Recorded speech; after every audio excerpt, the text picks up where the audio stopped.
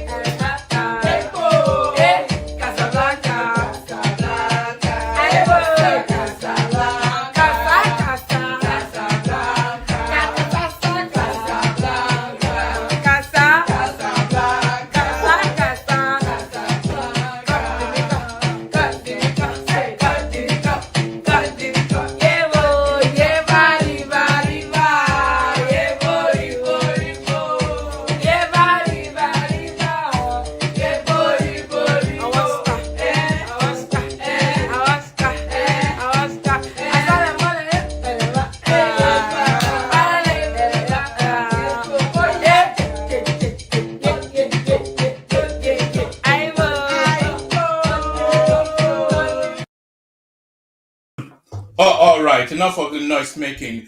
Some of you may wonder why I play all those extended musical. Is really to give myself the time to be fully calibrated. There's never a time that I start that I'm ever really fully ready. So if the music goes on endlessly, you know that I'm not yet fully set. But fully set somewhat. I won't say fully, but set somewhat. I am now, and the session commences. I detest the word show. I don't know why people call streaming a show. It's just a session amongst friends. So the session commences, and of course, glad to have your company. Wish we had more, but we continue to expand. Good day to you. Good to be in your company. And how are you? Hope you've had a wonderful day, a glorious day that cascades to its crescendo with an evening with one man went to mow. An evening with one man went to mow. What better way to spend an evening other than in the company of your favorite or your laughing man? One man. What's this guy even talking about? What I always do is I pay some attention to the comment section, and then something diverts my attention there. But no, always a pleasure to spend time in your company. What is showing on your screen right there? Anybody and everybody that spent more than a moment on this platform notes that we are embarked on a campaign to release this gentleman on your screen. That's Ejele Speaks right there, the image showing on your screen. So we embarked on a campaign to release this man from the evil clutches of the Tinubu evil empire, the government of lawlessness that is holding this guy against the law. So we're promoting this hashtag as a weapon to bring to their attention and make as much loud as we can possibly muster to highlight then the continued injustice against this man. So wherever and everywhere you go on social media, make sure you use this hashtag free Ejele Speak. So that campaign is on, and very much so it would not stop until this guy walks the soil of Nigeria a free man. So any and everywhere you go on social media, make sure you use that hashtag just as much as you can. Hashtag free Ejele Speaks. So hashtag free Ejele Speaks, and now hashtag free one man from the shadows of that image on your screen. So hashtag free one man from the shadows of that image on your screen, just as soon as I can find the right button to press on. So hashtag free one man space, and there it is right there. So good day to you, good to be your company. As I said, we've done all the greetings. Our protocol remains the same. Click on the like button just immediately and right now. So do it now, just as the invitation is being sent forth. Right, respond. You know what RSVP means? It's actually it's a French word, isn't it? Respondez s'il vous plaît. So when somebody sends you an invitation and you see the letters RSVP, nothing in English, is entirely about French, because French, of course, at least in Europe, is the language of culture and civilization. So when you say RSVP, it means Respondez s'il vous plaît. So Respondez s'il vous plaît, of course, respond if you please. That is to say that you've been invited to do something, and then that invitation then invites you to carry on and do that thing. So when you get an invitation to something and it says RSVP, it means Respondez s'il vous plaît. That is to identify that you'll be attending, so that they can then facilitate for your visit. So RSVP, Respondez s'il vous plaît. So the invitation for you then to click on the like button and make sure you're you're not suspended, or make sure you're subscribed as well. RSVP to that as well. Respondez s'il vous plaît. Respondez s'il vous plaît. So yeah, good day and all that. So click on the like button, that long-winded essay right there. Make sure you're subscribed if you're not already. We're not seeing those numbers going up as anywhere near as much as it should. So make sure you're subscribed. If subscribe is showing as red on your screen, just click on it so it turns gray. If you are already subscribed, then please don't click on anything, because that unsubscribes you. So make sure you are subscribed. So click on the like button if you would. Click on the subscription button if you please. And then click on the hyperlink that says StreamYard if you want to come and participate on the screen. Super tax towards the stream, of course. That is the lubricant that ensures that the wheels of the one man went to more juggernaut continues to turn. So make sure like, share, subscribe. Click on the hyperlink that says StreamYard. Of course, super chats to us to streams. We don't want to go through a session that we don't get a minimum of 5 super chats. So kick us off on that way. Make sure you super chat to us to stream. So as seems to be now the currency, there's not an abundance of muchness in the news, but we pick as we can. So we're somewhat scavenging now. You know those people you see on dumps are scavenging through waste looking for metal. That's what the news cycle is like over the last however long it has been. Because of course there's been a plateauing in politics, and we're in a phase of administration, and there is not that much to talk about administering, because people talk more about politics than administration. Yes, they talk about administration, how it impacts on their lives, positive or negative, but the real high octane of it all is when politics is afoot. So we're in a fallow period, in a period of restiveness, where we're just looking at how now the winner of the last election is administering the nation state. So and that never really gushing in its giving. So we do feed on eat what you grow, was what Buhari told us. So we'll eat what we can grow in the course of the sessions to come, as we look for spikes in the news cycle to zhuzh it up a bit. So we do that. So we do that. So this is the first thing we have been able to scavenge in the news cycle. So the first thing we have been able to scavenge in the news cycle, Operation Yorubanization. It seems to be now in its full fledgling. So that's just how best to describe that.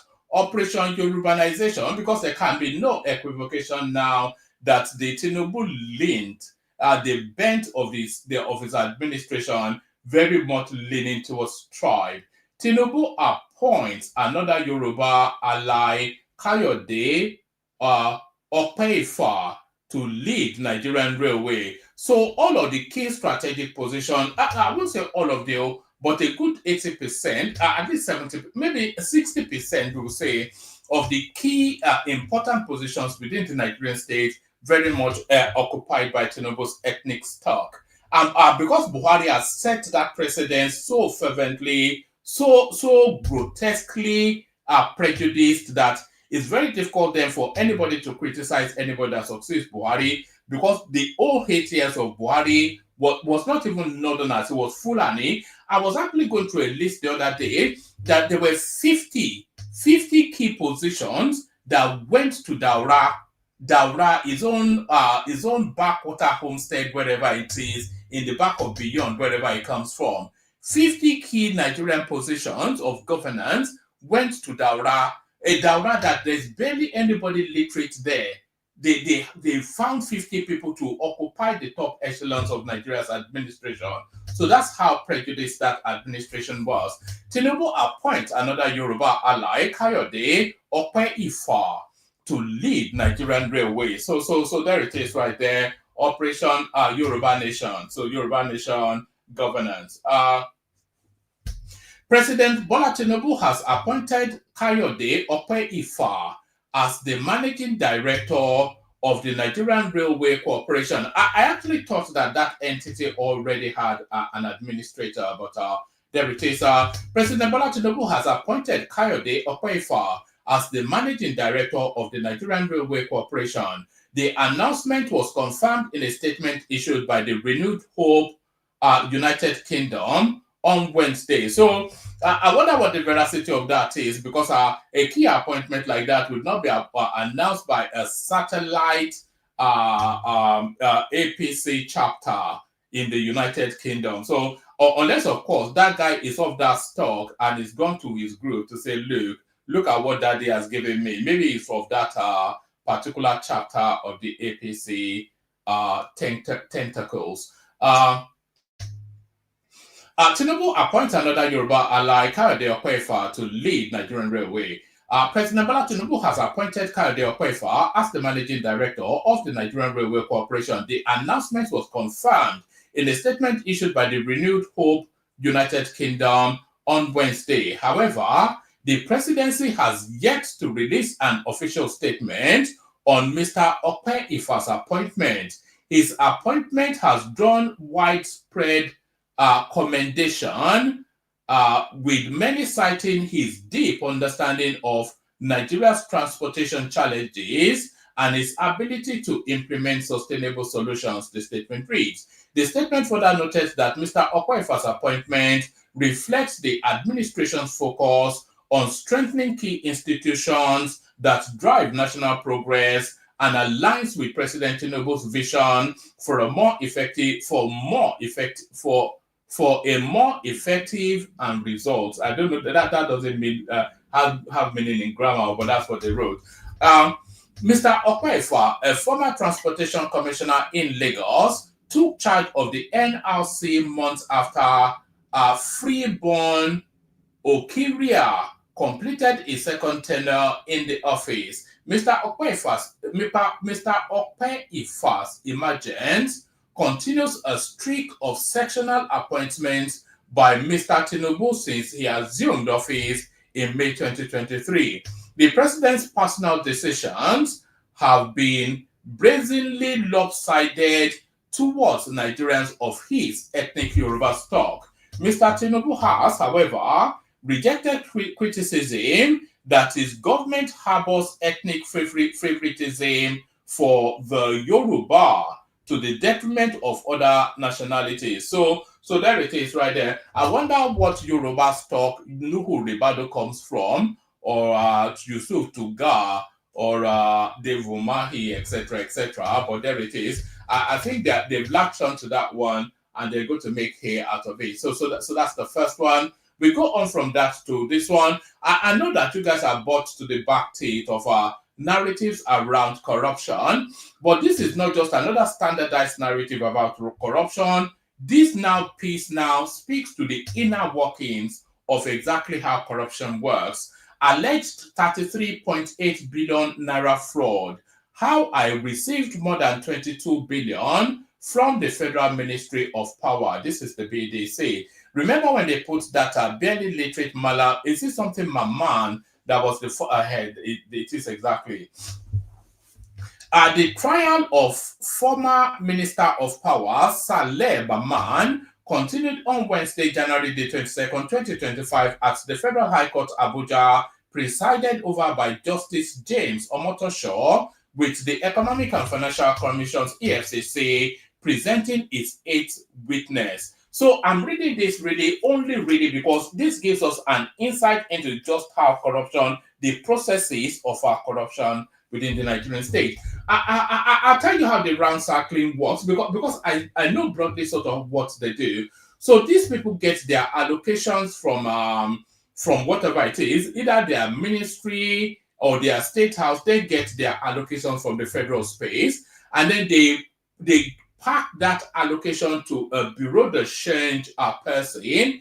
That bureau de change person then goes to the CBN as a licensed currency operator to buy naira at a subsidized rate, and then they start to round trip it, and that's how that process works. So that's how that it's just a looting that just keeps on looting, the Nigerian style of looting.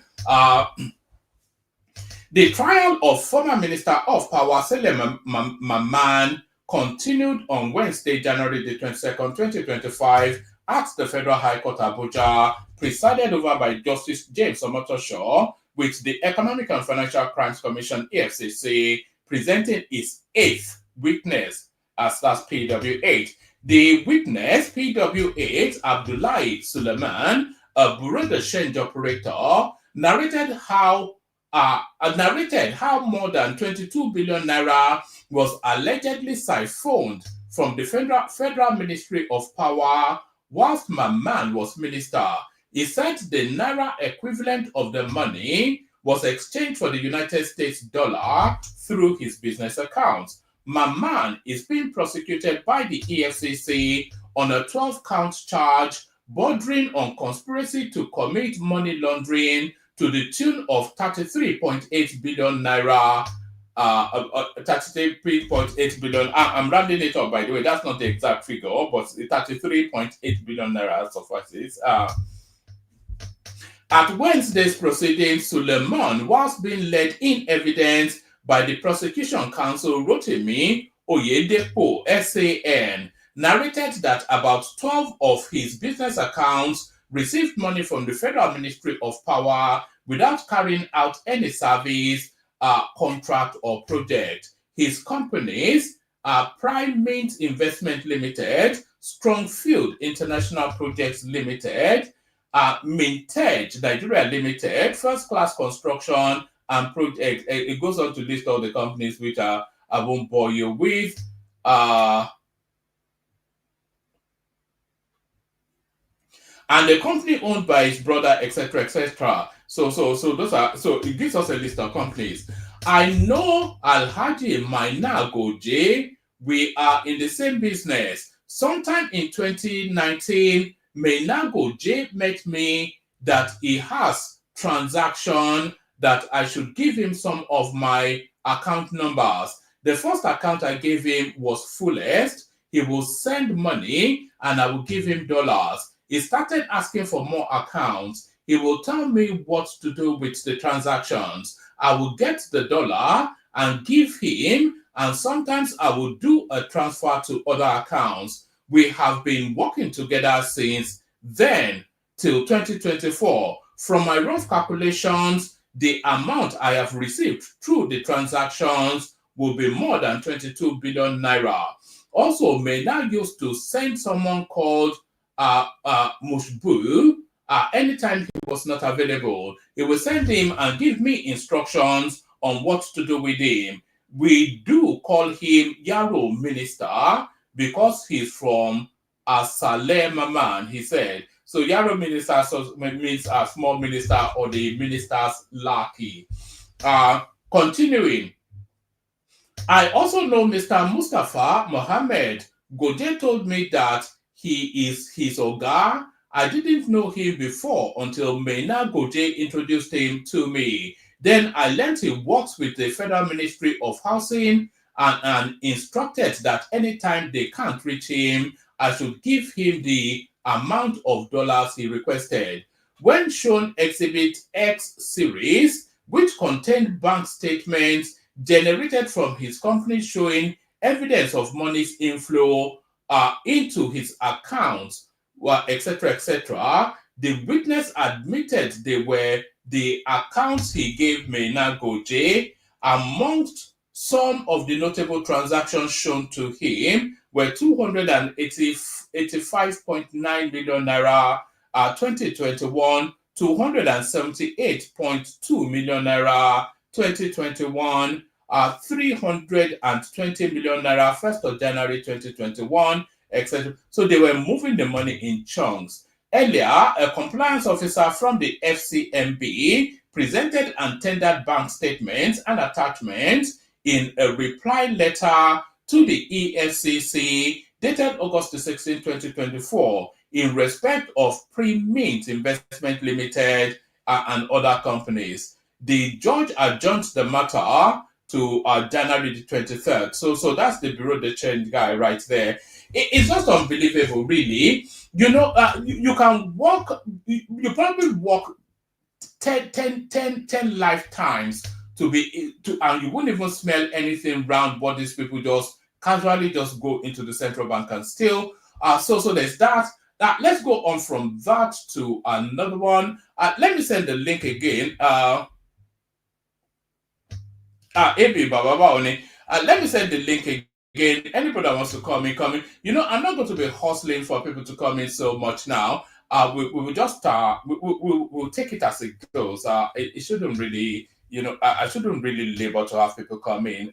If people are inclined, they come in. If they're not inclined, and then we just go on. We have the next one the next day. So that's the link right there. Anybody that wants to come in. We just we take it as it comes. So we're going from this one. This is a story we've been tracking for a good while now, and it's reached somewhat of a crescendo. Kidney scandal. Ekweremadu's wife back in Nigeria after release from the UK from UK prison. So, but what's happened to Ekweremadu himself? He has not been released. I'm sure a lot of you know that, but there it is right there. So, what makes her has a lesser crime that she should be released first? Kidney scandal. Ekweremadu's wife back in Nigeria after release from UK prison.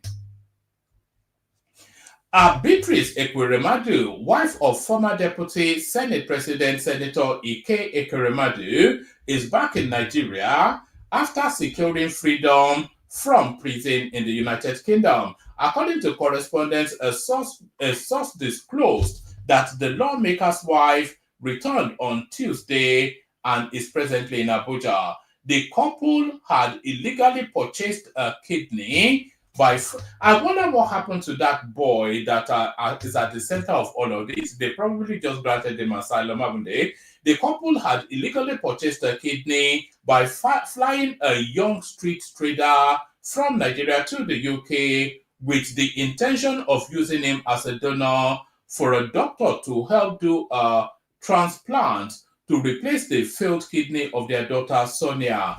After they were caught, a court in the UK in May 2023 sentenced 60. After they were caught, a court in the UK in May 2023 sentenced 60-year-old Ekweremadu to 9 years and 8 months in prison. His wife, 56-year-old, 6 years in prison, and Dr. Obina Obeta, 10 years in prison for their involvement in organ harvesting. Their crime, according to the court, violated UK's Modern Slavery Act 2015, which is the first conviction under the act in the country since its enactment. So Ekweremadu's wife makes it back home. I think we've got a clip of our hometown actually rolled out the red carpet, didn't they? So let's see if we can pick it up from here. Ekweremadu's hometown jubilates as his wife returns to Nigeria after release from the UK prison. A reliable source confirmed that, so we read all that.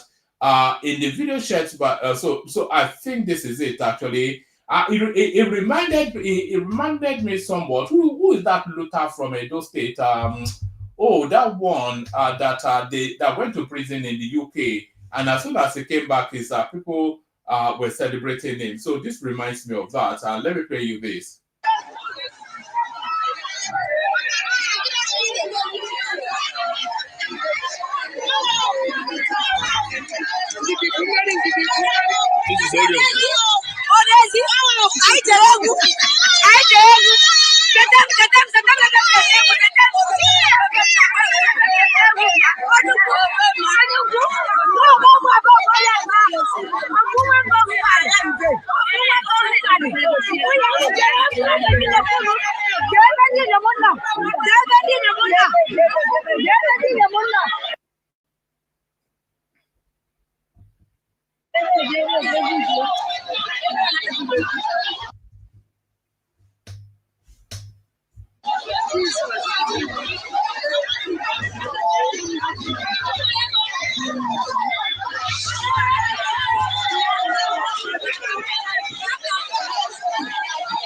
This is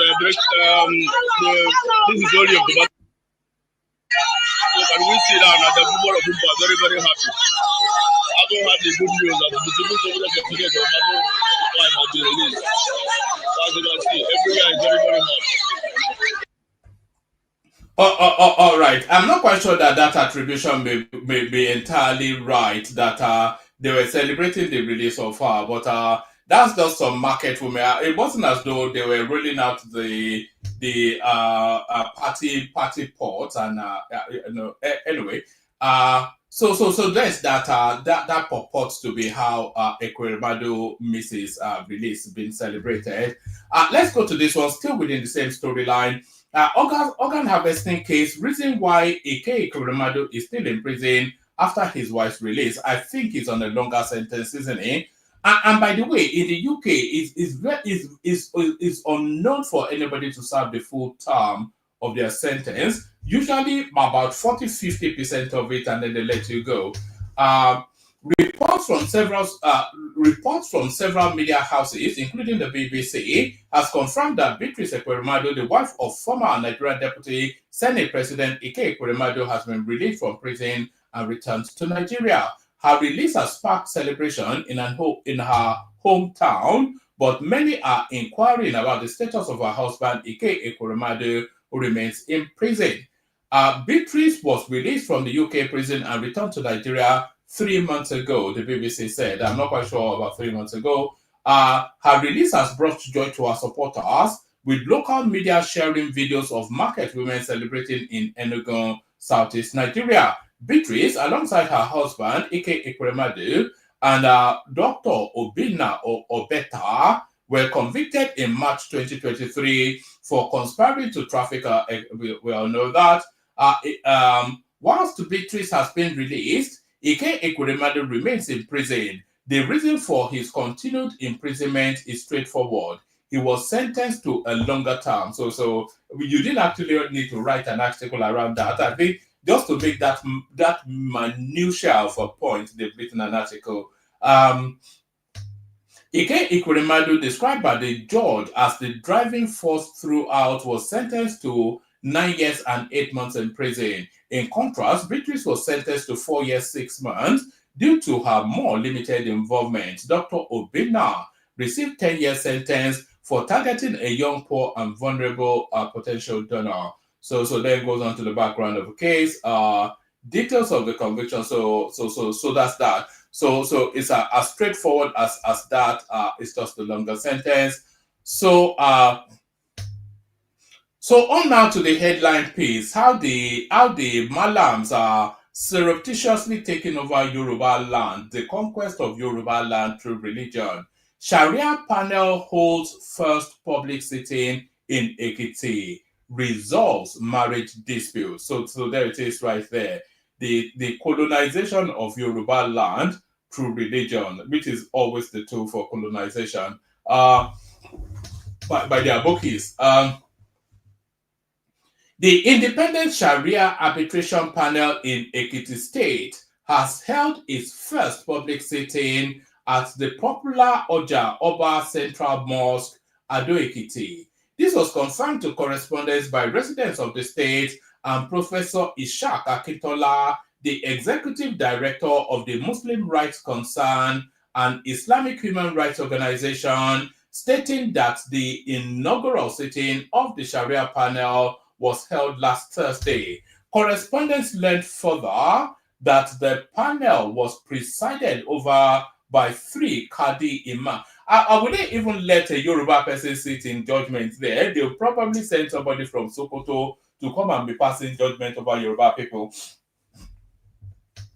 Correspondents learned further that the panel was presided over by 3 Qadi Imams, Abdullahi Abdul Mutulu, something, and then Imam Abdul Ramin, so a lot of Abduls anyway, so a bunch of Abduls who entertained 2 marriage-related disputes.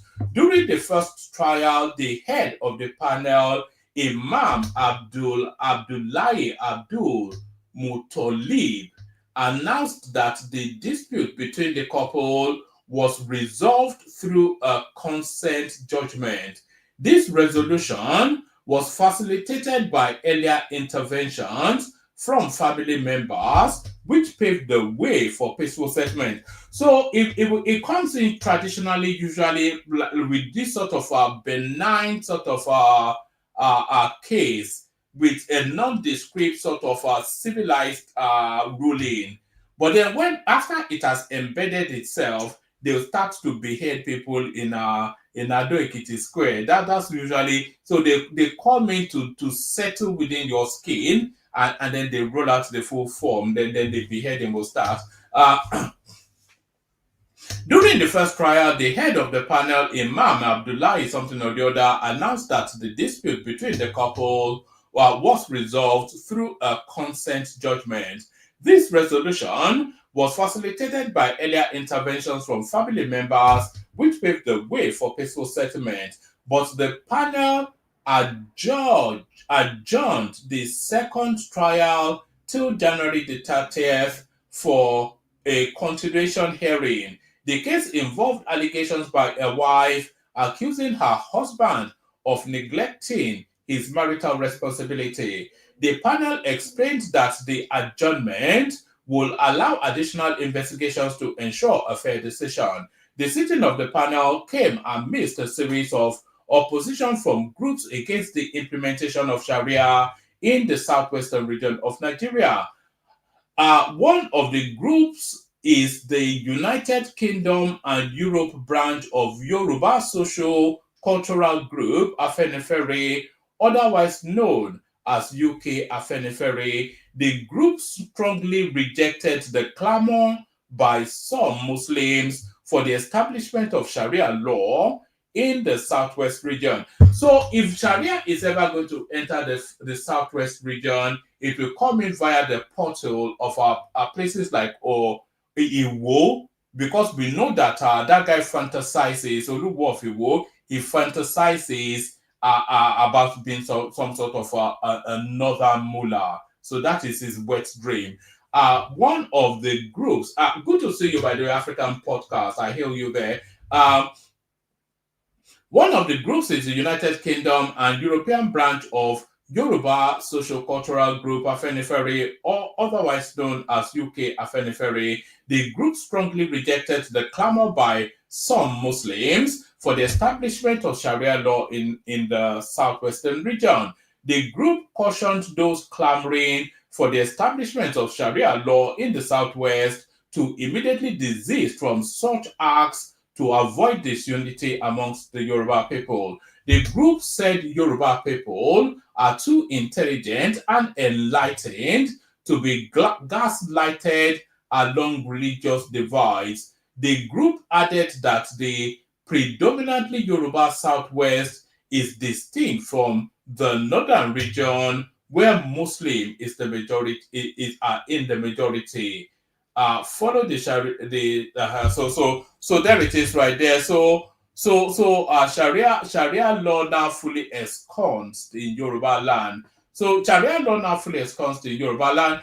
So this is the last one I'm going to play you. I'm going to read you, but I'm going to prefix this last one with a video clip. So let me prefix this last one with a video clip. So this video clip is actually the build up to it. Did I download it? I did download it, but where did I park it? That is the question. I did download it, but where did I park it? That is the question. To be or not to be? That is the question. So sorry, give me 1 second. There's a clip that aligns with this next one that should be played in the build up to it. Where is it though? It's Sharia and his wayward ways, of course. That's what the topic is. Sharia and his wayward ways. That guy is such a clownish little, jumped up upstart. That's the, I think, is that the phraseology? Jumped up upstart. The jumped up upstart are otherwise known as Omoyele Sharia. They jumped up upstart. Hold on. I feel that this clip is necessary for the overall encapsulation of the storyline, but I did capture it, but I'm not quite sure where I put it. I'm not quite sure. I downloaded it, but these things download in a funky way. Sometimes it will download to the desktop. In some instances, it will in some instances, it will download to the downloads. So sometimes you have to search around for it. But this is the storyline that I'm about to. Oh,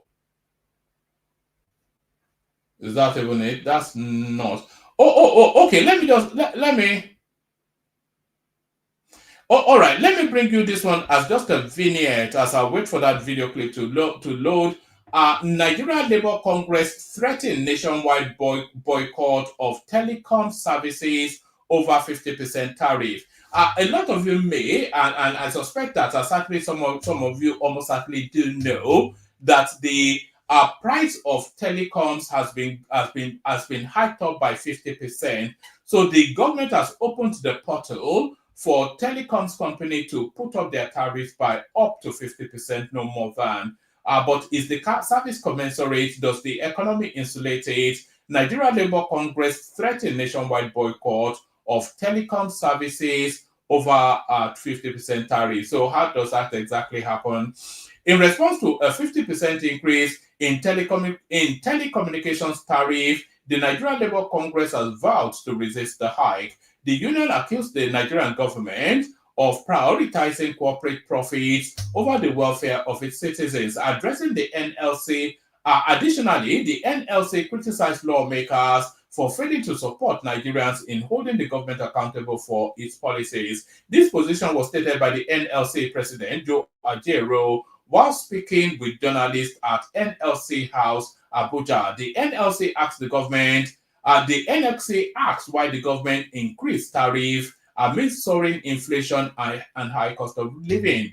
These are sort of stealth tax, so that they embed into the city. They are going to squeeze the lifeblood out of the long-suffering Nigerian. The NLC asked why the government increased tariff amid soaring inflation and high cost of living. The Nigerian Labour Congress, NLC, expresses its unequivocal condemnation of the federal government's recent approval through the Nigerian Communications Commission of a 50% increase in telecommunications tariff. This decision coming at a time when Nigerian workers and the masses are grappling with unprecedented economic hardship is a clear assault on their welfare and an abandonment of the people to corporate fat cats. The NLC called on all Nigerian workers and masses to reject this unjustifiable tariff hike. We urge citizens to prepare for collective action, including the possibility of a nationwide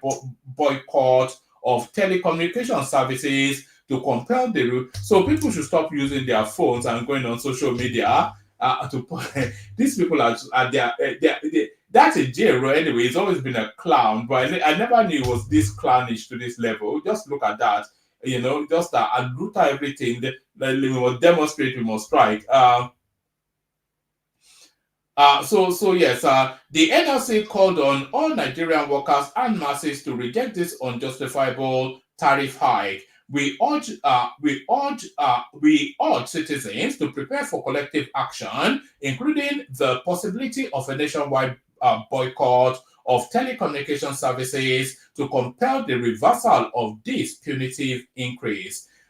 This is for our dignity, our rights, and our survival as a people. The Nigerian Labour Congress remains resolute in defending the interests of Nigerian workers and the masses. He said telecommunication services are essential for daily communication work and access to information. So if you know that, then how does that boycott? It's a lifeblood service. So how does a boycott against that sort of service even work? It's just vacuous noise. It's like they're like one-trick ponies. It's a bit similar to Sharia, actually. This is just the issues I have with that sort of space. Any and everything they launch to the predictability of the one trick that they know.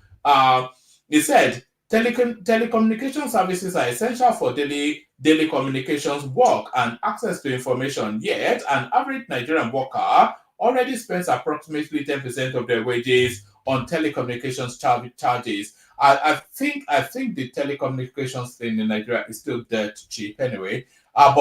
So that's that. So that gives them sufficient enough time for that clip to have loaded up. Let me play you this clip, then I'll give you the last readout.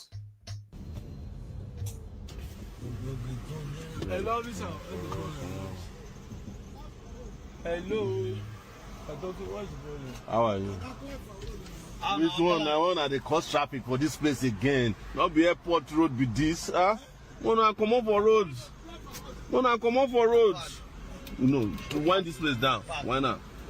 We are not parking. We are not supposed to be causing traffic to the airport. We are not parking. Calm down. Calm down. We know the park. We know the park. Go and bring your guy. I know the park. Now they cause traffic for roads. We don't need this traffic. This is the airport to this is the airport road. I know the park. I know the park. Come on for roads. Come on for road. I know the park. Go bring your commissioner. I know the park. I know the park. I know the park. When I come up for roads, God punish you too.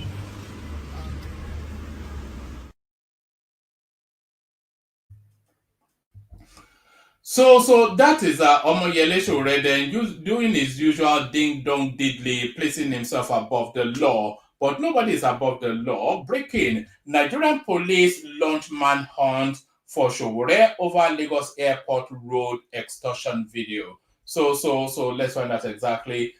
Is the road extortion video that this is coming from Sahara Reporters, by the way. So this is him reporting his own news. So that, I suppose, that's the road extortion right there.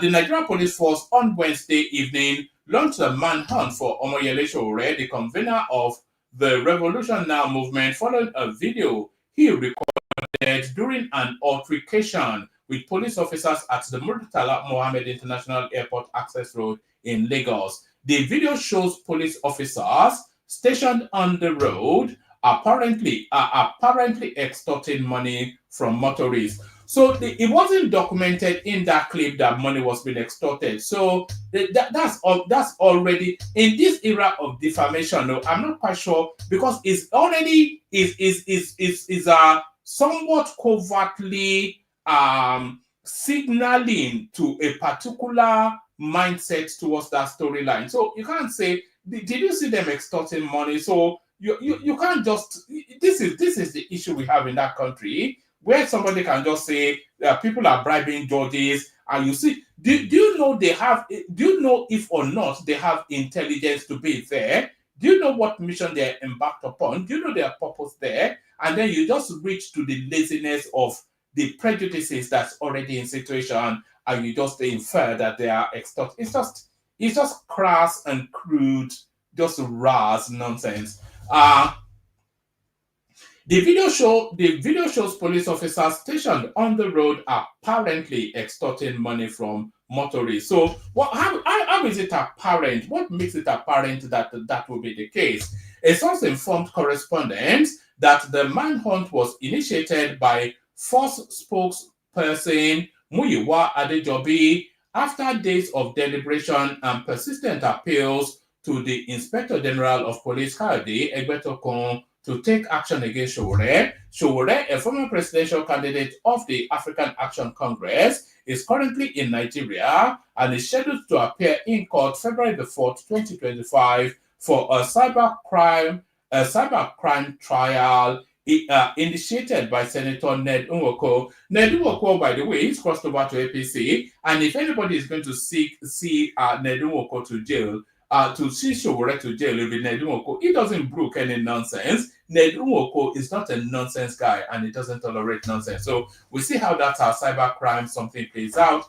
Sowore, a former presidential candidate of the African Action Congress (AAC), is currently in Nigeria and is scheduled to appear in court on Friday 4th, 2025 for a cybercrime trial initiated by Senator Ned Nwoko, who recently defected to the ruling All Progressive Congress (APC).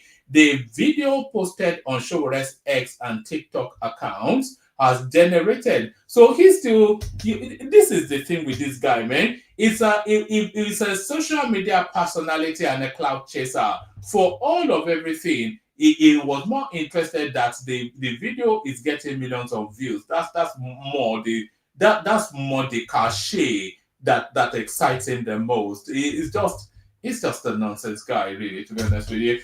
The video posted on Sowore's X and TikTok accounts has garnered nearly 917,000 views. Ned Nwoko had petitioned Sahara Reporters Foundation and Mr. Sowore for criminal defamation, injurious falsehood publication of news known to be false, contrary to section blah blah blah of the Penal Code of Northern Nigeria through his lawyers, etc., etc.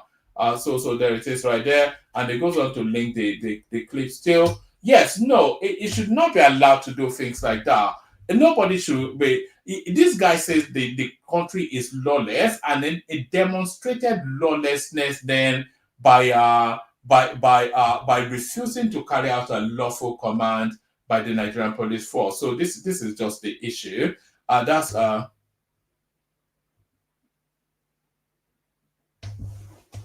what statement am I not finishing before the other? JJ Laye, I thought I'm being as lucid as I can.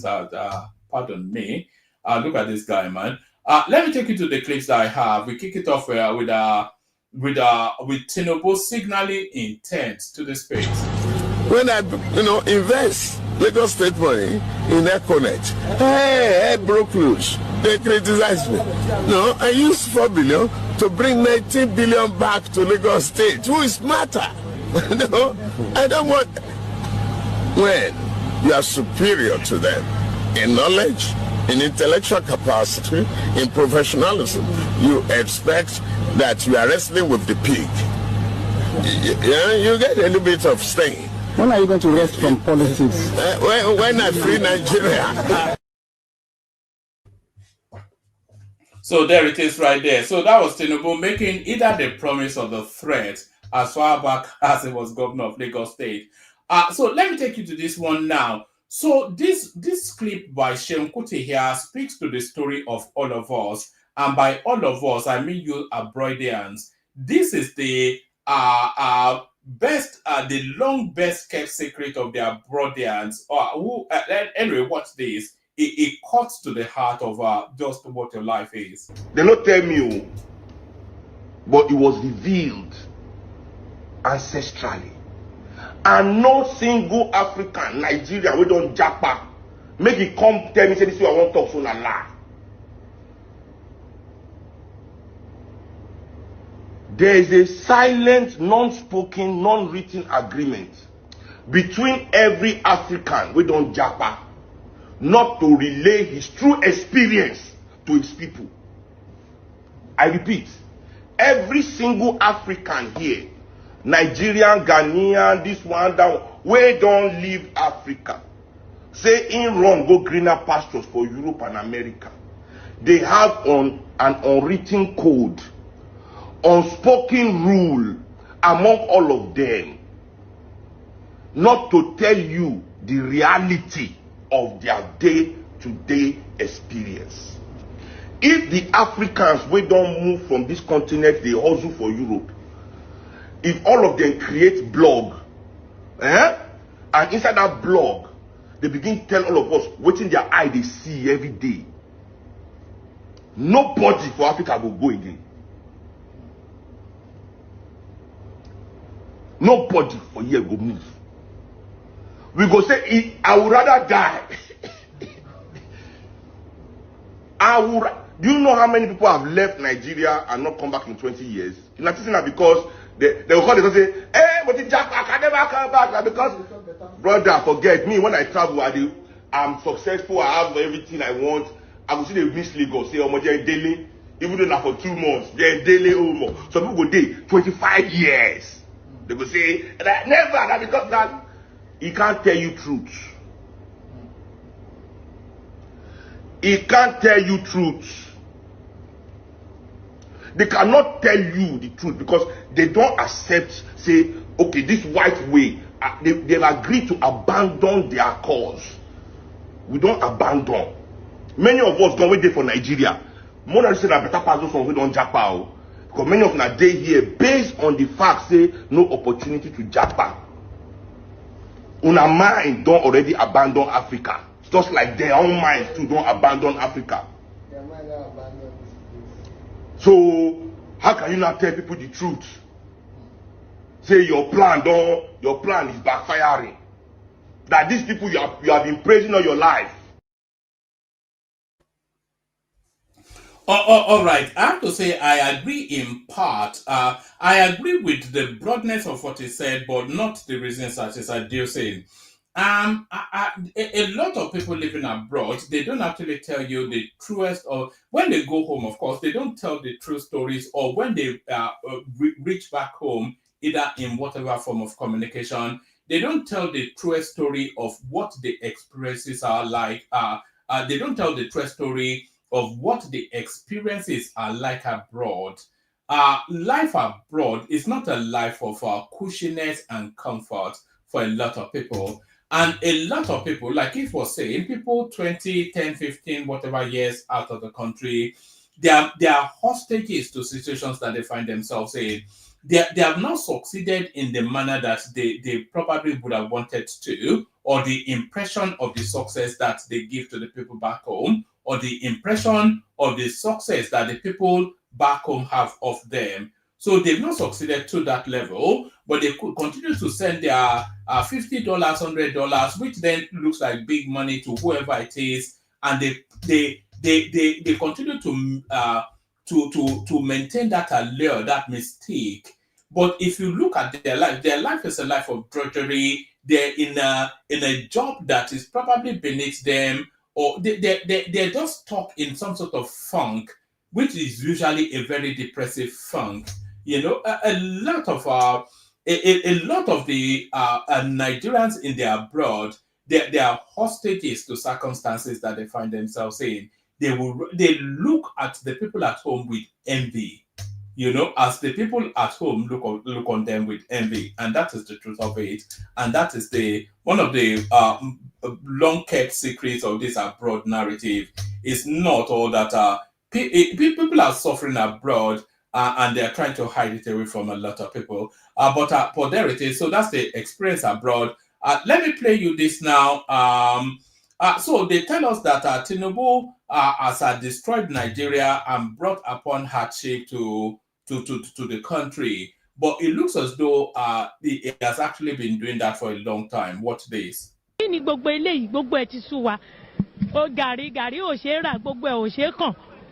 tí kò sí kíní tí oúnjẹ bá wọ́n lé ní tó bá di lọ́la ó tún ti gùnkè. Gbogbo nǹkan tí ó ń ṣẹlẹ̀ ń sìn ó ń dùn wá. Àwọn ọmọ yunifásitì ń sìn èèyàn jáde yunifásitì ṣe ló lọ ń wa taxi tó lọ ń ṣe ọmọ ọ̀dọ̀. Ọmọ yunifásitì tó jẹ́ pé ṣe náà máa gbé mọ́tò fún tó máa ní tọ́mọ yìí bá ti jáde o mo ti ṣe oríire nìyẹn. Gbogbo àwọn yẹn ń sọ́fà. Irú àwọn ìyá ọlọ́jà téèyàn bá gbọ́jà sí títì èèyàn á máa sáré kiri kí ló ẹ fẹ́ kàn jẹ. Gbogbo àwọn area boys náà sọ pé area boys yẹn kò ń ṣe póhùn àwọn náà ẹlòmíì graduate ni ó dẹ̀ wà lábẹ́ bridge ìgbà tí ò rí ibi tó máa gbé. So gbogbo ìyà yìí ń jẹ wá ebi ń pa wá. Gbogbo àwọn ọmọ school wa kéékèèké ẹni tí ò bá lágbára nursery ọmọ ò lè lọ school. But 99.9% of the populace are really suffering. They can't feed well. People goes on 100 or 101, which means when you eat in the morning, you don't eat in the afternoon, and then you get something in the evening. And if you have a family of 6, with 50 naira, you cannot feed them. So there it is right there. You could distinctly hear that woman say Ebin Power. So Ebin Power to a lot of people is a new phenomenon that's just coming under the last 2 years. But that was in 1994. And correct me if I'm wrong, Sunday Abacha was the one straddling the Nigerian state then. Graduates were driving taxis, graduates sleeping under the bridge. People cannot afford to feed their family. And the lady, those infamous words, Ebin Power. But according to some people, this is a new phenomenon that Tinubu has vested upon the country. So there it is right there. Tinubu teleports in time to start the suffering early for Nigerians. So Tinubu teleports in time to start the suffering early for Nigerians. Let me play you this one. This one is not Nigerian at all, but it speaks to the sort of international politics that is going on. And it comes, this clip I'm about to play you, I think it's about 4 or 5 years old. But it fast forwards to politics as it still is now. Watch this. How many refugees has Poland taken? 0. And you're proud of that? If you are asking, How many refugees has Poland taken? 0. And you're proud of that? If you are asking me, if you are asking me about Muslims illegal immigration, none. Not even one will come to Poland. Not even one if it's illegal. We took over 2 million Ukrainians who are working, who are peaceful in Poland. We will not receive even one Muslim because this is what we promised. But I asked not about illegal immigrants. I asked about refugees. And Jean-Claude Juncker, the Commission President, says that you're racist. You sound proud of the fact that you haven't taken any refugees. Of course, because this is what our people are expecting from our government. That's number one. This is why our government was elected. But this is why Poland is so safe. This is the reason why we had not even one terrorist attack. Look at the streets in Poland, and we can be called populists, nationalists, racists. I don't care. I care about my family and about my country. So there it is. So that's the word lurching very sharply to the right. So I'll play you the last clip. I'll send the link again. If anybody wants the conversation, as I often say, you have to come in. It is a participatory sport, it's a dialogue. It's meant to be a dialogue, not a monologue. It's just not me reading nonsense to you. Let me play you this last clip now. This last clip here tells you all you need to know about African politics. Uganda citing the example.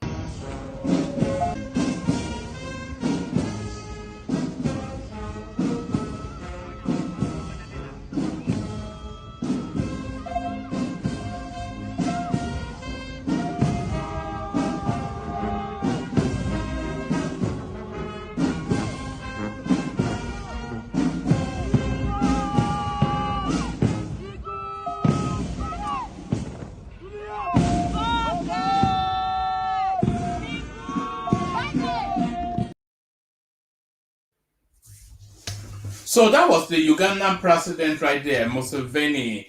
What the more eagle-eyed amongst you would have noticed was that the people, it was on some whatever parade it was on, but the functionaries there, the military functionaries there, they were carrying wooden weapons because he feared that they might shoot him.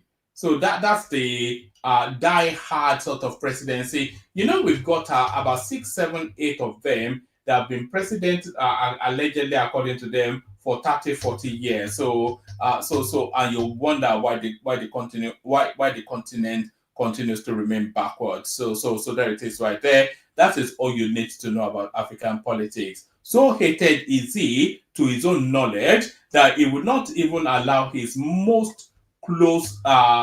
closest security aides carry weapon for reasons that he fears that they might shoot him.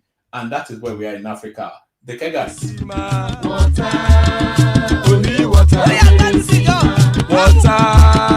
only water, where they see ma. Water,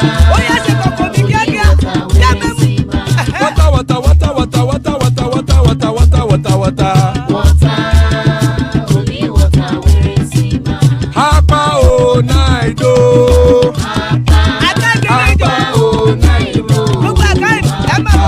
Hapa you don't come o.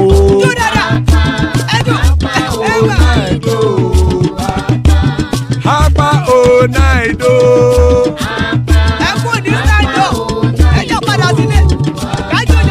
Oro kẹ̀kẹ́ ẹlẹ́mù yé o. Ilé sọ́dí kẹ̀kẹ́ ẹlẹ́mù rẹ o. Bobby master kẹ̀kẹ́ ẹlẹ́mù rẹ o. Chifu Faila ti kẹ̀kẹ́ ẹlẹ́mù rẹ o. Eruku lẹ̀lẹ̀ ẹlẹ́mù dé. Eruku lẹ̀lẹ̀ ẹgbẹ́ ẹlẹ́mù dòdò jàre o. Eruku lẹ̀lẹ̀ Ghana ti dé ẹgbẹ́ bọ́dì o. Ọmọ ẹlẹ́yẹ ẹyẹ o ó dilé o. Odúyẹ̀lá ẹyẹ o ó dilé o. Petrosonama ẹyẹ o ó dilé o. Petrosodunke ẹyẹ rẹ̀ ó dilé o. Ẹlẹ́kọ̀ ọ̀run mú ìní o.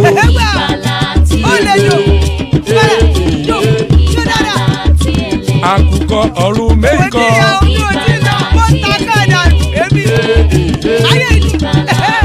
Ikú kò ní ríwà gbéṣe o.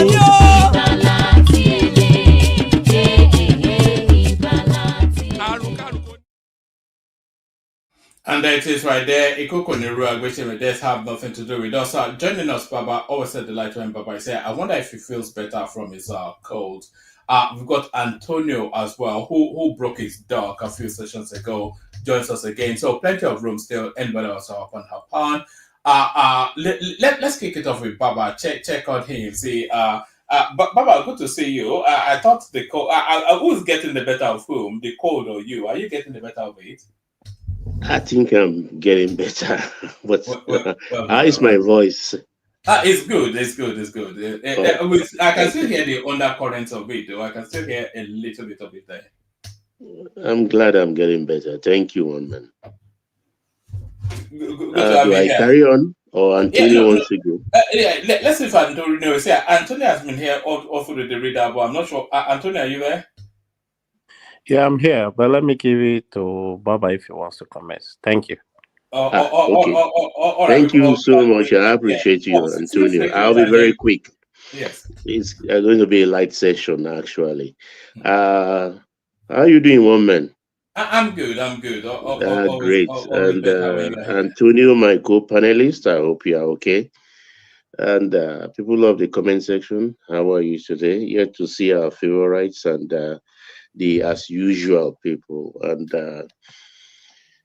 our viewers, esteemed viewers, we appreciate you. We welcome you every day to the only panel where, of course, we always disagree, but we are not disagreeable at the end of the day. Don't forget, click the like button, very important, and also subscribe and share also the program. One man, let me just quickly, I couldn't join yesterday. I think let me start on a lighter note with the Alafin you showed yesterday, talking about the importance of the talking drum. You couldn't play all the clip. I think the totality of the clip because it was long. I think you Yes. just played about 3 minutes of it. I found it very fascinating. And if you can send it to me, I will really want to listen to our revered. Do you want us to play it? It's only about 5 minutes. No, it's not. No, just send it to me privately. Actually, Okay. I want to listen because the history of the talking drum is so fascinating. But let me, before I go into that, I enjoy the Ura Fadaka. Actually, you'll be playing of late. It resonates with me because it's fancy music. That's what we enjoy on campus in Lagos or the whole of the Catholic area. That's what we play all the time, and we all enjoy it. Different versions of it. There are a lewd version of it. But have you heard of the band called Blue BLO in the 70s? No. Is it worth researching? I'm trying to. No, what I'm saying, the I'm Wura Fanaka guy, the yes. leader of that group, is the B of BLO. Oh, And right. Okay. that's BD Wright. He was the director of music, I think, in one of the several army bands. Before he joined, I think, became the B of the Blue, or after he became B of the Blue, with Laolu Akins, who later became the producer of Shino Peters. And the O is, of course, our old Dumosun, the Osibisa man. You remember Osibisa? Of course, Osibisa. Those are those days. Billy No, Wright actually is a very good, talented guitarist. He's the B of BLO. He formed the band Wura Fadaka with some people, and they play fantastic, fancy music. To their laughing, you see that drum, that talking drum we look at, is a revered drum.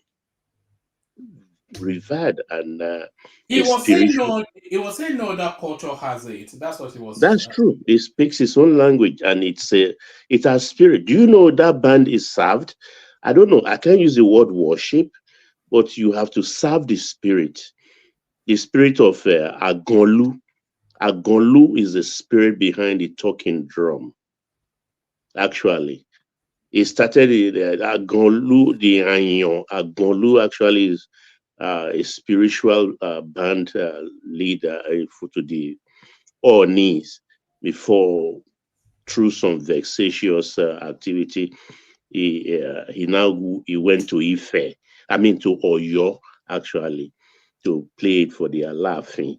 And you have to, you can use it as an oath taking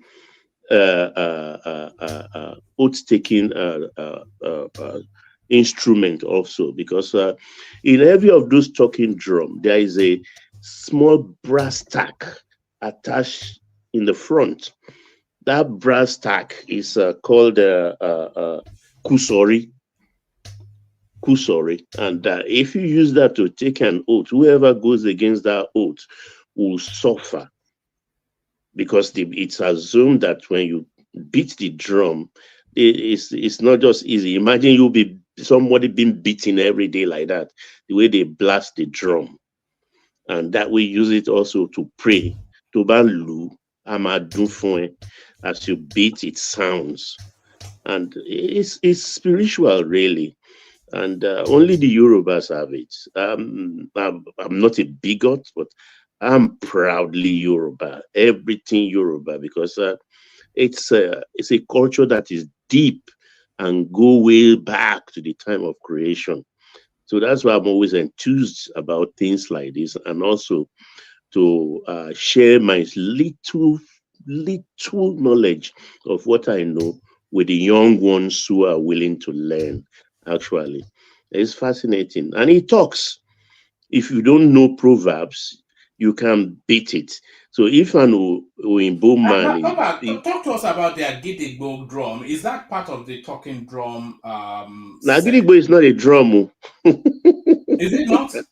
It's a box. It's a box you tap. It's a box where you have this this little, I've gotten the technical name for it. This flat iron you can bend. They use it to round the barrel so that they don't break away. You know that metal, that strip metal you use to round a barrel and knock it to put it together, or a box. We use it in shipping in those days. I've forgotten what we call it actually. I have no idea. But okay, that's something. I thought Agidigbo was a drum. No, it's a box. You can say box guitar, but it's a box with a hole cut in the front. We have about 6 of those metal, different sizes, and you use your hand to tap it. And some people wear rings on the tip of their fingers to also tap the side while they are using the one hand. I will find a photograph and send to you. But it's a messaging instrument as well, isn't it? It talks. It's language. You dance. I mean, the musical instruments of the Yorubas are so many, and it's not like the rounded drum which we use. I've forgotten what's that called now. Originally it was brought from Brazil, from returning slaves actually, and that also is an instrument. We call it sakara, but I'll remember the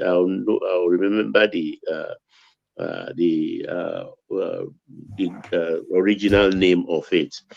Those are real good instrument musically, where the whole thing, every genre of music in Yoruba has their peculiar music. Maybe we'll have one program on just very few of us, like Babati, Dewale, and all the rest. I've had them talk about Sakara music, and that will be very, very deep, because I love talking about things like that, actually. So, sorry about that, folks. It's those little nuggets that people really enjoy. So, Baba, don't more of that rather than say sorry even. But carry on. Yeah, okay, because that brass, we call it kusori, and you dare not swear with it in vain. If not, the repercussion will be hard. And the spirituality of that, they call it now ordinarily apala, the modern language. Yorubas have 3-4 names for things: instrument, things, plants, and all the rest, because it's made of the the skin of animal, and how do you get the skin of an animal to make it into to cover a drum, a surface, a hollow surface, and make it a drum? You have to slaughter the animal. So you, from beginning of your intent to make a drum, you already pour down blood as a sacrifice to Ile, to Mother Earth. You understand? So the spirituality comes from the moment you have the intent to make a drum out of the skin of an animal. And you know the Yoruba saying, they are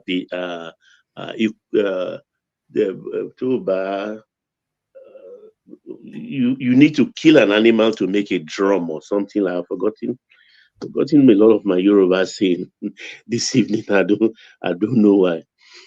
And very fascinating. That's if you send it to me, I just want to listen to Alaafin's perspective on the talking drum. Even if you're an Oyibo man, some of them, they're very good with the talking drum, but because you don't dig into it, because the Oyibo drummer is not making proverbs out of it.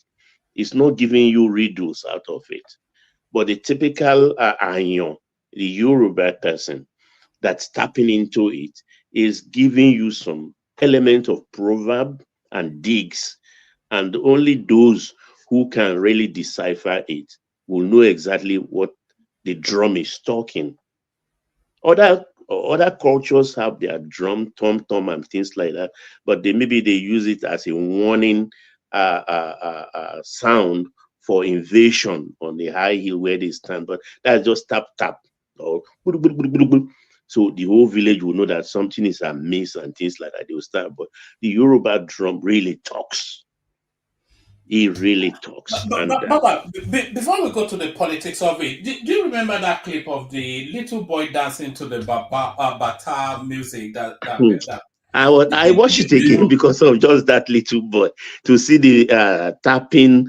You know, it's the. Do you read spirituality to his dance because of the response? No, let me shock you. Do you know the Negroes, the slaves? They use that, and we now call it tap dancing. Actually, the bata dance is the forerunner of what you know as tap dancing. They can't even do it, but they have to wear special shoes to do their tap dancing, and that's where it came from. And if you've watched somebody like Lagbaja and King Sunny Ade dance to the bata dance, you will not get enough of such clips. You will not get enough. But you'll be fascinated because the bata is talking to them. It directs them exactly what is going to do next. So you're already we were watching the flow, but the bata is the one directing. Yes. Before they get into the next, the rhythm of the beat.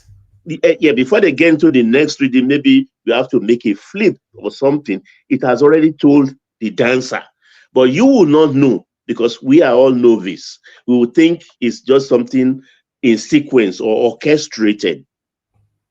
Do you understand what I'm trying to say? Mm. Yeah, so it's so fascinating. Just ready to stay there a bit. I'm going to play that clip. There's something I want to highlight. It's only about 30 seconds.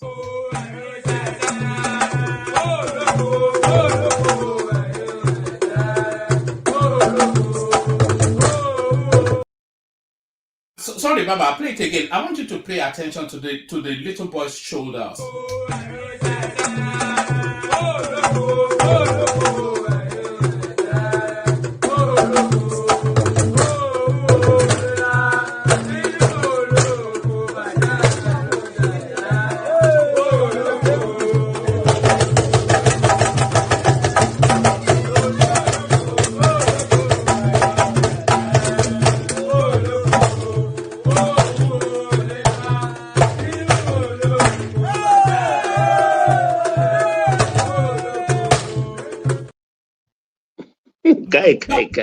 Yes,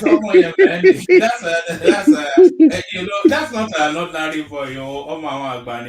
But Okay. You learn it. You see, it just flow because it comes from idile to idile.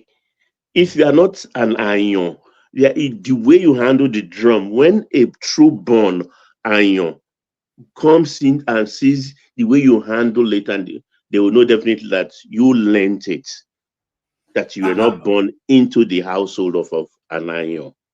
But Papa, there's something that I've noticed, and tell me if I'm being overly finicky. But the one thing I have noticed is when people dance to Bata music, they always wear their shoulders high. Is that something that you've noticed, and does it have any sort of resonance that they wear their shoulders high like that? Yeah, it is because the Bata comes from the Shango culture, and Shango is a powerful and very proud king. That's where that shoulder thing comes from. Shangolo ni Bata, and that's history also is deep tied to the Nupe culture. So it's long and fascinating, actually. So when you see a Bata dancer in its true sense is a Shango worshipper. And that's why it's not just a dance any weak person can do. It must be very strong and powerful. Look at that kid now. That kid can be more than 6 years old. But with the knee down and tapping on the hard soil, that could break the knee of an Ajebota, So it's every drum in Yoruba culture. It has its own depth of history and where it comes from. So it's not just on the surface of things. No. There is something about it. And there is also the spirituality. Even in the Bible, you can see David and all the rest. They play the cymbals. They play all these musical instruments. It's so deep. And simply that goes, it encapsulates the spirituality of music itself. When you hear, it's like when I hear the old school R&B of the 70s or even late 60s, no matter what you are doing or how uptight you are or anything, you will find yourself tapping and nodding somehow. That's the spirit has enveloped you at that moment. On the streets in Lagos particularly, they're playing some nice Fuji music and people are just maybe walking along the street or going on errand. And by the time you know it, they are dancing. I mean, they call it ala jota, ala jori. So those are where those things come from. A spirit just gets you. That's music for you. Even in the realm of the other worshippers, even in other culture, for you to get into the groove and go into a trance, the drum have to elevate you into a crescendo for you to get that into the spiritual realm with it. Then they down go into a trance and the drum getting tighter and tighter and faster. Oh, it's very fascinating. So when I saw they are laughing in the clip you showed, talking about it, I was really, really fascinated. Because they are laughing is a depository of knowledge in things like this. All right. Like you said, we certainly have to dedicate. It's going to be a very esoteric sort of a session only for the people in the know. We have to the anthology the anthology of Yoruba music or even music in general, citing the Yoruba example, and then we wrap it around drums and their meaning. So I think these are some of the things that we need to necessarily document. Just for to expand the knowledge of all of that, especially when we have somebody like yourself. Yeah, well, that's what your platform is actually known for. It's popular, and no doubt about that. So let's get into the politics of today. I've forgotten the topic now. Me and my yes, we were talking about the Caliphate capturing Yoruba land via the portal of Islam. The thing is, look, It has always been there, but optional, mosque by mosque in Yoruba land. You understand, but I don't know why they are elevating it now and bringing it into the public for or to cause trouble. That's what I think, because I mean, as far back I woke up to see, I don't only have my hospital birth certificate, I have my normal government birth certificate, and I even have the Muslim one birth certificate, because my family happens to be like the Muslim side and the Christian side. They always like to compete. They always like to compete. They say, "Oh, our child, okay, you do your own, we will do our own thing." So also is the marriage nikai. You do it in the mosque. This mosque you attended, or if you want to be elaborate, each area at least have a moshalashi jimo, which a mosque they use for Jumat service, in some in local government, some village by village. It's always the biggest mosque with the biggest spaces available. So this thing, so the Muslims, so those that are grounded in the religion, when they have problems at times like marriage, inheritance, a land dispute, they willingly subject themselves. In the mosque they attend, they have such panel available and take their dispute, they submit themselves. They don't have any legal power like we know it. They cannot sentence them, they can't behead anybody, because they will not take cases like that to the panel in mosques where they worship. And of course, you have to be a Muslim, or both of you be member of that mosque. So it's outside the purview of the law as we know it, or the domain as we know it. So it's a voluntary thing that tied to your religion. It's a personal issue. It's been there ever since. People die, somebody die, and they say, okay, this is how Islam taught us how to do it. You are 3 wives here. Okay, these are the man's property. Okay, this is how we are going. This is what Islam says about it, and they divide it, and the women will be happy, the family will be happy. So it is voluntary. But now, I don't know, for whatever reason, the Dr. or Professor Okunla, what's Akintola of Murik, they are trying to elevate it. But how did they do that? Because it doesn't have legislative backing. You cannot make law, even in states, or bylaw in local government, without the council, without the state assembly. It's not possible. So you can't just pick people from the street and say for theft you want to prosecute. They don't have prosecutorial power. So all this thing is just in the domain of the press, and they are playing to the gallery and agitating people unnecessarily.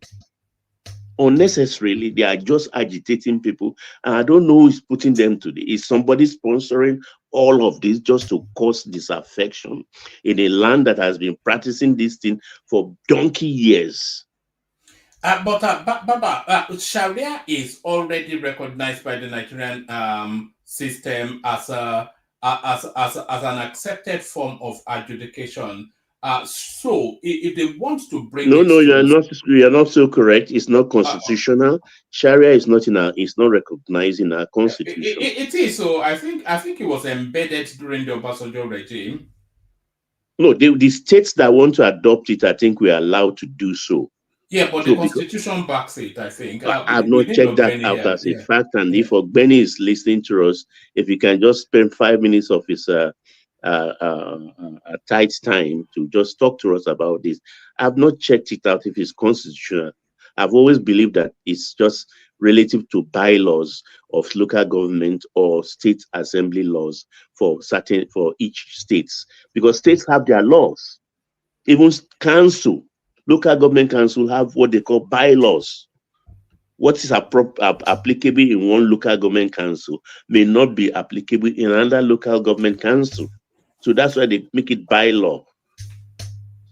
So because the states in the north that adopted it, which Baba OBJ gave them the chance, and I think he will live in regret for taking that decision then.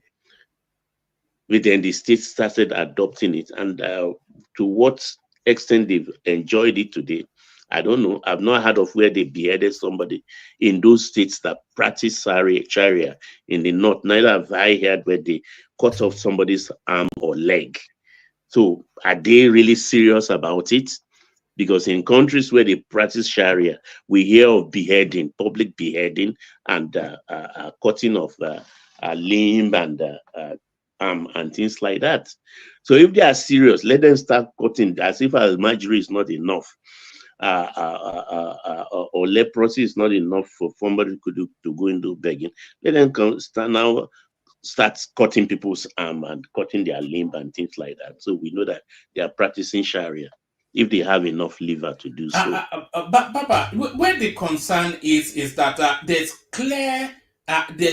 a clear signal that there's some sort of a surreptitious move to try and mainstream this thing within the Southwest. We saw it try to take root in Ibadan, and that was resisted somewhat. I don't think that's been fully pushed back, and that's where that is Shaka Akintola. That's where he is really based. So and now they are sitting in panel in Ekiti, adjudicating over matters. So and everybody says the shadowy hands of the Caliphate are behind this. Of course, I think they are just agent provocateur. Somebody is sponsoring them somewhere. It's like seeing somebody, a man dancing and there is no drum. He must be listening to a certain drum in his head. So what somebody somewhere is orchestrating it, wanting to cause disaffection in the Southwest. But the Southwest, they are too, how do I put it, too sophisticated. Let me use that word, sophisticated, to fall for the ruse. I think it's a ruse that is not going to take root, because the Yorubas are on lower level. Once in a while, we have this skirmish of mosque and Egungun practitioner or Egunuko practitioner having some skirmish. But I've not heard of it in the last 15 years. It used to be common in the 60s and 70s. If Ogbeni is here or listening, you will remember the infamous Akbalara case.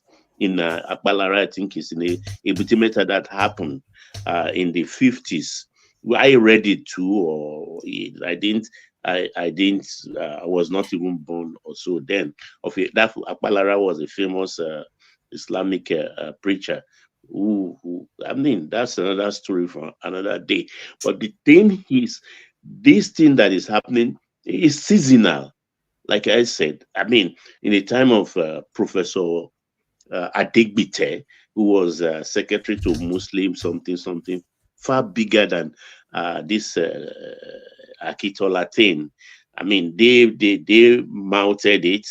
Arishi Kola also who held on to the string. People like Folawiyo, MKO, they didn't bite, so it didn't take roots, because the Yoruba are very liberal about when it comes to religion. You understand? I mean, except the only time I find out that it's not liberal is in the secondary schools of the Islamic missionaries, of which I attended one, and I can count non-Muslim on my fingertips that attended, that were my classmates. Is not heard of. But in other Muslim schools, like Jubri Martins in Ipmori or Ansarudin is Solo, I think they have more Christians and things like that. So the Yorubas have never worried about religious issues, or we don't think religion will bring this, because you look inside your neighborhood, your family, everything, it's all mixed together, and nobody is forcing anybody to practice anything. Your children are doing wedding, you find out that I mean, the time this Lanre Oshiole of Okiono's son was marrying Razak, Chief Are Razak Okoya's daughter. You understand? The Oshiole, what's their name now? Teju Shus are Christians. The Okoyas are Muslims. And they reached a compromise. The marriage was done outside the purview of a church or a mosque, right there in the public view. And they did their ceremonies and things like that. And that was it. Oh, you know, no quarrel, nothing. No quarrel, nothing. So that's how we've lived. When it comes to such things, I mean, my mom attended all my children, their wedding, their child dedication, and everything. The church, she carries her chorus well. But Baba, did you hear about the? It's making the. I just didn't want to bring it. The narrative of some elderly woman that was stoned in a lorry at the instructions of an imam. I think her daughter decided to go with traditional worship, and then she went there to show support to the daughter, and then some imam there had her stoned. The picture is all over the social media space. Well, I think I didn't hear of that particular case, but I know like 2 years ago there was this thing with Talolong, so somebody on. I've seen him on YouTube, but I've not been able to look into what he's saying there, and also a woman Richard Sava who wants to worship or expand activities in Ilorin. The Ilorin thing actually will be addressed in Jagaban's second term. God willing, that thing has to be addressed. Because I don't know this. You mean the throne will be taken back from the Caliphate?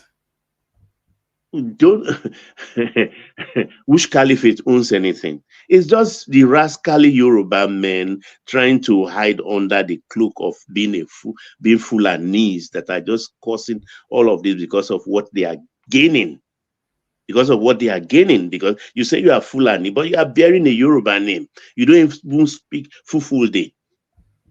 But when they tell you, say you are Fulani, yeah, you may be quarter Fulani, you may be half Fulani, but you are Yoruba, and Ilorin is Yoruba land.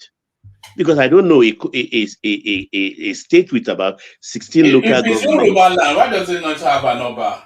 There's no Yoruba land without an Oba now. Where's the Oba? There's Oba in Ilorin. There is, but it's relegated. He hasn't got much power. Ask anybody. There is Oba there. Because 14 of the 16 local governments in Ilorin, or 12 of the local governments are Yoruba lands. Pure Yoruba land. Even the so-called Emir of Ilorin, what's his first name? What's his first name? They all have Yoruba names. Sulu now. Sulu Gambari. Sulu. No. Go check his profile. I can't remember this one's name. What about his brother, who the esteemed academician who was Buhari's chief of staff?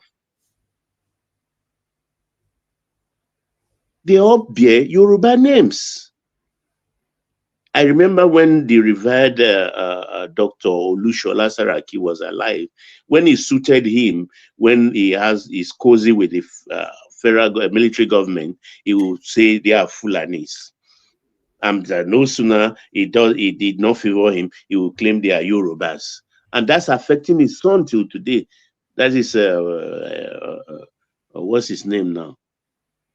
Is it Shola Saraki or the one we know? Bukola. It's affecting Bukola till today. Oh, Sheku Osheye, are you Fulani? Are you Yoruba? But your Buko, you say, have you seen a Fulani whose name is Bukola or Olushola? So all this, I think, is just rubbish that has to be addressed. It's a touchy issue. I don't think Jagaban will touch it with one pull. You know, there was a time that I was campaigning for that guy, Baba. It was probably still in many ways my my pick for Nigerian President Bukola Saraki, because of some of the wonderful things he did in Kwara back in those days, especially when he bought those Zimbabwean farmers. Yeah, farmers. Yeah, he did, and they imported a lot of cattle from Australia, Brazil, and South Africa. He did well, you understand. I mean, I even like the simplicity he brought to the governance, wearing jeans to work and stuff like that. But he lost it somehow when he came to the center. I don't know, maybe there's something in Abuja that eats up our politicians' souls. Because I like him too, like you said, like you, I love him because of the family pedigree and the family he married into too, the Ojoras. So, Is but that he enough just reason? Is that not enough? Is that enough reason to take a political position in support of someone because of his family pedigree and the family married? It's part of it.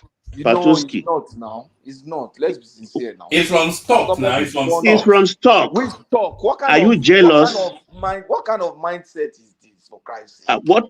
Okay. Can you want to? Is this a monarchy? It's from which stock? Who is not from a There stock? are political families, whether you like What it is or the meaning not. of that? There are I political don't like families. it. So it's not You whether may I not like or it, not. but it What is stock our that? reality. That's why it's irrelevant. It's a reality. It's not because people, to me personally, it's not irrelevant because let me tell you the point. I think you said the way. Let me give you some points. Yeah. The way one man took a position and said he was pushing for governor, that means one man. I don't want to say this. I don't want to extend this to other decisions you take, but this particular one shows that you didn't gather information, weigh alternatives before you took a position. You don't know that guy. I served in that state. In which state? Kwara State. I served in Kwara State. Yeah. Yeah, because we are free. We are few. Let's make it interactive. I served in Kwara State. Yes. I served in private sector. I was involved in Shonga Farm syndication loan. I'm just trying to give you background so that you know that okay, I have some authority to speak about this thing. Go ahead. We have time. I served in Shonga Farm syndication loan. I was involved in the funding of Kwara Football Academy. I built relationship with people there, even when Western was there. I go to Western house for dinner and stuff like that. So I am close. I know the farmers. I know. Then I was involved in I was the one that did the proposal for the funding of that Kwara School of Aviation. Nobody said then I did it personally with my hand like this to write it that you have there today. I was involved in so many things in Kwara. Those guys did nothing but finished that state. Which guys are you referring to? Yes, Saraki, them, Bukola especially, did nothing but finished Kwara State. I'm telling you the truth. They finished that state. I pray that Simba is listening. When Simba comes, he will tell you. Because Simba also served there, served in General Hospital, lives there and stuff like that. They finished that state completely. He brought his guy who was his account officer or his account manager in one of his branches of GT, made him commissioner for finance, made him governor, and used him to finish. And that was the guy who took over from him. Yes, to finish the state further. To finish the state further. Well, we who didn't go there, what we see is what we're talking about. Yeah, I made one of the Baba's friend, the son of the Baba's friend, made that one the commissioner for finance under Fatai. All the people that were in Bukola's cabinet, they were not there for expertise and competence. They were either there for people that inquire. If you are listening, they will let me know. But I don't want my name to be mentioned so that because it's sensitive. I have families there now currently. People who are there, are you following me? People yeah, I'm keenly. Yeah. Carry on, please. People who are there, they will tell you that those who are in governance with him are either children of Baba's friend. That's Baba's friend. The way Baba brought Bukola, they have to go and bring your own children. Competence was not a criteria.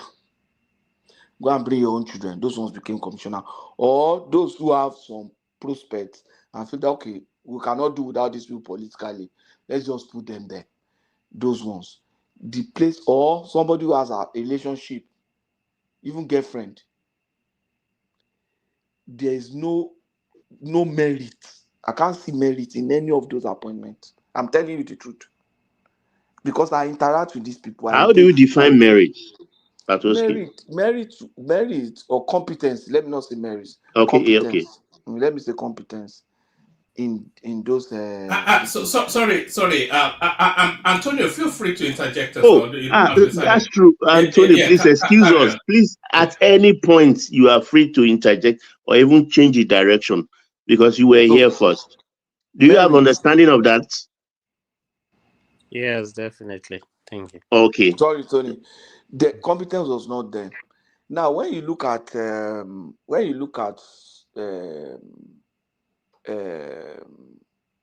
they run. No, you've not defined competence. So I'm competence waiting. will be somebody that is adequate and has the quality of character, the quality of the technical quality, and somebody is No. When you say technical quality, he has a for example, the requisite qualification. I'll give you an example. If I want to choose a commissioner for finance, for example, I will choose somebody who is an accountant. Good. Who has probably worked in the bank, but it has to be an accountant or an economist. One. Preferably and has his associateship and everything in maybe place. He's a chartered accountant. Chartered, and yeah. Who has experience. Maybe he has had experience of in the industry. Knows what it means to run a business of a supported business or some venture capitalist. This thing. I would choose that kind of person, and that is young and that is vibrant and has ideas on how to create job and create wealth. I will choose that kind of person. If I want to choose a commissioner for finance, for Greek, I'll choose somebody in that field who has demonstrated that one, he has led teams of farmers or he has led entrepreneurship in that area or has shown some capacity managing agro-allied businesses and stuff like that. That has some results to show. So it's combining leadership and all the stuff. That is one area that I feel that it should happen. But there are just very few that I can consider that has some technical competence. There's one that is a prof now. Professor Ahmad Ali is one person that I think is very technical and very competent there. Bolaji Abdullah, Commissioner for Information. You don't necessarily have to pick an industry. Sorry, one man. Sorry, one man. I think where Patoski is. I understand where he's coming from. That maybe you appoint people on competence, but I think where he's getting it wrong is that we are not.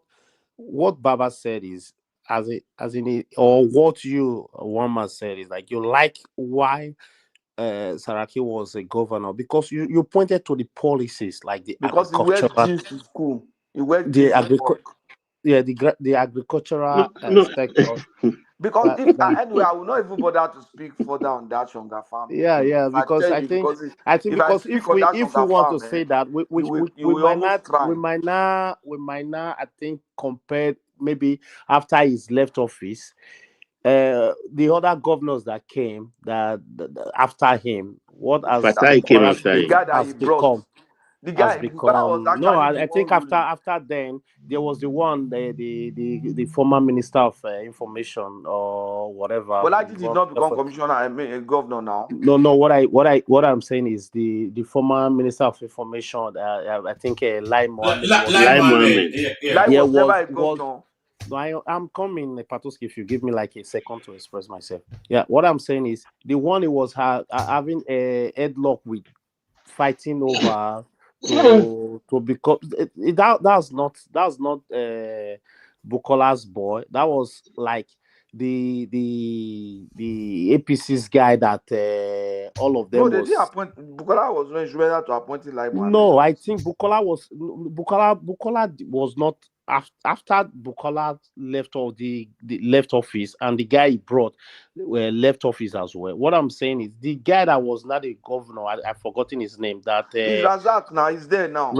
Yeah. you know, I think his first tenure, it was a fight between and the former minister, whatever. No, I'm not even appraising that one. I'm appraising Bukola now. And What I'm saying appraising, in the I'm time of appraising Bukola, hold on, tried. Patrick. Let Anthony make that point. Carry on. What I'm saying is that Bukola tried because if you want to rate all the presidents or the governors that have governed or ruled Nigeria or the states from the beginning up on this time, you can just pinpoint policies. After that, it's just like maybe government to steal or loot money. But if we can pinpoint some policies, that's what we hold to. There are some governors that we just rule for 8 years. We not even see any policies. Maybe Taiwan road or 2 roads that after 4 years dilapidate again. You are very correct. It's a policy we are talking about. Policy direction. And I think it's the policy that one man and Baba spoke about. Not really his appointment. No, those are not policies. Now it was some project that he did. Now tell me his policy in Kwara State. Is it not policy that brought about the project of agriculture? No. Bringing Zimbabwean white farmers to Kwara? The agricultural policies ought to have been studied by the rest governors. Yeah. No, wait now. When you say policy has to do like, okay, this is our culture in terms of government. This is our culture and our way of doing things. The fact that you did one particular thing does not make that in a policy. No, hold on, Patrick. What are you talking about? Sorry, no, Baba. It's very clear. Sorry, Patrick. Sorry, Patrick. I think you may not have completed that. A policy is an ideological thrust. That this is a direction of travel. That's exactly. So that agricultural policy was a direction of travel. He didn't have an agricultural policy. What happened was that. Wait now. Let's talk. When you have a direction of travel and say this is what we want to be doing here, that means you already have a strategic goal and you have structures and systems and process to pursue it and make it happen. The point was that Mugabe chased people. And he responded. Rotimi also brought some people from Zimbabwe now.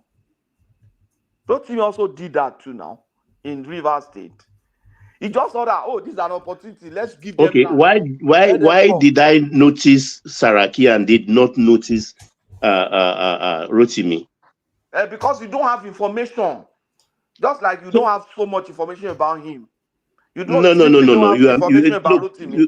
I know. I have that information. Wait. Know everything now. This is not about semantic.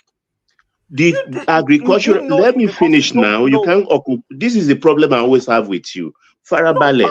You make your points. Let other people who have 2 minutes to make their points too or counterpoint. Even Adam might say one voice in the comment section. So one voice. So wait. Let me say something. Yeah, a man became a governor, and of course he says the trust will be agriculture. They reclaimed a lot of land. God, my God. Can you let me finish? Patrick, this is the problem I always have with you, and it looks as if it's quarreling. No, you said your piece. Give me 2 minutes to also say mine. He made agriculture his cornerstone. They reclaimed vast portion of land, and they settled everybody. That point, the Mugabe had a policy that all land should return back, all held by white farmers should go back to the blacks. And they all headed for Canada and Australia. And he went there to tap them. Don't go to Australia, don't go to Canada. Come, I'll give you place in my state. I'll make you comfortable. Come and teach us agriculture. And these white people came. They created that place for them as a town for them. Whether it succeeded or it failed is another thing entirely. But that is a policy trust.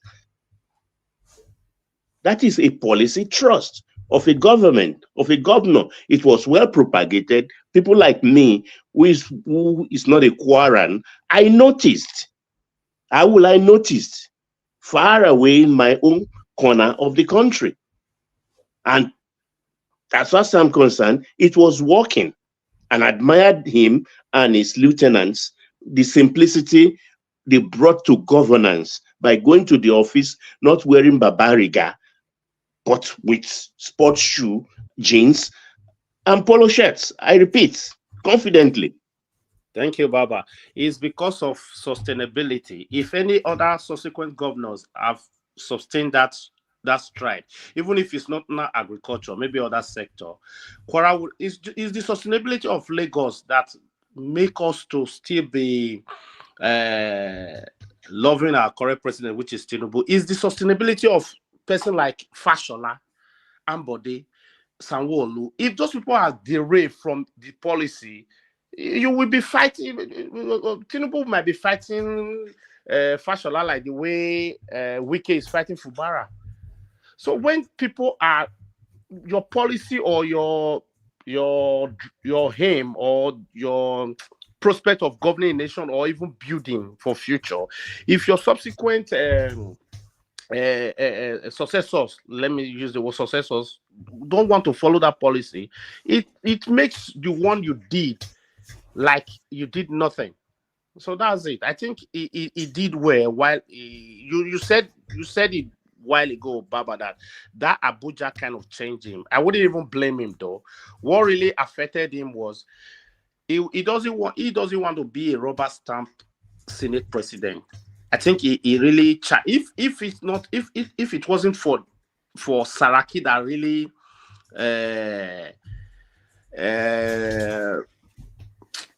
gave the first tenure of Buhari some tough time, this country would have been would have been in deeper mess. Tinubu is trying to bring it from the mess that Buhari took it. But if not for Saraki that really blocked so many things that the Buhari men wanted to do in the first tenure, Nigeria would have been a deeper mess today. I think because of that antagonizing that they antagonized the first tenure of Buhari is what causing that unpopular level at the center. That's my take on that Saraki issue. Yeah, Padroski, do you have anything to say? Oh, he's gone. Okay, I will put some slants to that, Antonio. I think he changed because of how he came to being the Senate president. You remember the fight when he had to go under cloak of darkness and hide somewhere the night before they started the selection of the Senate president. And he beat everybody. But I think I could see from that moment, I may be wrong, but this is how I saw it. He has some disdain for the present president. And he was pleased. For Tinubu? Yeah. Look, all those that have done it to their eternal regret. Why, I will tell you, particularly those that have ties in Lagos or with Lagos. You get they come from stock.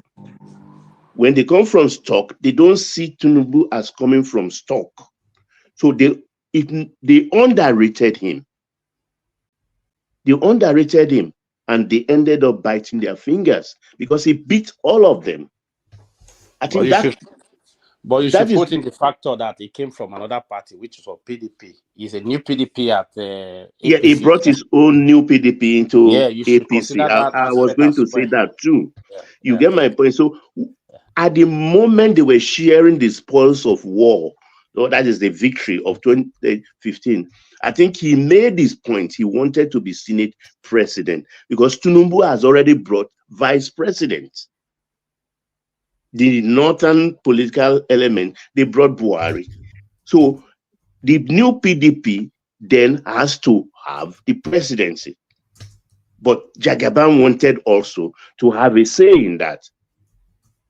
That's where the dispute started. And it's like, excuse me, who are you? You understand? That's the way I read it. You understand? And which you are right about. But if not for the collab of the new PDP, I think Jonathan wouldn't have been easily, defeated. Sure. just you like know. the G5 So in the last election. he merited that presidency of the Senate, you know. Yeah. So I don't know why Jagaban wanted also to have a say in who becomes the Senate president, and he was satisfied of beating them to it with bringing people like Ekere Madu to support him, and also compensating Ekere Madu to the annoyance of APC. Yeah. You get my point? And I think since then, things fell apart. Yeah, which to some extent, yeah. But Things he's a fell guy. apart. He's a guy I like too, because I like his. He's not controversial. He might have his flaws. He might be corrupt. I don't know, but you don't see him this day to day controversial activities of Nigeria politics. You know, Antonio. When we're talking about this generational leap, this quantum leap, because if we are going to leap from status quo, and we're still in status quo, because Tinubu is still the residues of Babangida, Buhari. It's still one of those. If we're going to leap, then we can leap in one or several directions. We can leap in the direction of somebody like Showore or Prince Adewale or Peter Obi. But if we go to Saraki, I think that's also a quantum leap. No, you should remove. I think one man can you say Tinubu is the residue of Babangida? How can you say that? It's still of that generation of politics now, the old guard. How? Is That's not why the old you have to evaluate. At times you take a position. How? Is Tinubu not part of the old guard? No, he was not part of Buhari, Babangida. No, he's a part of the old guard in the sense that he's been, even if he's not like the military or wasn't doing it, he's their era. All that time he was in corporate sector, he was doing his job, he was a Nigerian, he was living his life. 1985, he was not even running for office.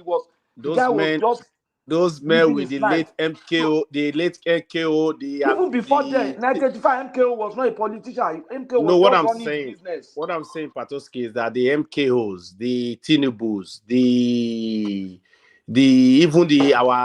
our Reverend Professor Shoyinkas, those people. So you will say Shoyinka is no, I'm not saying no. We are not equating now. No, we are not saying they dine or they sleep in the same pool. What we are saying is let one man explain it. I'm not saying no. Antonio has already explained it now. The era. No, but if one man, if he's disputing, was Wole Soyinka was the one who put a position paper, policy paper to IBB for road safety corp. We know today. That government now. Is this somebody who saw something that is good for his country? Woman, greetings, sir. Greetings, sir. Baba, greetings, sir. This is Ada, Adana. how are you? I'm doing good, sir. Greetings, sir. Woman, I hope you greetings, have boss. had a good day. Yes, it's been a hectic day. I worked like 18 points. It's been a long. We had a winter storm. It's been crazy. I just wanted to ask woman, please, can we regarding the policy? I know this is a Trump. We have a lot of viewers who are Trump followers. Can we change the topic? I don't know, Saraki, and all this trending topics that are happening now. Bob, I'm asking for your permission, sir. Please, you know I respect you so much, sir. I flow with everything. I mean, I flow with everything. Choma, sorry. Ada, sorry, Ada. I'm in support of that, but there's one thing I quickly want to bring to the fore. I saw it yesterday, but Baba, the rest they've left, so I want to hear their opinion about it. I spoke with someone in Kwara who had they used to manage a rice mill. This rice mill used to have like a turnover of 25 billion annual when they started, a very big one, and something happened, and I took that thing out of President Trump's address, and that was, you remember I told you yesterday on that inauguration day that after listening to Trump, I felt very sad, not because of what he said, but for my country. That look at that man, even though you might not like him, he was definite. He diagnosed the problem, say food inflation is caused by rising energy prices. We are going to bring energy price down. How? We are going to increase our production. We are going to make sure that we become energy independent. We are going to, not that they are not going to be buying, but I mean, they'll be reliant on themselves substantially. And you could see definitely stuff. Why am I bringing that? This guy who runs this rice mill that makes about 25 billion a year, so it gives you an idea of how much of systems and processes they put in place and number of staff they have. Because of the rising increase in electricity, the NEPA brings them, as the electricity company brings them, bill of 75 million every month. If you put that into a year, you are looking at almost 800 million. You understand? As electricity costs, or close to 1 billion as cost of electricity. Now, these new policies on interest rates has brought their average rate to about 30-something%. If they had borrowed 1 billion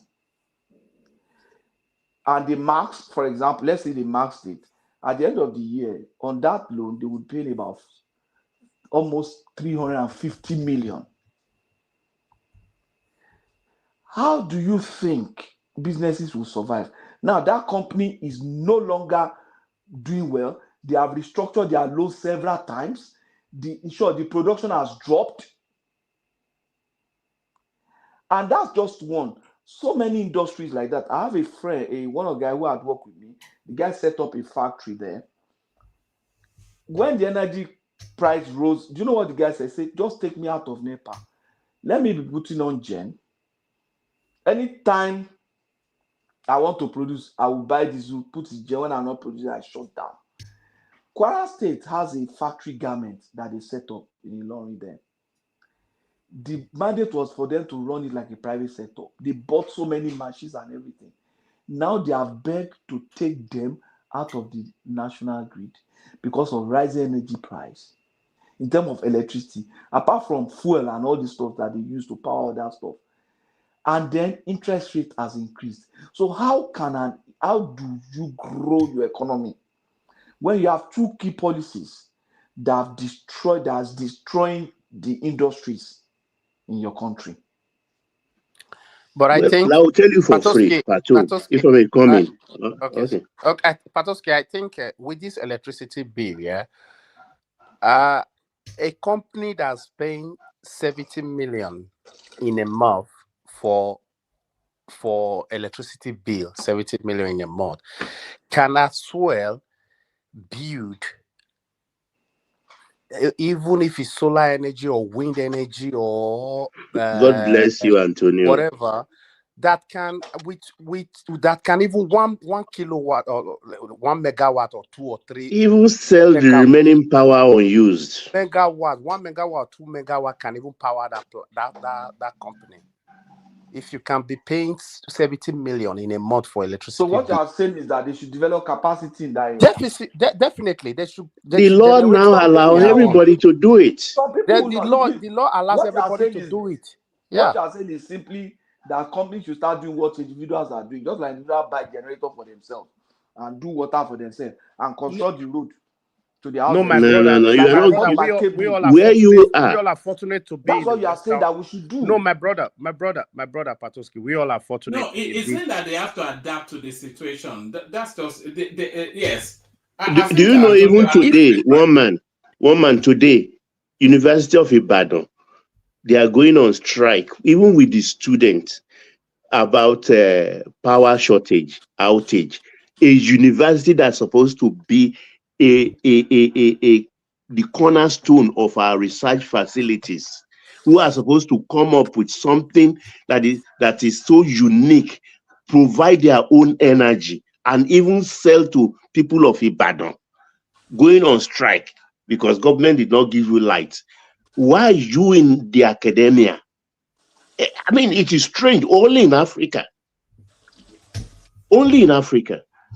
In other climes, Universities have farms so large, can feed and still have lots remaining. Some African small countries. So what are we talking what would be here? the responsibility of government now? The enabling environment. Because you know Listen, you ask question, get your answer. Baba, I have a question. Patoski asked a very good question. Please, based on what he asked, how many countries will function in this current? Let's now go back to Saraki and this thing. You know, I like going because you want to explain to your kids what we are talking about. Yes, Saraki is a history project, but let's stay on right now. How many countries will function on the capacity and the level with technology, everything we have going on, if we don't have the electricity and capacity and what it takes to compete with other countries? That's my question. Okay. Do you know Surulere? There is a place we call Ikmori. Sorry, Baba. Patoski, check the private chat. Carry on, Baba. Ikmori is between Costain and the stadium bus stop.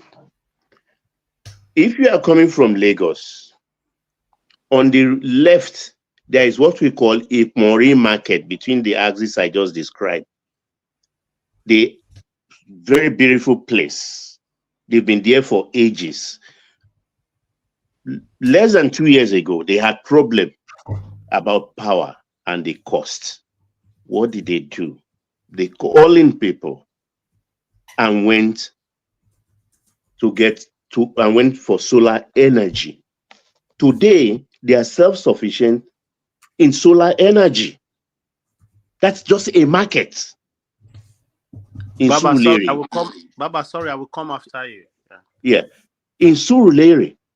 So they've removed power from exclusive lists. I hope you understand what I mean by exclusive list. That is constitutionally reserved area for federal government. They now put it open. So state government are at liberty, just like companies, like Dangote Refinery, for instance, have surplus power. At a point, I think they were negotiating with Lagos government, state government, to sell some power to them. That is the new market direction the country is going, as is done elsewhere. Energy production cost is very, very high anywhere in the world. Even where you are now, Ada, energy, you can afford it as a professional, but somewhere down the line, a mile down off your street where you live, there are people who cannot afford it, and you know how they get to pay their bills at the end of the month because they can't afford it, but they ask for subsidy from certain charity organizations that are not even run by government. They apply to. They even call them on phone, and they subsidize the electricity, but they regulated it. If they are paying for electricity as somebody that is not cannot afford it, then there are limits to the kind of equipment you can use in the house. So this is the new direction Nigeria is trying to go. Government cannot do everything. Baba, can I ask you something, okay. Baba? I'm sorry, Patoski, for interrupting. Baba, yes. What do you need the citizen and our viewers that are listening to do to help support the government in terms of promoting 24 hours electricity? Ghana, I visited Ghana 2 years ago. Ghana where I stayed had 24 hours electricity. This is Ghana. And I visited Kenya. 24 hours electricity. So I'm asking you, Baba, as one of the elders in our platform that knows the politics in our country, what do you need the citizens to do to help the government achieve their goals and ambition for us to have what we want, 24 hours electricity, sir? Well, I will answer you by saying that when the Baba, you have to make room for Antonio to come in as well. I think he was waiting to come in. yeah, But she asked me a question. That's why I'm answering. If not, I will have. Respond and then Antonio comes in. Yeah. If the grass in the lawn of your neighbor is greener than yours, know that his water bill also is very high. So the Ghana you talked about, in the era of non-doomsaw, they pay the same price Americans pay for power in Ghana. Almost 10 times what Nigeria pay. That's what they pay. But the Nigerian factor is this. The other day, they laughed the minister to his face when he suggested that you can't put your deep freezer on forever. Regulate 3 days on, then you remove it for another 24 hours. The materials inside will not thaw. But Nigerians will leave their halogen lamp forever. They will leave their equipment forever because the water kettle says that it can go off on its own. They will leave it. But here you even observe that small energy extra you pay when you still leave your TV on so that you can just use the control. They said it still reads, your meter still reads. So it comes with responsibility. You use the power you need at any point. There is no free lunch anywhere. Thank you. I hope I satisfy you a little bit because of time for other people. Yes, sir, you did, sir. Yes, you did. Thank you. Let me ask you one question. You see, Patoski, you have to let Antonio okay, in. somebody wanted to. Oh, sorry. Yeah, he's been waiting. Yeah, sorry. Yeah. Thank you, Baba. And my dear sister Ada, you see, when government comes in, what we need to do sometimes is to follow their policies. I was old or young enough while Obasanjo governed our dear country, Nigeria. The takeaway that I took from the whole of Obasanjo's presidency is the way he just, free up the telecommunication system in Nigeria. That companies now have to come and invest in telecommunications. That people were saying, why will he just abandon Nitel then? But he said no.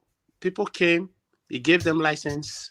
Could you believe that it was because of the MTNs, the Econets that came in at around, I think, the year 2000, 2001, that even gave us from early 2000s to like internet banking, that you don't have to take your money from Delta State, from Port Harcourt to Lagos to buy or clear your goods, take them back, because you can go from First Bank in Port Harcourt and go to First Bank in Lagos and withdraw your money. So that reduced the armed robbers on the way that attacked Losorios then. Why? It freed up network communication. From that network communications, bettered the internet that we're all using today. Now, I'm still taking away from the Buhari, even people castigate Buhari government. I think they started this electricity bill. I think Tinubu concluded it now, that you can generate your power. Then it is a crime to even generate like more than 5 megawatts in your state without taking it to national grid. What is happening to these governors, these 36 governors that we are having that cannot even invest in power? Because you ask a question that we should forget about the Sarah kids, that we should focus on the future because we still need things to tell our kids. What is stopping the current governors from investing in what will just make their state to generate at least 10 or 20 megawatts that can contain a state? So those are the direction we ought to be moving into. Some of us live in the Western world that you can be traveling in motorways. You pass like 50 miles. It's all wind, and you will just feel like big fans, or it's wind energy. Sometimes you go on the motorways, what you see is just solar panels that they plant. Those are solar farms. Those solar farms that occupy like 5 miles might be serving one county or one community. We have lands, we have the weather, we have wind, we have even the waste. That's nuclear that you can convert to energy. What's stopping us? What's stopping these governors? Apart from fighting with their local government chairman, fighting with their House of Assembly members, looting, pay their children's school fees, the graduation and their grandchildren's graduation. Why are we not saying, can you not invest or give license to even you and I, as in this Western world, that can come and invest in how to generate, or you can even go, Miss Ada or Mrs. Ada, to invest there and generate like 2 megawatts and sell it to Mr. Chukudi that want to generate his. It's an open business now. So you ask Baba, what is the future of we having this life that you went to Ghana to enjoy and the Kenya to enjoy? I don't know if this my suggestion give you an answer to that. Thank you. Well, I think the wider point that Ada is making is that without electricity, and I think nobody can really argue, without electricity, we're not even the beginning, we're not even a country really without electricity. We're just nonsense, and there is no reason why we should not have it. Because we have the money and we're not inventing the science to create electricity. It's an off-the-shelf purchase. So why has no government just gone out to buy it? It's just ridiculous. One month before now, you can't do it without feeding it back. I think Edo State has two like Azura power plant and Oshomo power plant. If they generate power, they send it directly to the national power grid. So that scare investors before now. But now, one man, you can even open a company and generate like 3 megawatts and sell it to anybody that wants to buy from you in Nigeria there. So can I ask you something? Mr. What is he called? Antonio. Mr. Antonio. Yeah. What would you say if you were put in the position right now to generate electricity? Because I have a friend who is so knowledgeable when it comes to this electricity of a thing. I mean, he's so smart. He lives in the diaspora and he's someone that can educate every one of us. And people contact, like he works for a mega company when it comes to power, like Duke Energy. If you know the area south, Duke Energy, Piedmont Power. This is like electricity power in the diaspora here in the United States.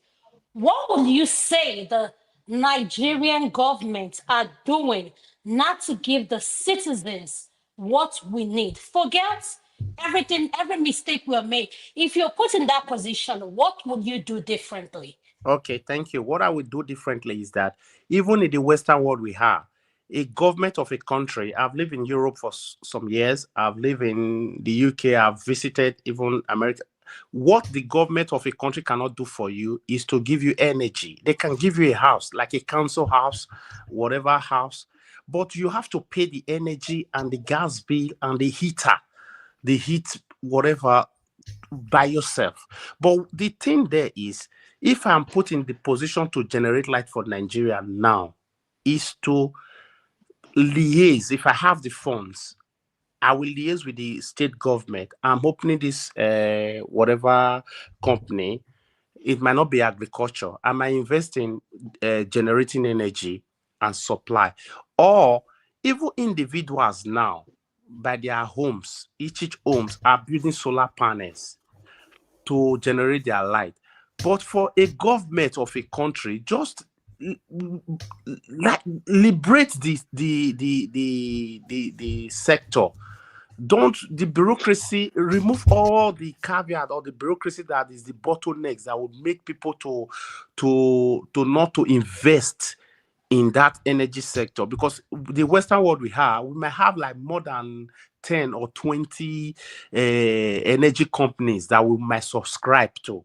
But in Nigeria, you still have that PHCN that has the bottleneck for everybody. So if they can give license to anybody, go as a company, like a 9 Mobile, Econet, MTN, whatever. Give license to people that can generate light. If yours is, if your kilowatts that I consume is more than 100 naira, I will subscribe to another person. So let them free the market. It's just once they free the market, everything will be okay. If I can generate my energy from solar, or if I can generate my energy from wind, if I can go to Niger State that's full of desert, I'll just plant all the solar farm or the wind energy there. If I generate and I store my energy, I will sell to people that want to buy.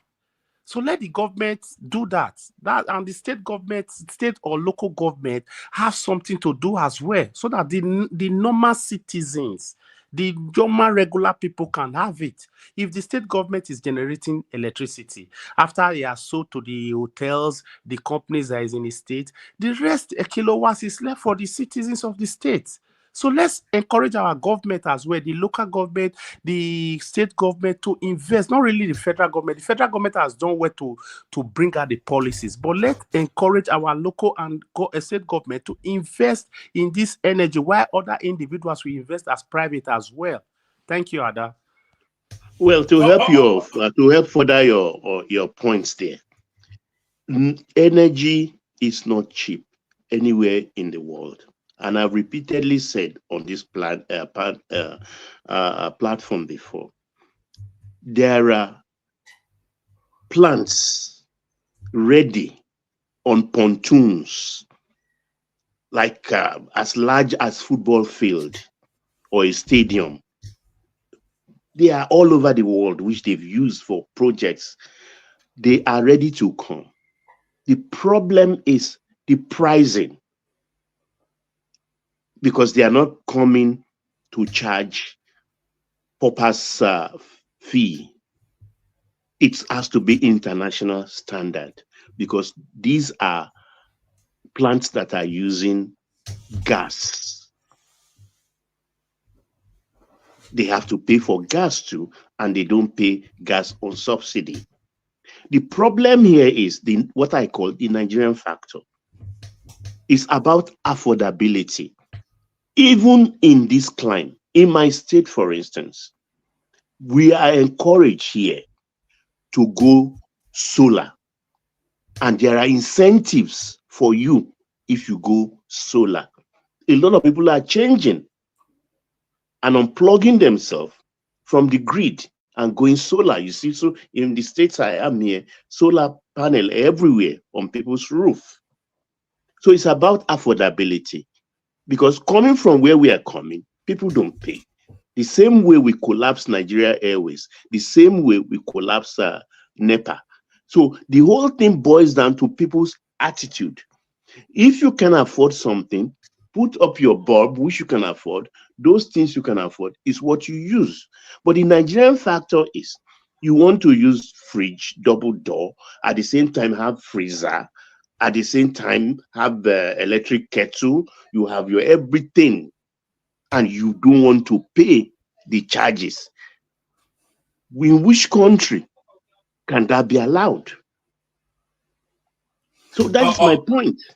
All right, let's move the conversation around a bit, move it in the direction of Antonio. So Antonio, the floor is yours. So speak to us the topics or whatever interests you. We're talking about Sharia now becoming quite a thing now in the Southwest. And then we were also talking about a warrant out for Showore for reasons of attacking or refusing to adhere to lawful command by the police, or those or whatever it is that interests you, Antonio. Okay, let me just use like 1 minute first for Showore. Please, Showore, let's leave Showore to just, at least, because the way Nigeria is going, if we don't have what brings this like opposition voice, or anyhow he wants to do it, even if he's doing it cordially or whatever, but let that voice be heard, because we cannot be responsible with an African government in as far as we are not instigating violence or an anarchy or indulging in a treasonous manner. Let anybody, vent their their frustration or their anger to the government. So if me venting my anger or my frustrations to the government will lead me to answer for it legally, I might be sued to court. So maybe if police is hunting him or whatever, let him go and answer for it. But we let them vent anyhow, in as far as they are doing it lawfully. Because Adam reminded us just now that Trump inauguration, there are Trump supporters, we should still talk about. People forgot that the year 2020, January 6th, I think January 6th, 2021, people really invaded the state house, the Congress of the United States. Those are the obedience of America. You know, they invaded. It's just like when INEC was announcing Tinubu's presidency, you would just see obedient invading that place, or maybe the swearing in, people would just invade that place. That was what happened in America. But they arrested some few people, which Trump has even pardoned all of them now. They arrested some few people, they tried some few people, they sentenced some few people, but that doesn't stop the country from going on. So I think Nigerians being obedient, being every ratified, articulate people, I think they've comported themselves so very well. Because even if they are bantering on social media, whatever, but they've not just taken it to that physical, killing each other. I don't want to see Tinubu supporter. I don't want to see Atiku supporter. I don't want to see obedient. Say, these online things, anybody can just take his phone and type nonsense on social media. Maybe if the law catches upon him by libel, with the law of libel or whatever, he might go in for it. But people have that tendency of just typing whatever. It doesn't mean if they see you physically, they will do stuff like that. So I think Showore, this news now, Showore will be liking it, because Showore don't want to be silent. So people should understand that. And that's what brought Trump again to the second term that he just got into now, because people like talking about him in America. If the press has even taken their mouth away from Trump after 2020, Trump wouldn't have been re-elected. But they're still talking, just like the way the Nigerian press or Nigerian people are talking about Obi. They still make them relevant. They still make Showore relevant. They still make Peter Obi relevant. If you forget about those people for like just 1 month, people will think that it's like 5 years ago. So that's for Showore. For other thing that interests me in this news today is the news you read it today is this Sharia law kind of slipping into the Southwest. Well, I think I was the first panelist today, followed by Baba. And while the show started, I followed Baba, the way Baba really analyzed the Yoruba kind of cultural, the dance, the drums, the spiritual nature of the tribes. Because people fail to understand that they were first Yorubas, they were first Edos, they were first Igbos, they were first Hausas, they were first Benis, they were first Nupes before religion. People forget that religion came to meet you where you were, as in because it still is, even the colonialists that divide the Africa through map and wherever. If the Yorubas have stood their ground, there will be a nation, there will be a country. I think the richest country in the world by statistics is I think Liechtenstein or Luxembourg. Those people are not even up to 1 million. They are not up to even 500,000. But they were still able to separate themselves from the Europe, the countries of the Europe. They are EU members, but they are country on their own, which is not even up to like 1 million. Liechtenstein, Luxembourg, those are smaller countries. if Midwest can still say, no, we will not be part of the Southwest region, they still carve themselves out from the Western region. They say we are Midwest. How come the Southwest, the Yorubas is like, I don't know, I don't know. This is not a religious thing, because people can be Christians, people can be Muslim, people can be atheist, people can be traditionalist, people can be whatever they want. There is life.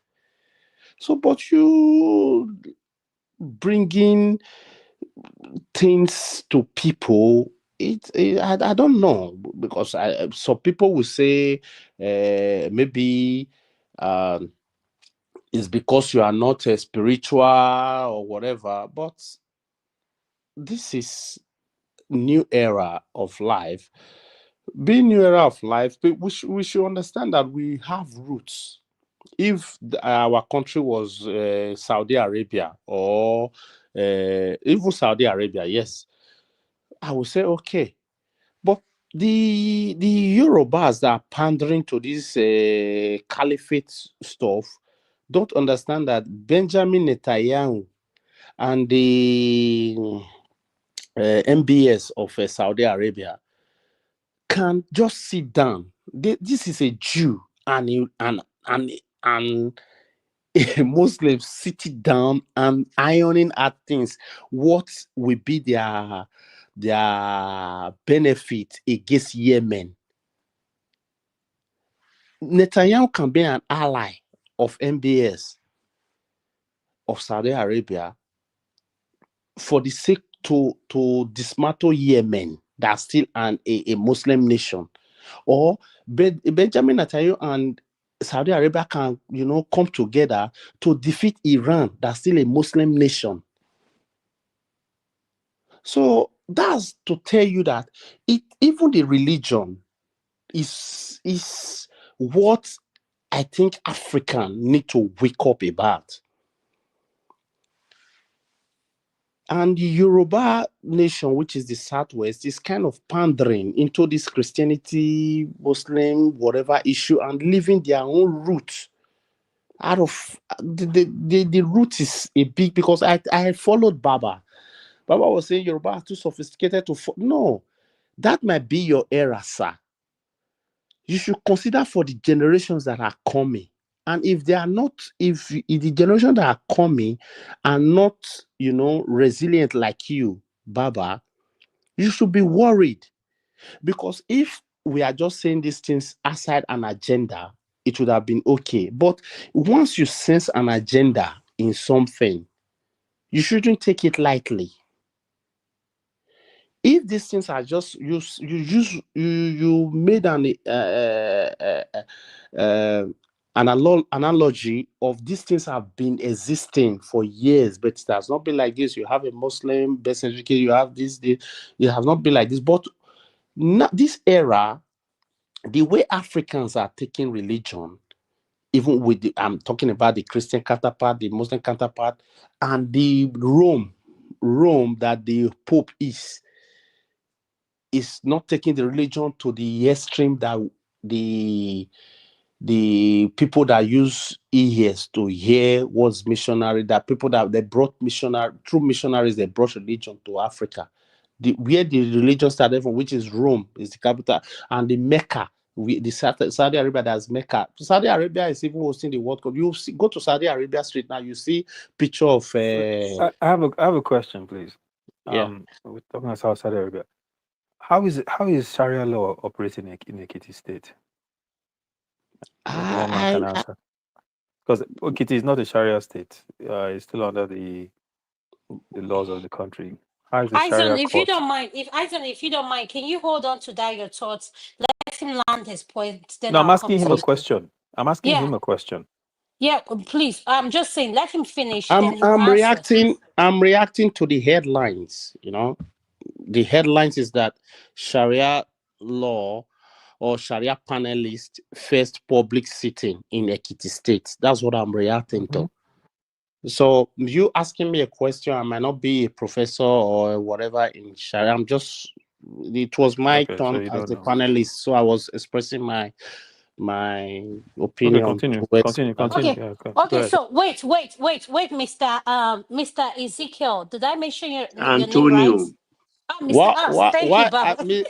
I just heard your name, Miss Ada. I just heard your name once. He will go through the whole Bible before you land on this. It will be Gabriel the next time she tries to prove it.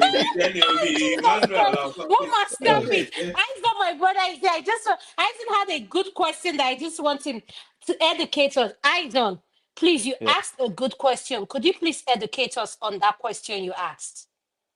Can I come into Aizon's question before he? You keep talking about Sharia states, but there are states that avail themselves of the Sharia opportunities in Nigeria. So they are not exclusive. I think there's a permissibility for Sharia within the Nigerian constitutional framework.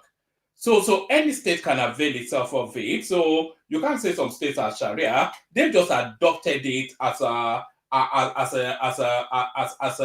opportunity. And if Ekiti state is adopting it as well, the constitution already opens that portal for them to be able to do it. Yeah. Okay. What I think is happening in Nigeria presently is that there's a distraction, because I love my northern brothers and sisters. I love them so much. But which one do you love more, the brothers or the sisters? You look like all of them. You like Fulani women, Abi? No.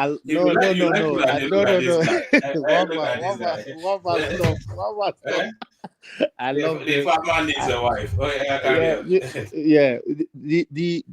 The people that distaste me is the elite, because they use religion to just blindfold the normal citizens over there.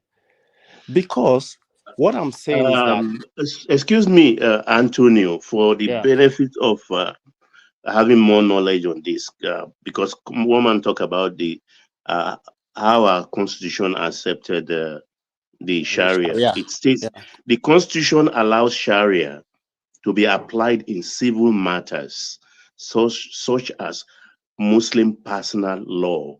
The constitution does not allow courts that only interpret religious laws to have criminal jurisdiction. The constitution does not allow non-Muslims to consent to Sharia legal jurisdiction. The constitution prohibits the government from adopting any religion as a state religion. Thank you. Okay. Thank you so much, Baba. Thank you so much. Hold on, Mr. Let me just not call Mr. E. Let me just use E. Mr. E, rather. Mr. Gabriel. Please, Aizon, are you there? Aizon, are you there? Yeah, I'm here. Aizon, please, could you please answer that question, because you intrigued me. Could you please answer that question you asked him? He said he doesn't have the answer to, because I think it will help back up what Baba is saying.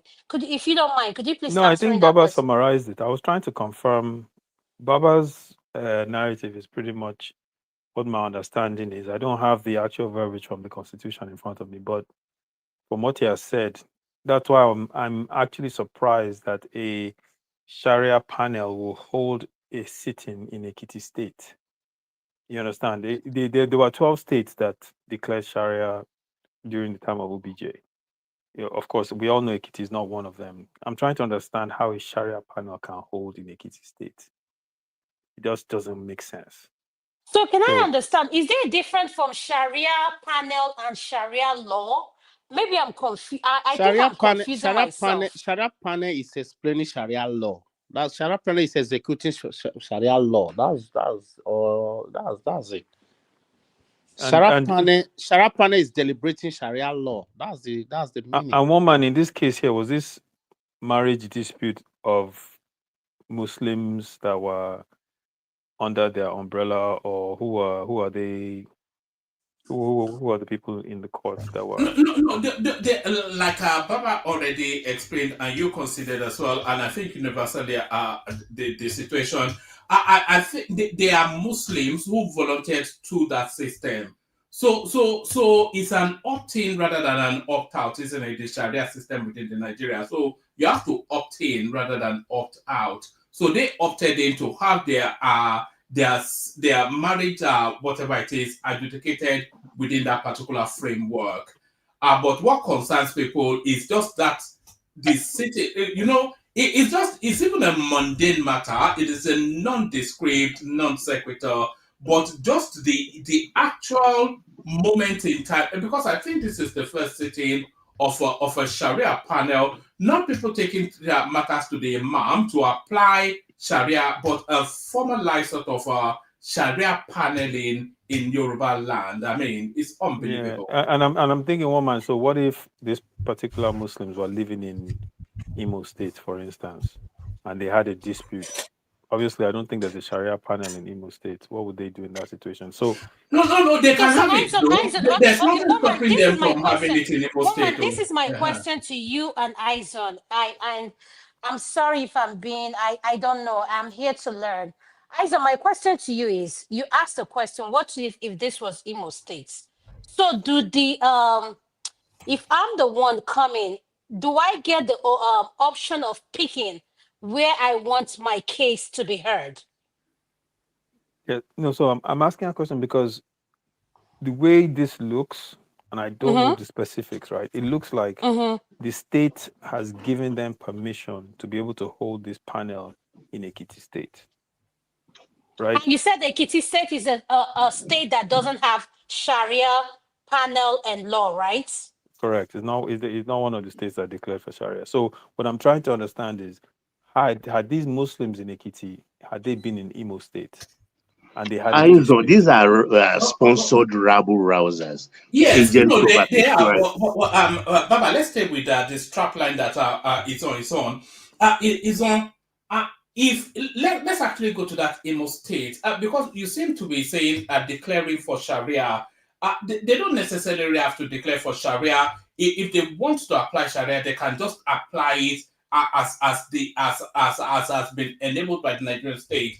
But let's go to Imo State. Let's say the Imo State is a predominantly Muslim state, but there are Christian states. But there's a smattering of a community of Muslims there.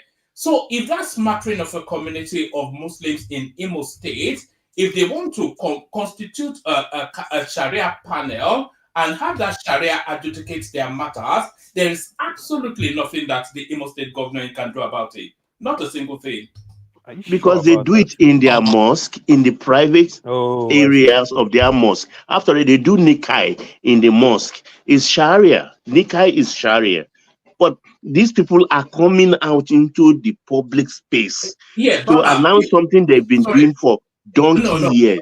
No, Baba, we're not even going to the Nikai. We're talking about a formalized setting like this. If they want to have a formalized application, a public application of Sharia in Imo State, there is nothing anybody can do to stop it. There's there's plenty. There are plenty. Yeah, woman, I don't know if that's true. Woman, what are you saying? That there's nothing they can say? You can't hear what Izon is saying? There are plenty things they can do or say. Yes, woman, what are you saying? No, I said do to stop it. They can't stop it now. No, you can't stop. They will kick them back into the premise of their mosque. No, don't bring it into the public forum. No, Baba, not even that. Let me give you an example. Sorry. This is Antonio. I'm in the European hemisphere, and we are like 3:24 over here. Oh, sorry. Please, can you guys just give me like 3 minutes to round up so that I can, just chill for the rest of the panelists. Like, as I want to continue with my time. Go ahead. By all means. Yeah. Okay. The thing is, I think it's a distraction to the western region of Nigeria, or to the southwesterners. I hate being tribalistic or try to be regional in my thinking, because like the way I said it, I love everyone. I hate the people that surprises more is the elites, because they can merge with themselves, go to each other's daughters or sons' weddings.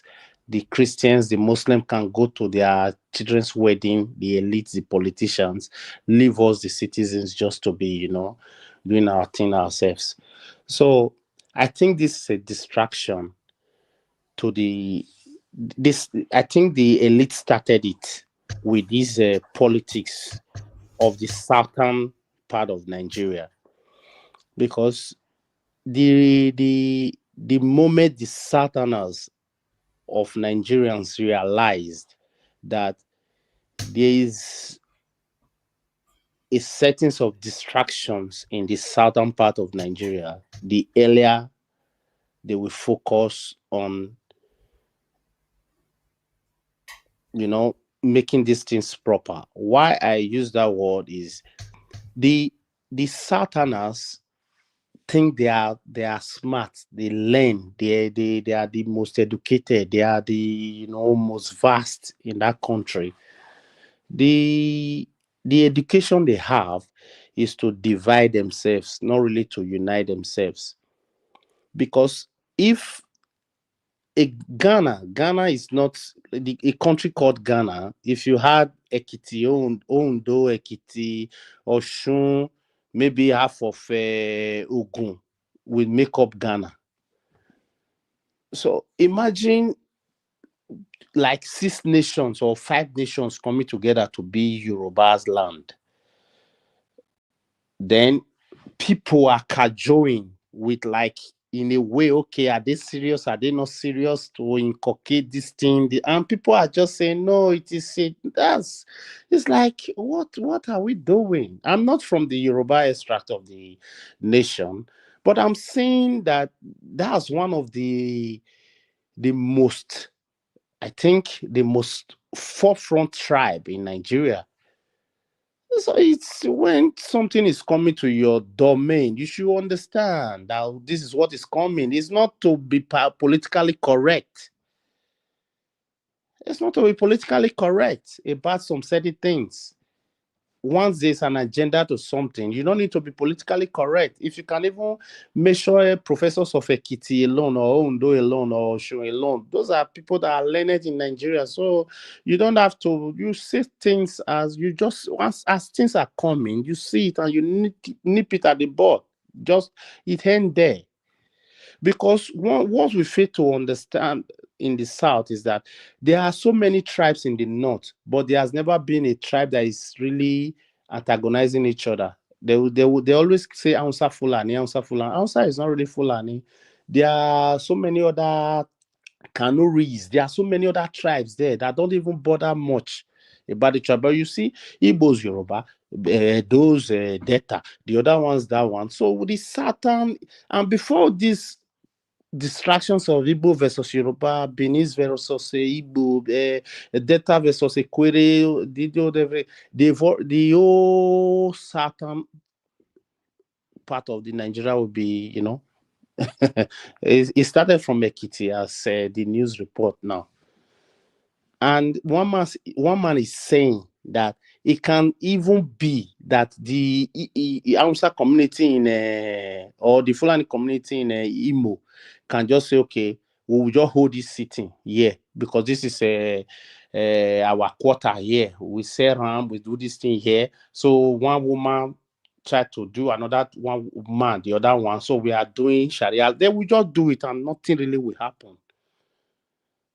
If God be it, maybe certain president is on governance that period, okay. But if a northern man is in governance in that period, what will you do? President or the northern, you can't do anything, even if it happened in Anambra or Imo.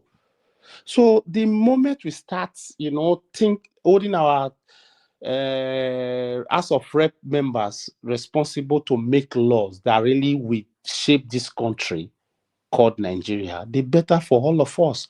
We all are together.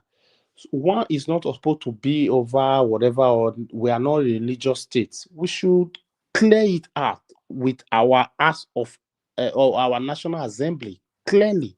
So this Yoruba culture is not what you will use a backdoor to conquer through religion. Ifa on its own is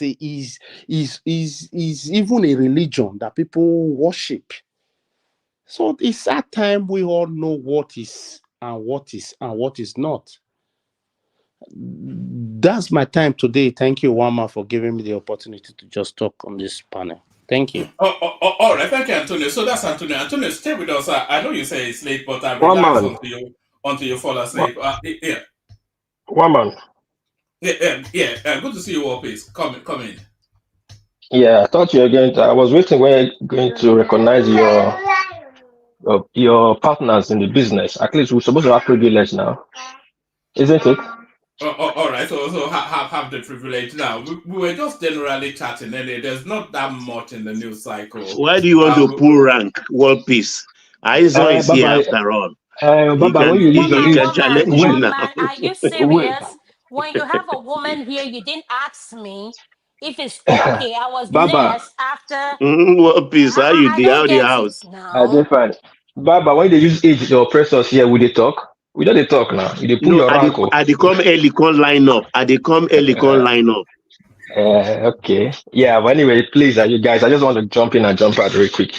Anyway, this Sharia thing, let's first of all go to the energy. Energy is not a small mind business, and energy is not just the thing you just told. Energy is for the people that decide the world future. Is like the world order. Before it used to be crude, now crude is fading out. These are one of the things, sensitive areas that world leaders used to control nations and continents. So Nigerians, we are not ready yet for energy business. If we are ready, we need to sit down with the key players and discuss with them. We have a local problem, that is just by the side. We have to discuss the national problem. Nigerian energy sector is not being owned by Nigerian. Don't forget about that. But it's already in law.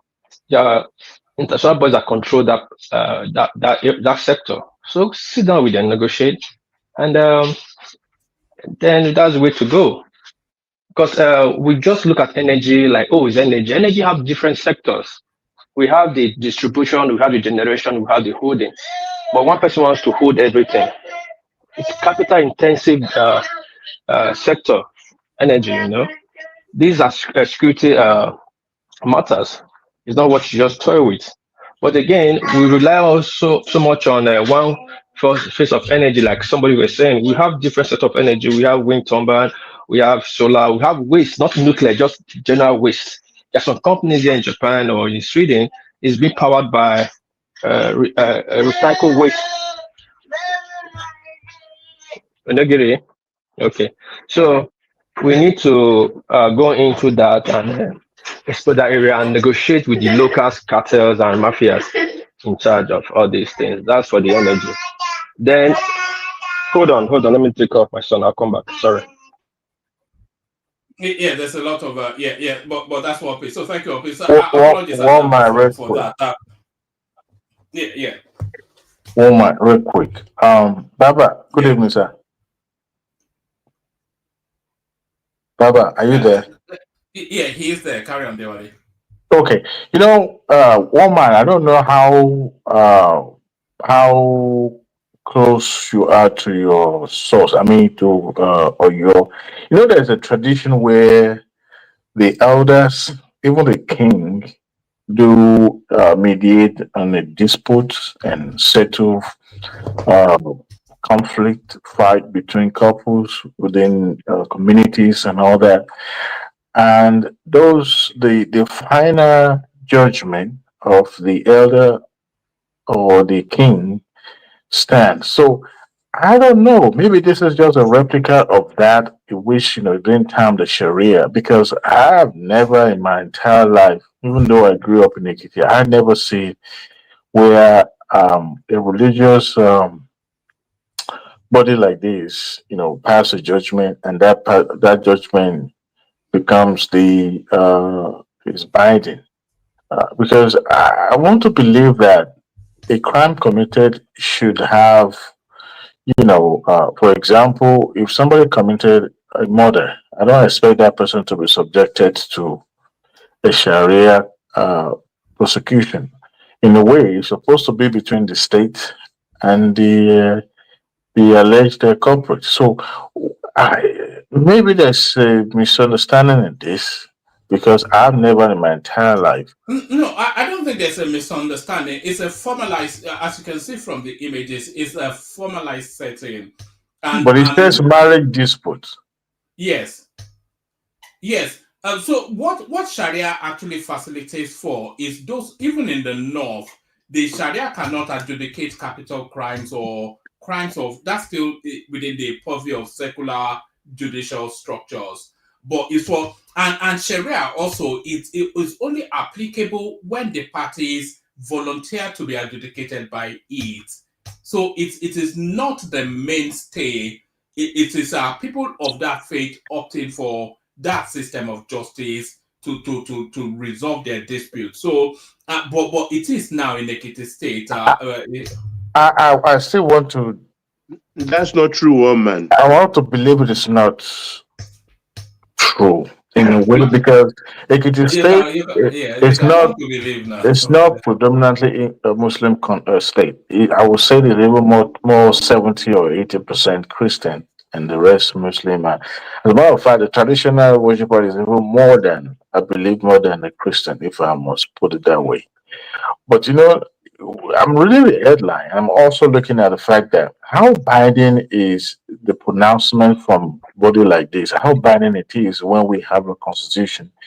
And for a state like Ekiti that is not, never identified as a Muslim state, I don't know. I'm having my skepticism about this. You can be skeptical. It is binding if the parties volunteer to be adjudicated by it. Woman, please, I just want to ask, when am I going to be allowed to talk, please, if you don't mind? Okay, let me reclaim my time. Let me reclaim my time. No, everybody. Everybody. I yield the floor, please. Oh, everybody, hold on. Let's hear from World Peace, and then after World Peace, I'll take a back seat, and then Adama will coordinate the flow of the session. I think people listen to her more than they listen to me. But I World Peace here. Yeah, thank you, Adama Tech. Sorry. This Sharia law buhaha is just funny. It's funny by half, We're just making too much out of it. Anyway, just like for example, quick example, you see Igbos, they're almost in every state, but at the same time they do their tradition and they nominate their Igwe there and all that. That doesn't mean that they have a king over your king. What am I trying to say? If you have Muslim converge in your area, if they are Muslims and the other hardcore Muslims that practice Sharia, if they have dispute between themselves, their wife and all that, they're going to do it the Sharia way within family, if their circle. My friend here that is a Muslim, he divorced his wife. He did it through the Sharia style in Japan here. Then went back home to Senegal to finalize it. It was not a big deal. But the big deal is that people are trying to verify themselves or associate themselves with what is not. The people that is sitting down or clamoring for this Sharia are Yoruba people. That is the sad part of it. Can a Yoruba man go to the north now and say he wants to do Ifa, whatever? They won't allow it. But if they are together in their own midst, want to do Ifa, whatever inside their room, nobody's coming to stop them. It's two different things. So sorry, how is that analogy applicable? Islam came to Yoruba land even before it went to the north. The Yorubas have long been Muslim. It doesn't matter, one man. So what's the For example now? Of Ifa? What's the analogy of Ifa? Okay, listen now, one man. If I live in north with my family, I want to do Ifa, whatever inside my room. No one's gonna come and tell me to stop doing it. But if I take it to the street and sit down, I want to do Ifa, whatever, the youth will kick against it. It's two different things. Yes. Now, why has that come in though? That's yes. And why the north? The north is not the custodian of Islam. No, you don't understand what I'm trying to say. It doesn't matter. Listen. Yeah. In north, they are heavily into Islam. We all know that. They practice Islam. Yes. It's their way, their religion, it's their way of life. In the south, we are different. We are maybe 50-50. Right? Now, in the north, if you're in the north, you're living in the north, and you decide to do something like Ifa, and you go to the junction, and you convert a group of Southerner people, let's remove Yoruba, and you want to do Ifa as something about just yourself, about your family. The youth in that area, or the rabbi, will kick against it. Yes, But but if you are, yeah, but hold on, one man. how does that apply to Sharia? What we're Yeah, discussing? that's the same thing. I'm coming now. Yes. But if you want to do that same inside your compound with your family and your other Satan inside your compound in the first place, nobody's coming to tell you to to practice it or stop it. Two different things. Now, the Sharia people in Ekiti, if they're in their mosque, in their area, their quarters, if they want to settle issue, definitely going to settle it the Muslim way or the Sharia way. No, it's none of anybody's business. But making it public now, creating an awareness, that is the problem. I don't know if But you get it. why is it a problem? Why? I can't hear you. Is it me you're not hearing or what? No. I can hear you. No, let me ask you more. Why is it a The problem? question you guys are not asking is this: what of enforcement? When does Sharia become a crime? Somebody steals, somebody stole your stuff, and you took him to Sharia court, and Sharia court say cut his hand. When you enforce that, that becomes a crime.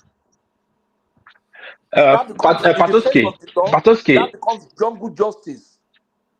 Patoski, that's not even it right now. Now let's put it like this, one man.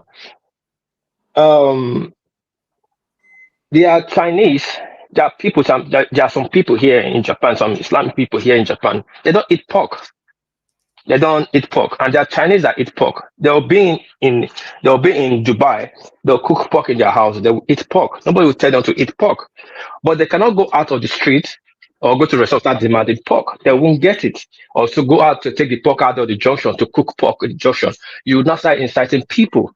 What am I saying? This cosmetic show of display they are doing, try to tie themselves to something, is not necessarily needed.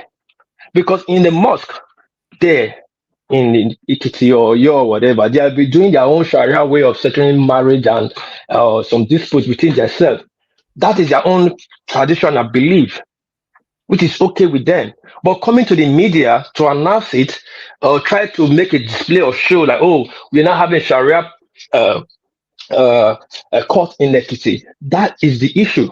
It's two different things, one man, and you should look at it carefully.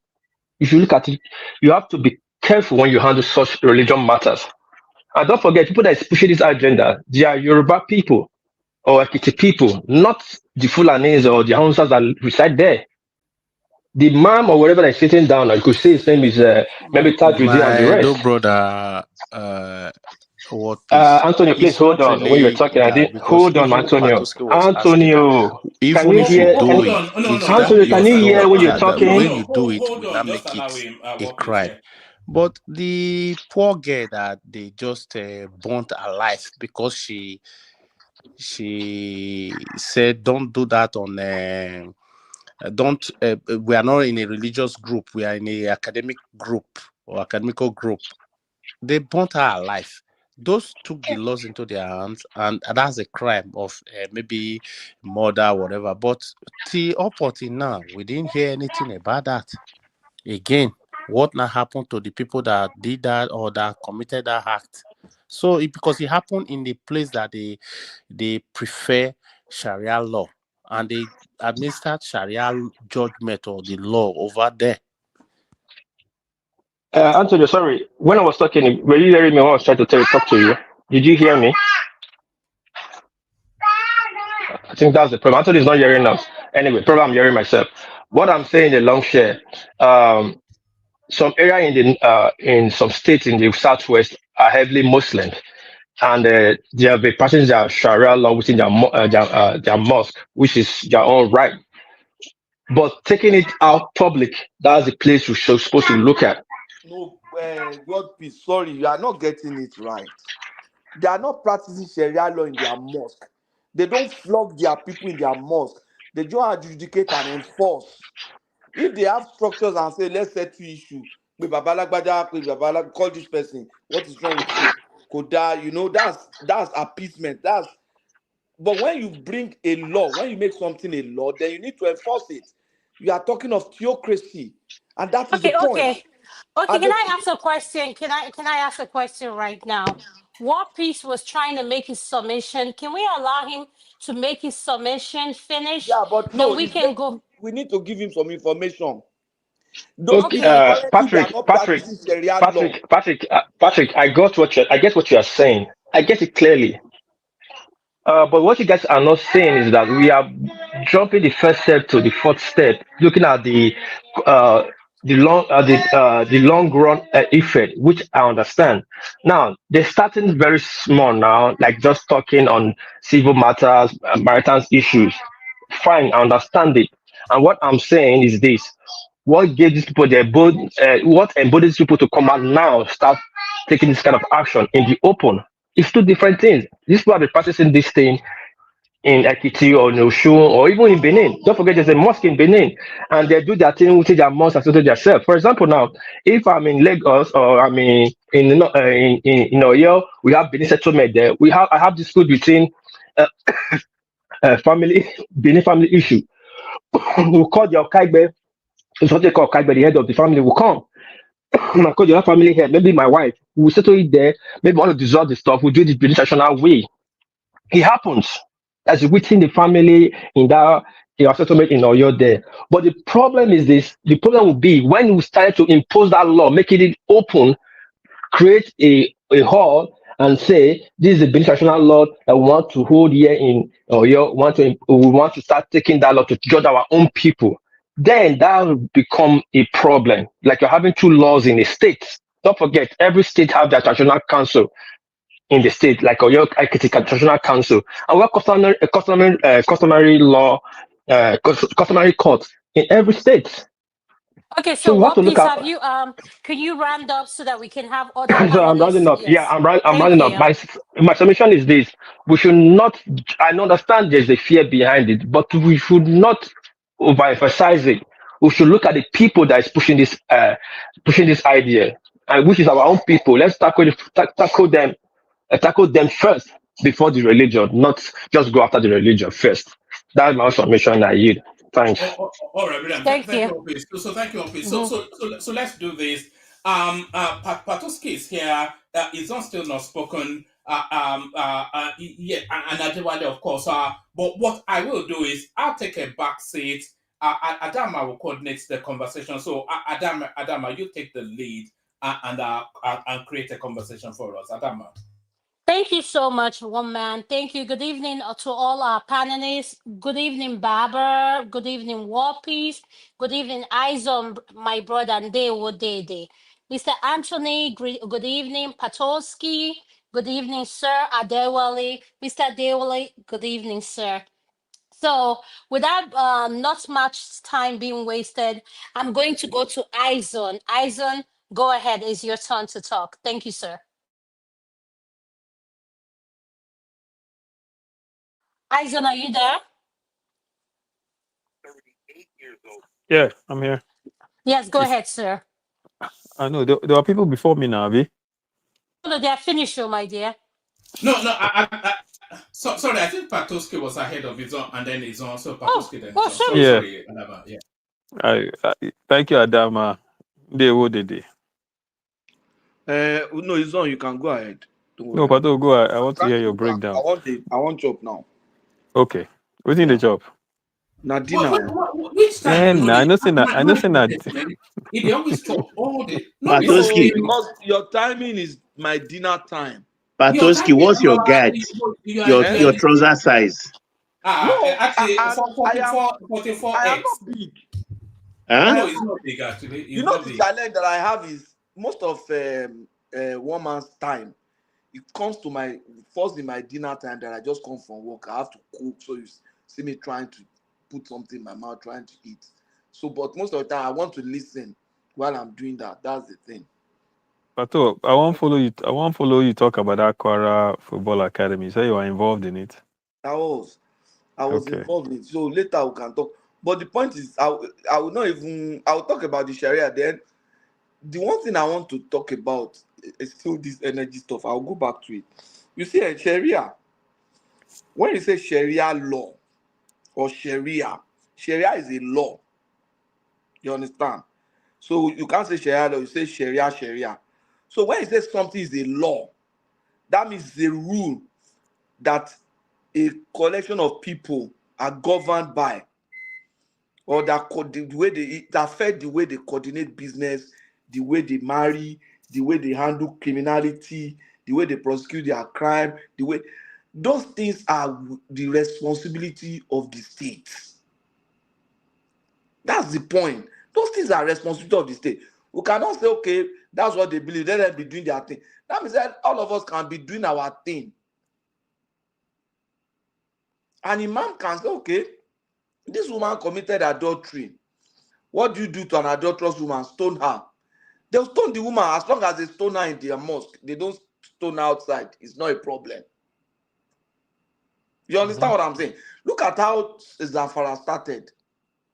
Zamfara started, the man who started it, we learned that he stole money from government. What, did they cut his hand? Whereas they cut somebody's hand in Zamfara. Look at what's happening in Kano now. You're running a business of selling beer and everything. You are bringing your drinks to Kano. They will break the bottle. Now they have police. They have Sharia police that goes on the streets to enforce it. So if I'm a Christian and I'm driving my truck with beer inside and Sharia police catch me, don't want to know, are you a Christian or Muslim? This law does not apply. They will seize that beer and break the bottles and destroy my means of livelihood. So we don't allow, it is unlawful to do that. It's unlawful to do that. That's how they will start. Somebody will take his case to Sharia court. The judge will give an order to go and bring the other party. Even if the other party say, I'm not a Sharia, I'm not interested, I'm not coming, they invite her to court or him to court. If they say no, they'll get the Sharia police to go and bring the other party. They'll be running like court. When they bring the other party, they'll be using their laws there to judge him. Do they have lawyers, Sharia lawyer, that can even defend people? Are we even sure, even under that Sharia, will they be able to get justice if they don't have lawyers? Which lawyer will be defending people? Patoski, to understand what you're saying, are these your concerns that you have about the Sharia laws, if I'm not mistaken? Is this your concerns or you're just venting? I just want to understand. No, it's my concern. I'm even saying it is illegal. It is illegal in a democracy. Now I understand where you're coming from. In a state like Ekiti State, they have their laws that are embedded. The constitution is there. Obasanjo was just burying his face. He was playing the ostrich when that thing happened in Zamfara. What did he say? He said, don't worry, it will fizzle away. Has it fizzled away? Is he not now trying to extend to the south? That was the first Obasanjo said, so don't worry, it will fizzle away.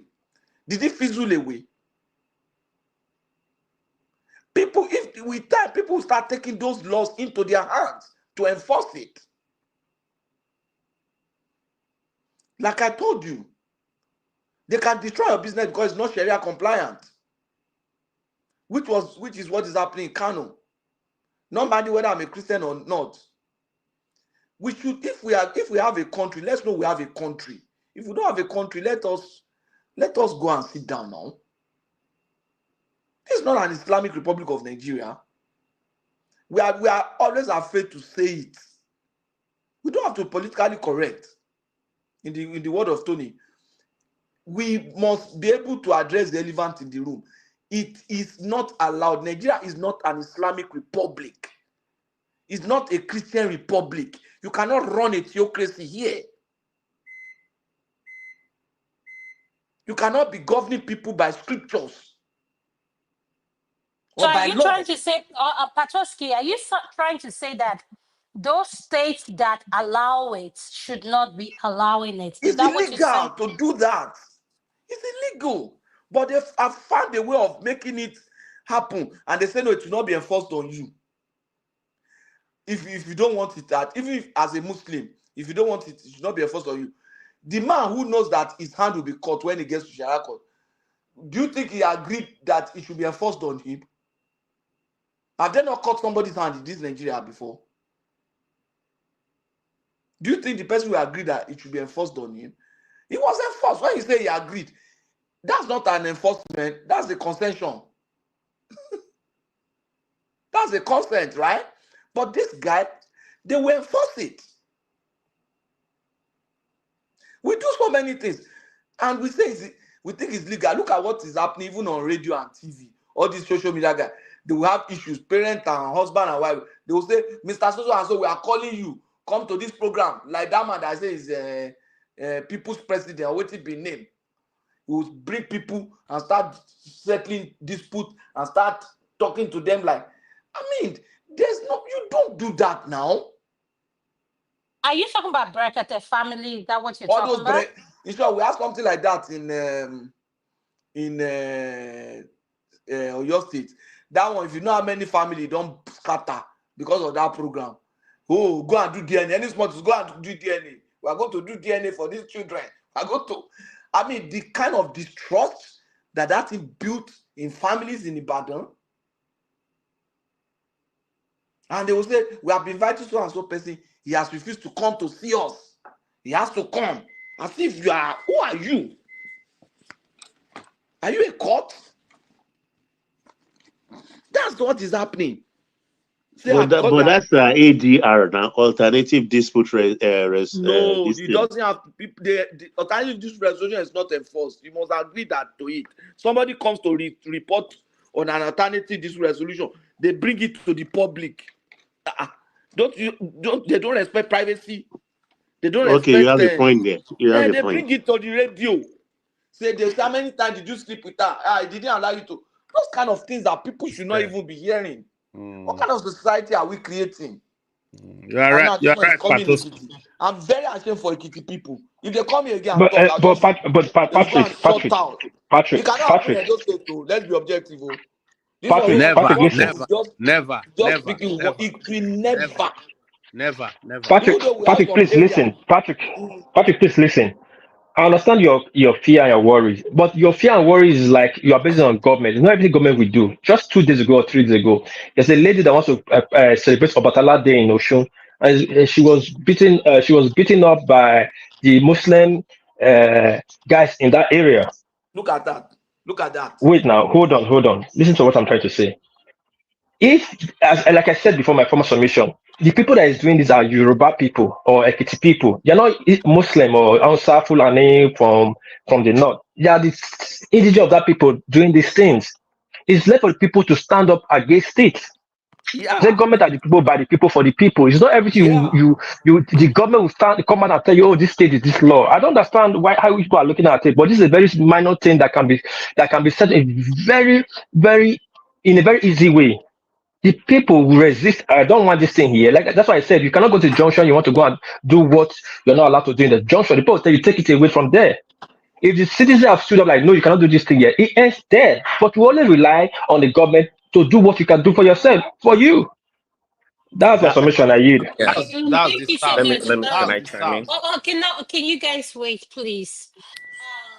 I just want to make sure, Patoski, have you finished your submission? Yeah, that's my submission on Sharia. Okay, you finished it. All right, so I'm going to ask Mr. Dewale and Aizon, who came here first. I believe it's Mr. Dewale, if I'm not wrong. No, Aizon came first. Okay, Aizon, your next is your time. Sorry about that. Adama, can I chime in before Aizon comes in, or wait? Which kind of thing be this now? Okay, please wait. Give him like 5. He's been waiting for a long time. So okay, go ahead. Yeah, no worries. Yeah, Aizon, please go ahead. I'm sorry for you. For the long time you have to wait. And Marafat, I have something to say, so you can have some of my time.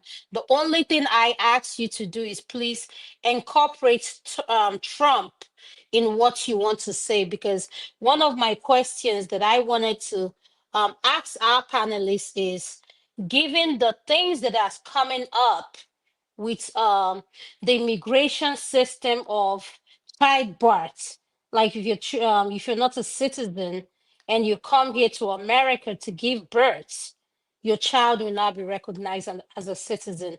What are your opinion on that? So Aizon, you have my time. Please just include this to whatever you're answering. Thank you, sir. Birthright citizenship. Okay, let me talk about the Sharia thing. So I agree with Pato. When you have a state, right, the essence of law and order, or the essence of the law, is to avoid chaos, right? You can't have multiple legal systems operating simultaneously inside the state. If some people want to say, that's why people consider what OBJ did with those 12 states as the beginning of it was the mother of all bad ideas. Why would you cave in when we're a secular state, first of all, right? We don't have that capacity to incorporate that into those areas. Now, people forget in the states that actually incorporated Sharia, the northern states, right? We have minority groups that are non-Muslims in those states. They're there in Sokoto, they're there in Kebbi, they're there in Katsina, they're there in Kanu, they're there in Kaduna, they're there in Zamfara. They are minority groups, ethnicities that are not Muslims, but they are subjugated to these Sharia laws in that state, right? And before anyone says they don't believe, go and ask Deborah's family whether or not she was subject to Sharia justice. Until today, those people that committed that gruesome crime are not behind bars. In fact, they had several lawyers show up pro bono to defend them in the courts. Okay, just to give you an indication. So and I'm saying this because people will look at this situation and say, you're trying to discriminate against people from a certain region of the country. You're trying to prevent them from having that's absolute nonsense. We have a state, right? We're a sovereign state with laws. And that's why I was asking one man the question. In Ekiti state, it is not a Muslim state. It's not one of the 12 states that forced OBJ to cede to Sharia. It doesn't have Sharia.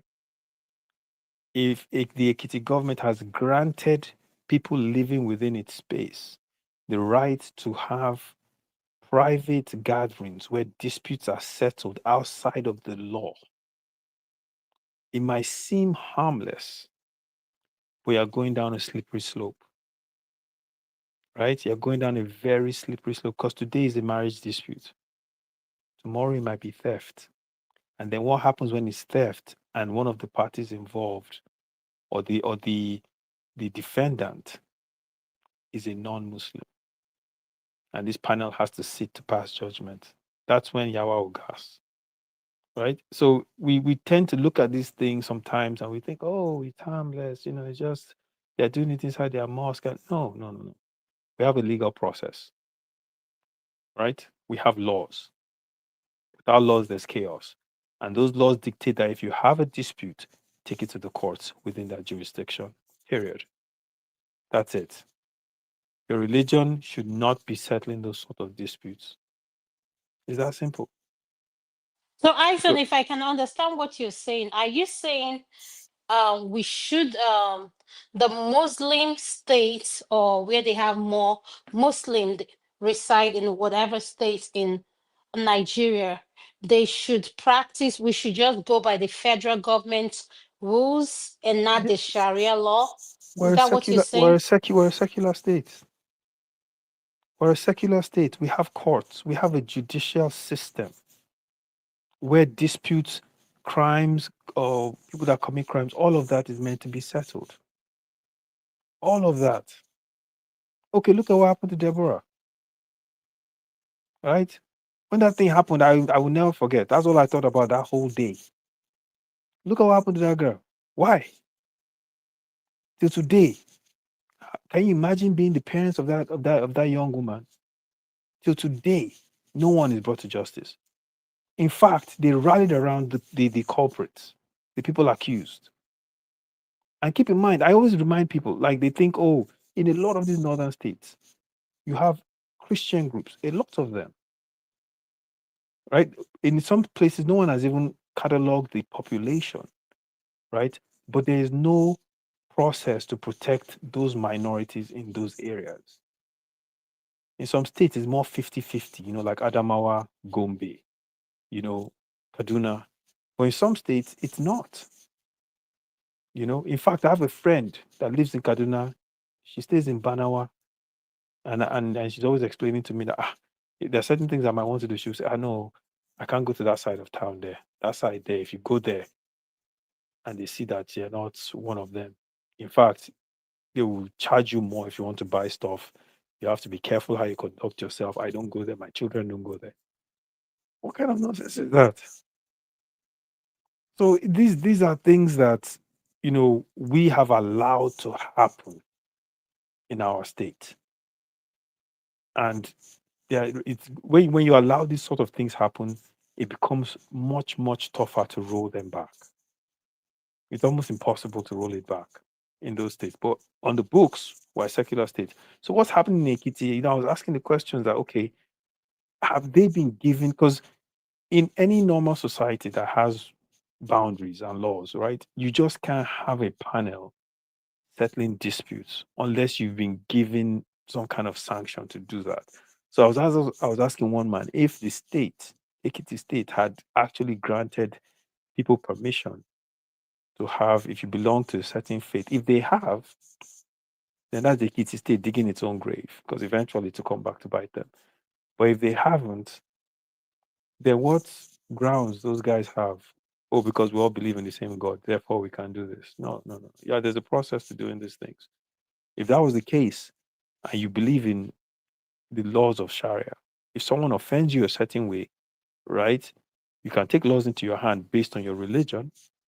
If you allow people to use their religion to handle legal matters, and it just doesn't make any sense. It's a very dangerous thing. Let me move to the birthright citizenship that Trump is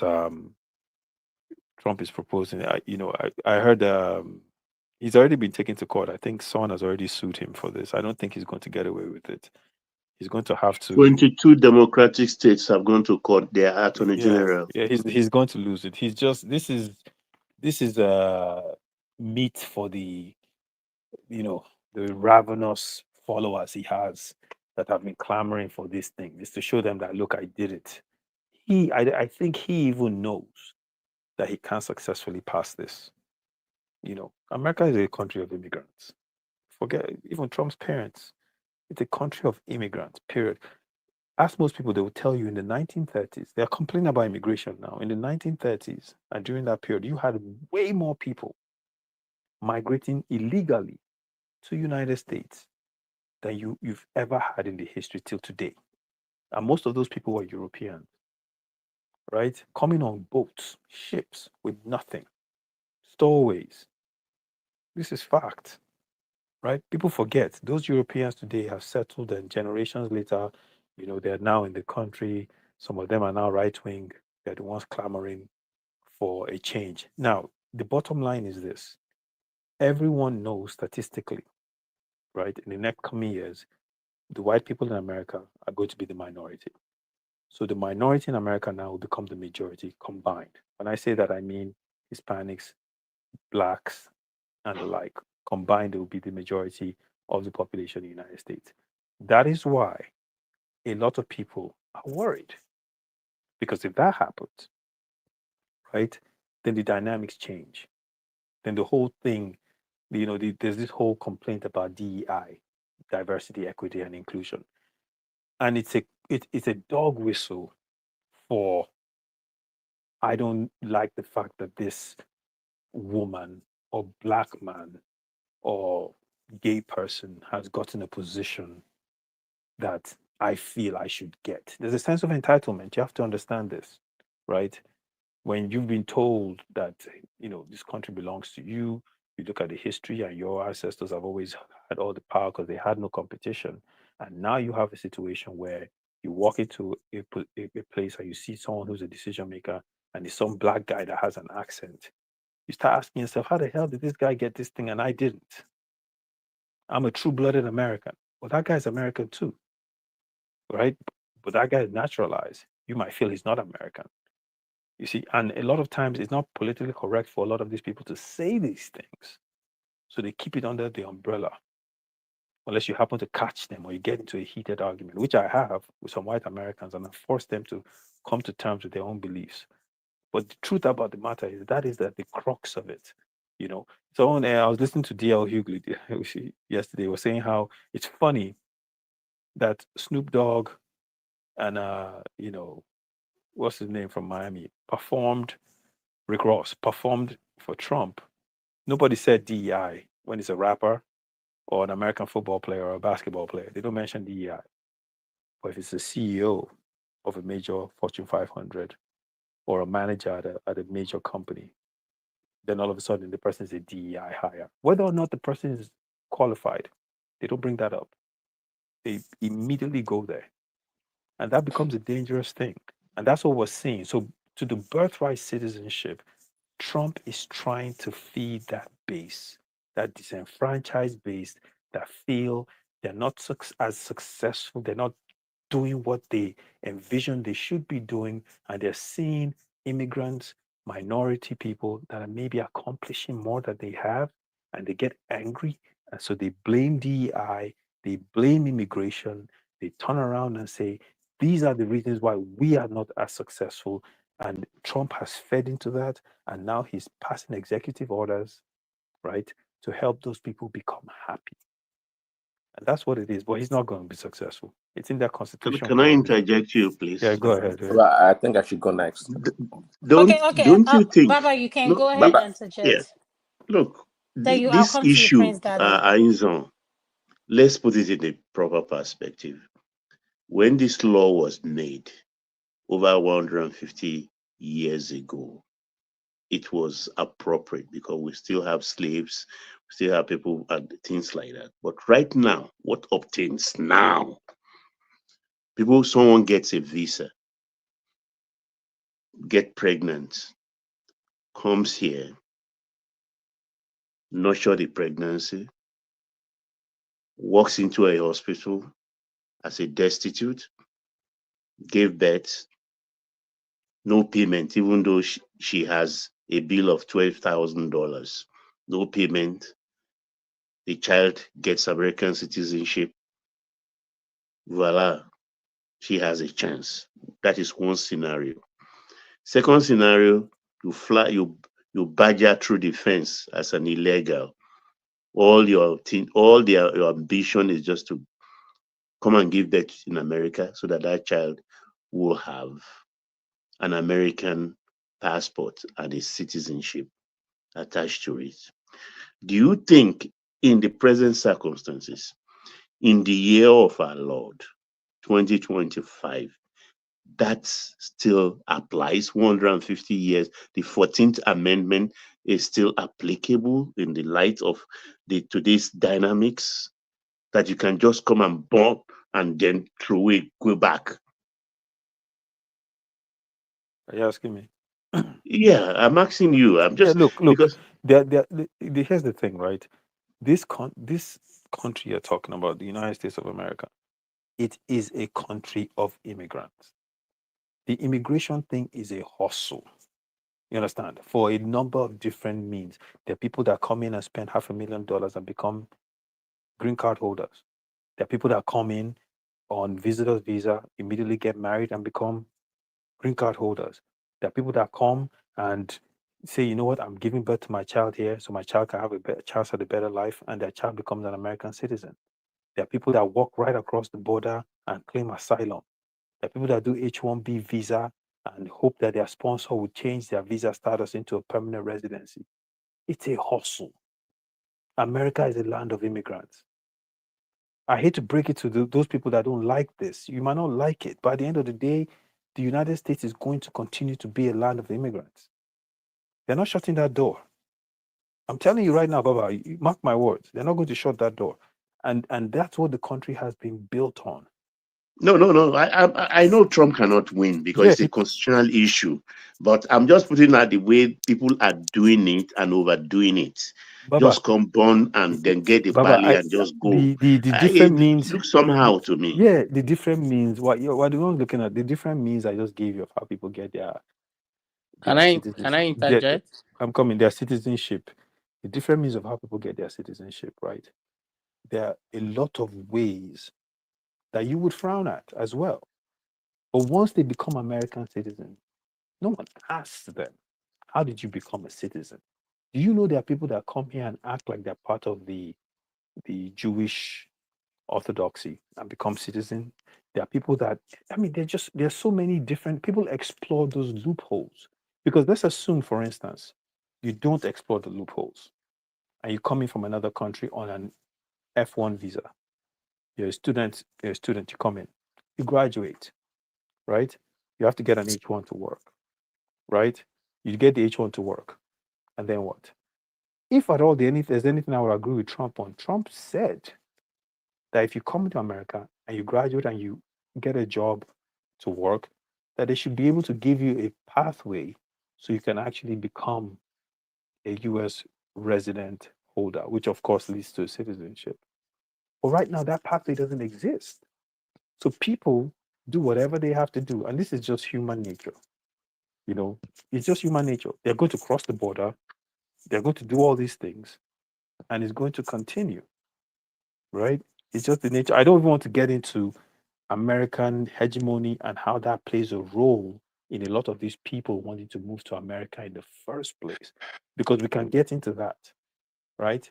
So the American government is even partly responsible for this mass migration into its country. But we can talk that. I don't eat up all the time, so I'm not even going to get into that. But yeah, go ahead. Whoever is next. Thank you so much. You're welcome, Isa. madam. Yeah.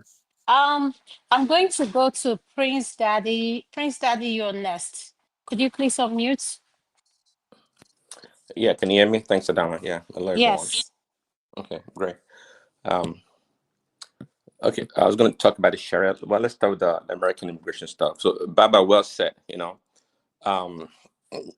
when Izon's position is that of strictly that of an immigrant that don't care about the foundation of Black people in this country. I'm not sure. That's why the Black people, that's African Americans, have been displaced in this country. We have open borders. People cross the border to come and become citizens. They have children, and they increase their own population, especially the what you call Hispanic population, and the Black population keep dwindling. Not because they're not giving birth, but this unfettered, uncontrolled immigration is causing havoc in the community. Just like Baba said, a law that was passed 150 years ago, I think really was to benefit the Black people. And I was saying the other day, every law that was meant to benefit Black people as a minority group has been hijacked by other groups. And every day the rights of African Americans have been eroded because of people that come to this country, especially the illegal immigrants. Izon is not concerned about African Americans. He's only concerned about America being a land of immigrants. Okay, I don't think I understand that statement, because if you open your doors, immigrants come in. Does it happen magically? Things work.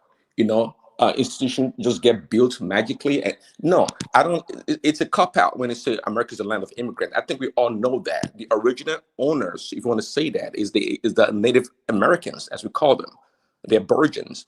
We know that. Okay, but America was built systematically over time, and that's why it attracts so many people around the world. And America has never been against immigration. But the kind of immigration we're talking about right now, it's unquestionable. I don't know why it's so difficult for people to understand that, having 10, 20 million people crossing the border, it costs a lot of money. The other day we having a conversation, and Mike and other people didn't understand that it actually costs a lot of money to deport people in the millions and billions of dollars. Who's supposed to pay that? The taxpayers? I'm an immigrant, and I don't think I'm not against immigration. How can I be? But when I came, I was well documented. So, Can I interject? no, 1 second. Let me. When I came, I was documented. So I don't think people are against immigrants coming to this country. In fact, we need immigrants coming to this country. Just like Elon Musk said, is an immigrant. They need the brain power of the technical skills in the tech industry and the other industries. So nobody's against immigration, but we are against immigration that's solely dependent or highly dependent on the states. That's why so many states and counties are going bankrupt. That's why schools have been shut down, because the teachers are not adequate. And it costs a lot of money. So when you guys talk about immigration, it's always nice to talk about the total cost of immigration. It costs a lot of money. And Is so the far, American economy not based on immigration? Don't they rely on immigration labor for all the farms in Alabama that pick your oranges and all the places that do the labor? and that's why, Is if that you not know, immigration? no, Would those entities exist without the immigrant labor from Mexico and Central America? that's a typical See, this is liberal. the problem. You guys come, you've gotten That's a your own papers, you want to kick the ladder from behind you. liberal The the, truth about... Go ahead, oh, go ahead. I'll just let so you what talk. you Go just ahead. talked about, it's nice for the audience to know the truth or know the basis of it. America has a legal way. Apologies, Prince Dadis. So sorry. Adama, check the private chat. Sorry, carry on. You just threw in there, I think that was eyes on. You just threw in there the farm workers that come to this country. Look, the farm workers that come to this country are legal workers. It's part of the American, system, to allow these people to come in, maybe during the season that they need them. They work for 3-6 months or whatever, and they can go back. And those people, trust me, they are happy to go back to where they came from, because it's more beneficial for them to make the dollars and go back to where they came from. So we have a legal system for farm workers. And that's when you file your taxes, you can see it on there, farm workers, if you hire farm workers or other form of workers. So don't pretend that, people that come in and work, they're all illegal immigrants. They're not all illegal immigrants. That's a farce. Many people come to this country, they want to work, but trust me, they don't want to stay in America. They want to go back to where they came from. And there are millions of such people.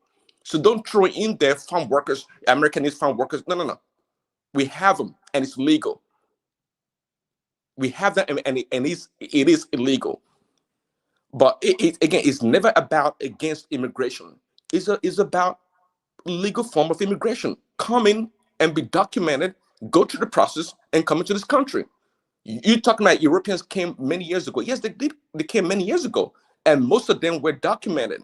They came to Ellis Island in New York and maybe some other ports. But this way, I'm sorry. No. I'm sorry. I hate to interject. That's false. They were not documented. Yes, they were. They came on ships. Most of them were documented. No, they were not documented. They were not documented. How dare you say that? They were not documented. They came in boats and ships. Some people came with families as stowaways. What are you talking about? Go look at the history books. How can you say they were documented? They were not. I said most of them were documented. No, most of them were not documented. Oh, the Italians, the Irish, all those people that came from all those places, they were not documented. But guess what? And by the way, the Mexicans you're talking about, the people I know. Listen, I used to live in Florida. I know those people that used to come pick up oranges in Florida. A lot of them were not documented. A good friend of mine owns orange groves. They were not documented. He used to pay them cash. Wow. You come here and you spin this story. It's false. No, I'm not spinning the story. You're spinning a story. It's false. Listen, because your the friend only is doing way something illegal, because your the friend is only hiding the, illegal the only work, doesn't mean way it's they right. can even allow I'm those telling you people that they to are work. documented farm The workers. only way they can allow those people to work and pay them the wages that they pay them is because they are undocumented. No, Because they have because to your friend pay them. so They confirmed pay them was wages. breaking the Listen, law. you don't know what's going on in your country. They pay Oh, yeah. them wages that are below par so they can keep their industries. If not, you'll be paying $10 for a tomato. Well, What are you talking about? Because You're your over here talking about the people that came in the 30s were friend is documented. No, they were not. How did because all your friend those is circumventing the law doesn't make it legal. all those people okay? that came in ships, how did they get all of them went and got visas, Abi, in the 1930s? No. See, back then, That's how they came to America. Back then, those people that came to this country, we can say we're glad they came, because guess what? They were not dependent on the state. Oh, you're glad those ones came, but the Haitians, you're not glad the Haitians are coming, Abi. Because when The they came to Haitians, this you're country, upset that the Haitians and the set up Mexicans are coming, No, but you're when glad that the Irish and the Italians were allowed to come into they America. came to this country, they set up themselves. They were not depending on the states for. What makes you think they were not dependent? my That's brother, false. No, let me ask you. That is false. Can I ask the question? Did they sustain themselves when they came in? Can any other person interject as Prince well? Daddy, please, can I ask the question? Come on, man. Don't you think you have gotten to they come that time without document from Europe? They only get documented.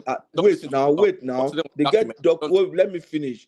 They get documented at the entry point, one way or the other.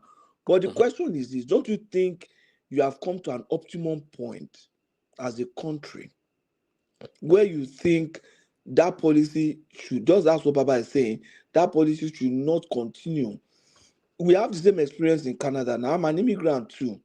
I came in, I was documented before I came in. Sure, the process I went through, I did medical, wrote exams, did transcript, did so many things. Okay. And was that good or And bad? it took me almost 2 years. Now, in Canada, we are feeling that we have come to that optimum point where we cannot continue to pursue immigration policy because we don't even have housing. People are homeless. We had a video showed on this platform yesterday. It No think it's a free jobs, board. Everything's free. You know? no jobs, no this thing, no that one. So we feel that we have come to that optimum point. And the new prime minister, the new party might be pursuing something close to Trump, but we might not be deporting people, but they might say, okay, let's reduce this thing. And they are even beginning to strengthen the conditions for you to even come into Canada now. So Well, don't you think that in the so US, you have come to that optimum point where you have to slow down? Exactly. See, the reason, the optimal point you're talking about is really a bottleneck in the system. See, we're not, if you have a systematic way of allowing people to come in and spread them accordingly, make sure they have housing, education, and all this thing, is beautiful. We need to grow the country and grow the damn GDP. Nobody's against immigration. But when you overwhelm the system and you crumble states and counties, and it's not a way for a nation to survive. I don't know why people like Izon, which I believe it came in legally, would be against legal immigration. Why is that so difficult to understand? It's okay Izon, can you give me? Sorry, Prince Daddy, can you give me like just 1 minute? Izon, please. I know you were interjecting before. Can I just come in for 1 minute? I want to talk to Prince Daddy. You know, Izon was trying to make you understand that some people that came from maybe the Irish, the Italians that came in then, they weren't documented. You say they're documented. That's not the real bone of the contention. But let me make you understand something. I don't want to sound like the blacks that didn't went there through slavery era are the ones, you know, kicking against immigrants coming in.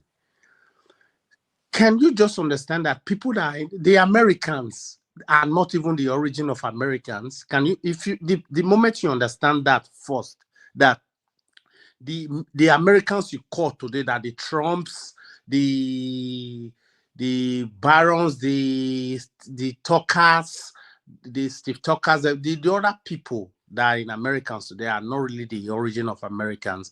The earlier we know that first, it's not the better, because maybe some of you guys are already settled in America with your passports, your green cards. So maybe other people coming to America might be a burden to you guys. But the thing that you need to understand is, how do you see to the Native Americans eye to eye, and your conscience allow you to look at the white that's ruling over you and neglect the real Native Americans? Apart from that, countries have laws, immigration laws. No, that's not undisputed. Countries have their laws. But how will you feel about a country like Spain, Italy, that is just close to after the Mediterranean Sea? People from all the countries of Africa just enter a boat. They will just enter a boat, like balloon boat, and flew to the shores of Sicily or whatever. The Italian government will still go there and rescue them, bring them into their homes. You've not heard one like Ula Balu of like the whole world is crashing. And that's what is rescuing from these Africans from the way that the Western world have denigrated Africans. That's your continent. The Europeans, like Spain, from Morocco, you just cross to the Spanish shores. From the Libya shores, you cross to the Italian shores. And once you are in any of these two countries, you entered into a G7. Yeah, Italy is a G7 country. Well, see, number one, you're not. Well, So please, excuse me, brother. The land vast and the opportunities in America is even more than the European hemisphere. But when some black or Africans are taking this American to their top of the head, like they know the America, or they want the America to succeed more than even the Native Americans. You wonder what's happening. No, that's just an emotional response. That's not secular. Okay, It's a okay. comment. Can we allow? Um, Can we, Chris Daddy? I'm going to allow you to land your point so we can go to the next person, please. okay, well, let me try. Say, yeah, I'm trying to be more, logical in this analysis.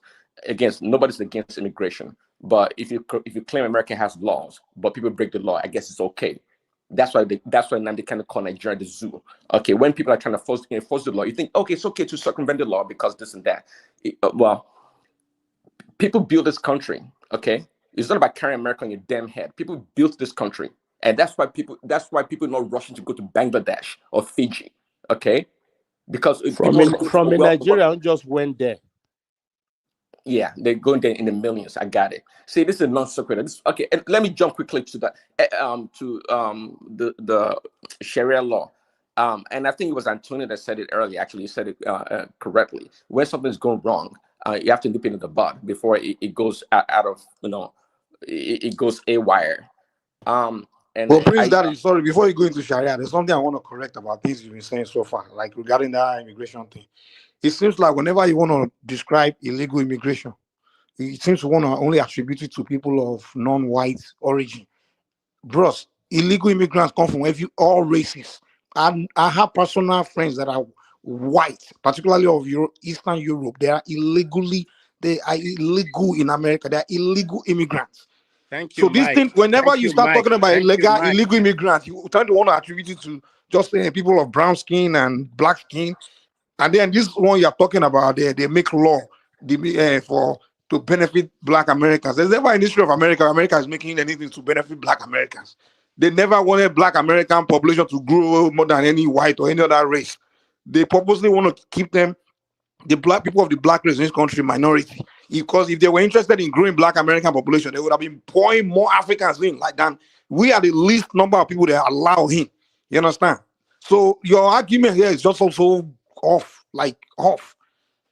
So illegal immigration is not something peculiar to Hispanics and maybe people of dark skin. There are many whites, especially from.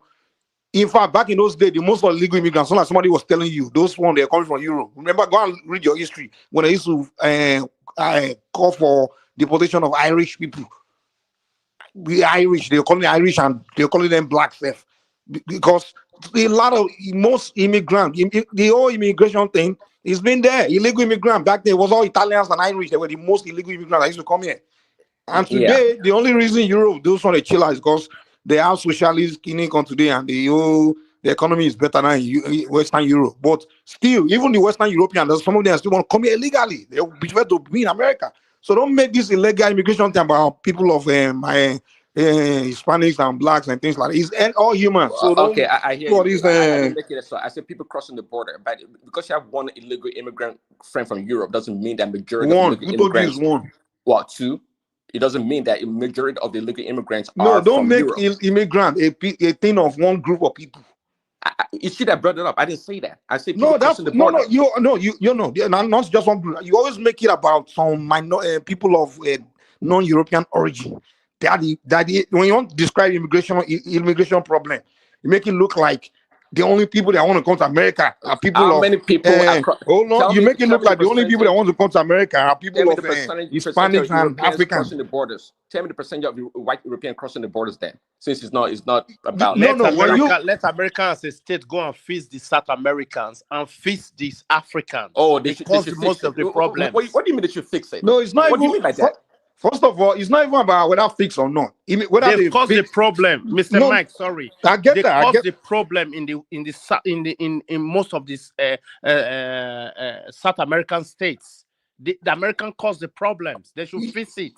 It's just like that's even stronger. That's a strong argument. Excuse me. I reside in Europe. And I blame the Europeans for not facing Africa. Why? If any African is frustrated, I want to just make a step.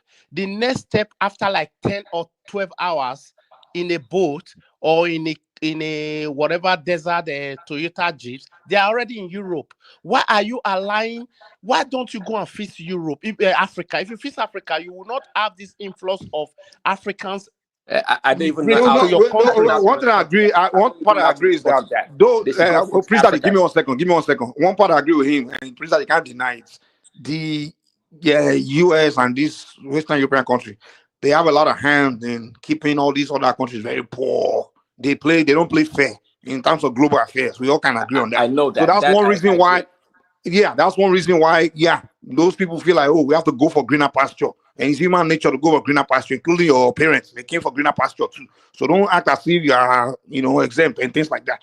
But two, yes, of course, people should try to make their own society better and things. So we can't say white man should come and fix it for us, everything. Yeah, we can make that. Yeah. But reality Sorry, of life Mike. is this. Sorry, Human being Mike. will I'm always. sorry, Prince Daddy. Okay, Human being can will we always allow go. Prince Daddy to put Sorry, finish his Mike, and sorry, summation? Prince Mike, Daddy. I don't interject welcome. so much. And sorry, Yeah, Mike, and sorry, Prince Daddy. I don't interject so much. I was the first person on this panel today. I have not even spoken that much. I don't interject so much. But what I'm trying to say is, if you look at these countries that are here, if you look at Congo, Nigeria, those are sitting on top. If you know what the Western world benefit from your natural resources, you won't even be blaming blacks or any other ethnicity that's coming to America. If you know what Western world benefit from the resources of your continent. That's just what I want to say. Well, And I hear you. good night, everybody. Thank you. Yes, I hear you, and I Without those countries, they won't be rich now. Europe won't be rich now. British Petroleum is the largest oil district in the world, and when it comes to they're benefit from global trade of petroleum. Do they have oil Without Congo, you will not have smartphone. You will not have smartphone, and you will not have computer that you are using to do this program. They don't play fair. That's what we are saying. Coltan. The mineral resources is called coltan. They don't play fair with those poor countries. And Prince Daddy will come here and be arguing about. You are blaming blacks for invading America. Okay, hold on. Thank you, bro. Anthony and Mike, what does that have to do with citizenship? No. We just countering the way Prince Daddy talk arrogantly as if those people they are just it's one-sided, as if people from these poor countries they are just there. We are doing something terribly wrong and trying to go to rich country for greener pasture. They have no right to even try to do that. They are like, see, the America is the complete victim. I'm like, dude, come here. America is ripping those countries off. I mean, US and those Western European, they are ripping this country, keeping these countries poor now. So what's wrong with their citizens now aspiring to go there for greener pasture? They have rights. You understand? Well, it's not like they are rushing to North Korea. Okay. Or they are rushing to China. Even China play fair. China can make the argument. But if you are talking about America, your country, they put or UK. Everybody, those people have rights to go there because those countries have hands in their society, in their countries being poor. And secondly, America himself is not inviting them. It's not like, so if you want to make this argument, argue on the case of law. Don't start pointing at talking out on those people as if they don't have right to do what they are doing. They have right to go for greener pasture. To wherever their resources been stolen to. Your response is so convoluted. Of course, they have right. If you go to the embassy and apply for a visa or whatever, who's stopping you? Of course, they have the right.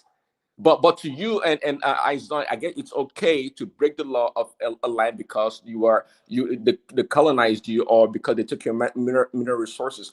Okay, I get it. I get that. I guess there's no need to be blaming Tinubu and if they want to talk about the law, African dictators anymore. They don't need to blame them. Talk about the law, but don't blame the Americans. Okay, I get it. That's what you guys say. No need to blame Africans. We could just blame the white people. If they are, hold on. If you want to talk about law, talk about law. But you describe the people as if, these people, this and that and that, this part, and then you start defending some race of people as if they are pure. They have rights. They're the one that, I'm like, come on, don't do that, man. If you want to talk about illegality, address the issue. Yeah, we can address the issue. Like, okay, yeah, let's make maybe the laws and things. But you start going into these Mexicans, all these people from these countries. I'm like, what the hell are you talking about, man? So, chill out, man. God damn. Chill out with the white supremacy thing. Sometimes when you speak, I would think you're one redneck white man that's talking. Yeah, you're a Yoruba man. What the hell is wrong with you? Mike, please. Praise Daddy, please continue, Yeah, please. Go I guess ahead. I'm black supremacist. I don't know. See, Mike, everything you said is what you want to hear. I don't even remember mentioning Mexican. I just said people crossing the borders, and because of their conscience, you know that majority of those people are from South America. So that's why you're talking the way you're talking. But nonetheless, let me just wrap up. Sorry, thanks, Adama. On the Sharia law, I think I agree with Antonio's submission earlier. The sooner the government not leave it to the people to revolt against it. The government needs to do something about it. I don't know how you're gonna have a country, one nation, and you think it's okay to have multiple laws, as somebody said earlier. It's okay. So somebody steals in Sharia law, they cut off their hands, and Nigerian law does not allow that. So are we saying the Sharia law supersedes Nigerian's law? This is crazy. We go to the place of lunacy. The government, the official law or the law of the land should supersede any religious law in every state. And you can't say because you have Sharia law in your mosque or in your own gathering, then you can do whatever you want to do. No, in fact, nobody should be passing any damn law, be it religious or otherwise, that interfere with Nigeria's law. Nigeria's law should be sacrosanct. It should be, supremacy against anything else. I don't care what the religion is, a Christian religion or Islamic religion. It should not be allowed. It should not be allowed at all. So the sooner the government comes out and make the case to stop this nonsense or whatever they think they're doing in Ekiti, if they are gathering together, or I don't get it. Nigerian law should stand. If you want one country, one law should apply to everyone, regardless of your religious affiliation or background. Thanks, Adame. Thank you so Thank you. much. Thank you. I just want to give a shout out to my sister Chioma. I didn't see her today. I hope she's doing well, but I know she knows we're thinking about her. Mike, I'm going to go to you because I think you were next. Then Isibidi, you be the next person. Go ahead, Mike. What is your opinion in regards to what Donald Trump did in terms of the citizenship revocal? Okay, I just started hearing about that like yesterday, I believe, because I've been in Nigeria. So in fact, I just walked in just now from Nigeria. I was listening to you guys as soon as I got off the plane, so I didn't follow the show from the beginning. So just got back from the airport. Before I jump on that, let me quickly make one comment about the Sharia thing. Go ahead. I don't know what the hell is wrong with Nigeria. Okay, if you have a law, because I see a lot of these Muslims, Sharia people presenting argument.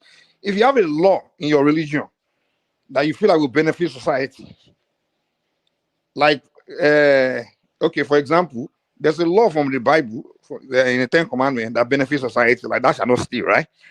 We don't say because that law is in the Bible, we now take it and say, hey, let's do 10 Commandment law in Nigeria. Take it from Bible law.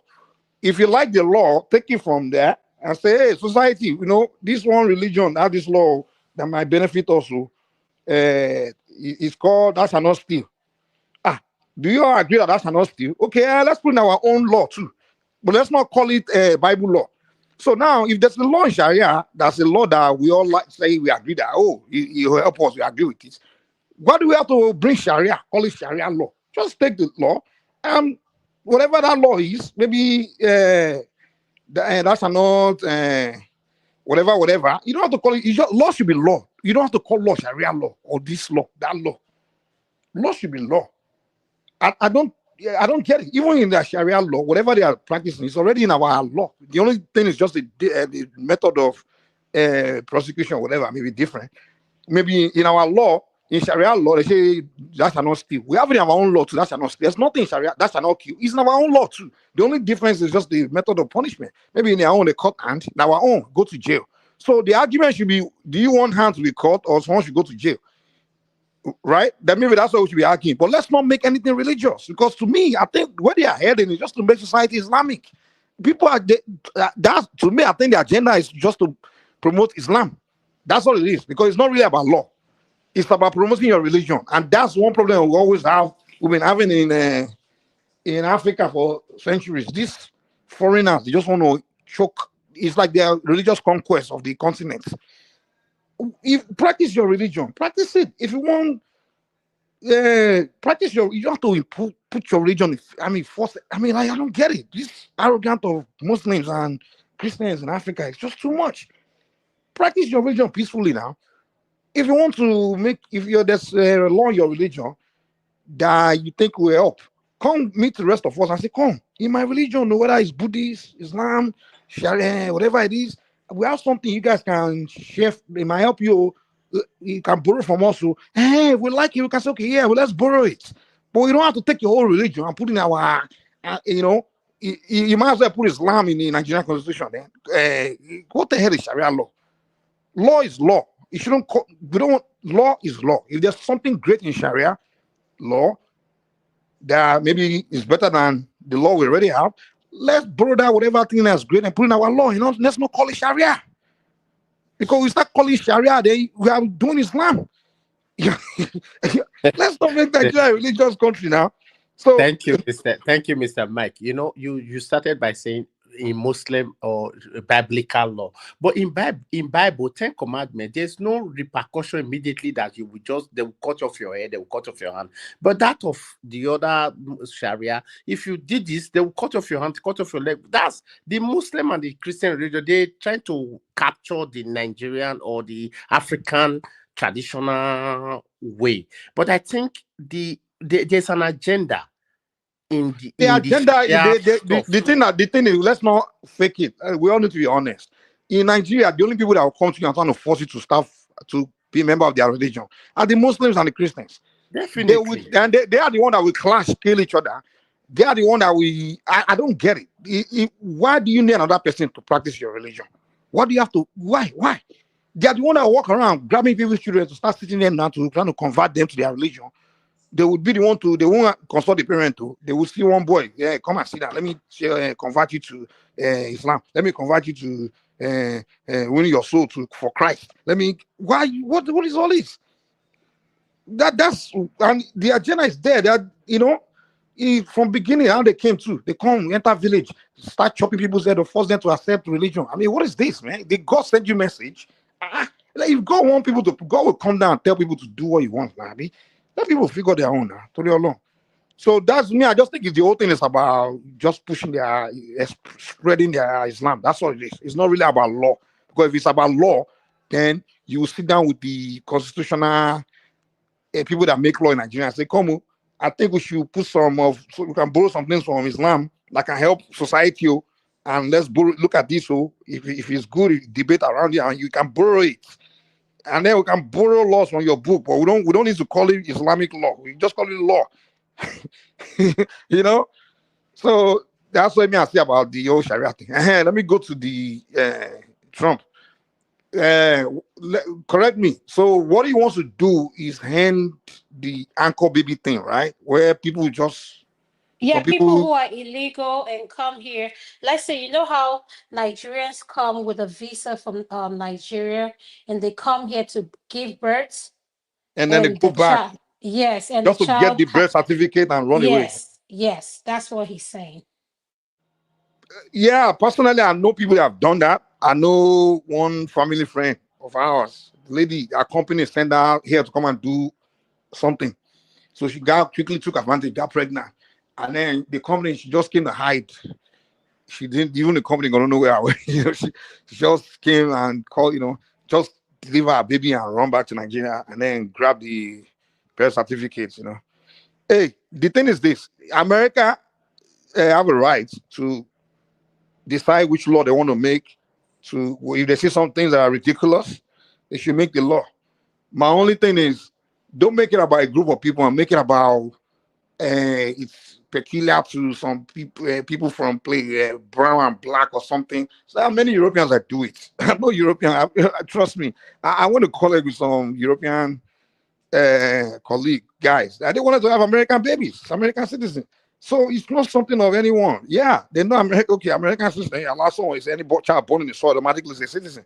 And some of them too. Hey, let me make one American baby. So it's not Mexican thing. It's just it's all people that do it. So if America want to reshape that and say, come, let's not do it like this anymore. Let's make it like, hey, it's only if you are already illegally and you make a baby and the baby is, that's why the baby is citizen, I have nothing against that. But it's up to them to make the law. But now, why did they allow that there to be in the first place? Like, hey, once the baby is born here, it's in America. We have to go. But during that time, they just created a new country. It land so big, and they need population. They need a population, so they're like, "Wow, we need population to grow, And then they made a law. Okay, we need more American citizens. We need more. So any child born here, you're a citizen. You're a citizen. So the whole immigration thing is what America deliberately created. That's why they put embassies in every country, and they even attract people to come and apply for visa. America is from beginning of its creation has always trying to grow its population, and the idea is to, of course, the real indigenous were wiped out, the Native Americans, so it's a new population of people. First, they wanted it to be to bring white, maybe limited to Europeans to come in and build new country, but after a while, they realized it's not possible to keep. So only because Europeans are no longer interested, because after World War II, when Europe became progressive and the economy grew and they have social system, most Europeans are not that desperate. Even if they come here, it won't be the best of the Europeans. It will probably be the worst one, because the best of the Europeans, opportunity is there for them in Europe. That's why now they now expanded it to other race of people. America had to become a post-racial society. But the whole idea is to bring the best of people from different societies in, and if the worst or the unqualified, unproductive, or the worst among them slip through the crack, they have a measure where they deport them. You understand? So the whole idea is to bring people in, keep the quality one, and deport the bad ones or the bad eggs. So it's American system. It's created for their own benefit, and it's been benefiting them, because majority of their people making their society advance are the immigrant, they drain brain from other societies. So this whole immigration thing is for the benefit of America, not really for the benefit of the immigrants. Yeah, the immigrant, the one that's smart, yeah, take advantage of the opportunity. But America benefit more from the immigration than the immigrants themselves. So when people come to present this argument, people like that, what's his name, Prince Daddy and Donald Trump, they're trying to play this politics. At least Donald Trump, we understand. Donald Trump is playing politics. He wants to win the election. But people like Prince Daddy, I don't understand what you're trying to get out of this. Like this whole country, like this country, as if America don't gain anything from immigration. As if America is just sitting down and people uninvited are just rushing in. There's no law that says they should come in. There's no attraction. America does not need people. People are just rushing in, like South Africa. Come on now, please. The America themselves, they promote, they do commercial. Come in. They need people. They desperately need people. Trust me. Go and talk to people that are working in the State Department. They'll tell you how desperate America need even people from certain particular country where they know that those people, when they get here. Know in the 70s, Mike, there are coffee machines in a Lekki Crescent in American Embassy where there's no line. You drink coffee as much as you want while waiting for your visa interview in the 70s. Yes, America desperately need human that, especially the quality people. Because they have to grow that certain that middle class. Hold on. Let me say this: that middle class, to grow a middle class, you need some really hardworking, intelligent, like gifted people. Because that middle class is pretty much the kind of middle upper class, kind of like that. Those are the professionals of the economy. Those are the engine of the economy. People that will become dentists, doctors, nurses, engineers, those kind of people. And to become that, it's not easy. So you need people that are determined to enter that school and get that degree. And America know that their children, these welfare children, most of them are not going to grow up to become good. Their children are too spoiled to even do that. So they know that they need to attract as many people that will be willing to do that. And they know that these people from these third world countries, in their country, that opportunity is not there. So Mike, once we bring them here, they're gonna really want to get that thing. You're mixing legal immigration and illegal immigration. You're just mixing everything up. Bros, let me tell you the truth, Prince Daddy. America all does the not care. same, Prince Daddy. It's all the Prince Daddy, same. let me tell you the truth. If America themselves purposely bring the illegal ones in, that's why they created a path to legalization. Because if they don't really need them, they will create that path to legalization. They know what they are doing. Most immigrants. Yes, When it comes to yes. immigration, hold on. When it comes to immigration, there's the political part of it. There's politics, there's business, and of Forget course there's politics. It's socio-economic. interest. There's no politics business. It's interest. There's politics. Okay, It's all forget for the about it. national. That's America what is you no, understand. this is advanced country. They know what they are doing. Yeah, Everything they yeah, do is right. for everything decision government make is for national interest. Listen, listen. I said they desperately need that people, and the legal part. It's a slower process because for one person to do his visa to that legal process, it takes at least a year. One person, and if they need 1 million people in the next 2 years, and they realize that how many staff do we have that work in the State Department that can process 1 million people in the next 2 years that we need, or whatever amount of years, it's going to take a long time. So what they do is open that avenue for those people that are in line, just rushing. And then once they come in, they begin to see the ones that they needed, and they create a path for them to become legal while they're already here, putting in the work. And then the one they don't need, they already have police and what they call them, immigration service, paying attention to them. When they begin to arrest you, oh, you are here, you are not productive, they'll deport you. So they know what they are doing. This whole thing is, are you kidding me? This is an advanced country now. America, where Russian soldiers cannot, they have technology where Russian soldiers cannot cross Russia into Ukraine today. And you are telling me if they want to stop anybody from crossing into America, they can't stop it? The America right now today has the technology where Russia cannot even invade Ukraine. From far away, they are monitoring Ukrainian border. Just give me 5 seconds. And you are telling Mike. me if they really don't want illegal guys, those people to cross the border, they can't stop it. They know what they need them. Mike, come to give the me south. 5 seconds, please. Go to Texas, go to Texas, go to Arizona, go and see what they are using Mexico to build the cities fast. Come on. Go ahead, man, Baba. You see, I have always been thinking since about 3 days now that in Germany in the 90s, when they wanted the Turkey people out because they are in their numbers, they offered them money.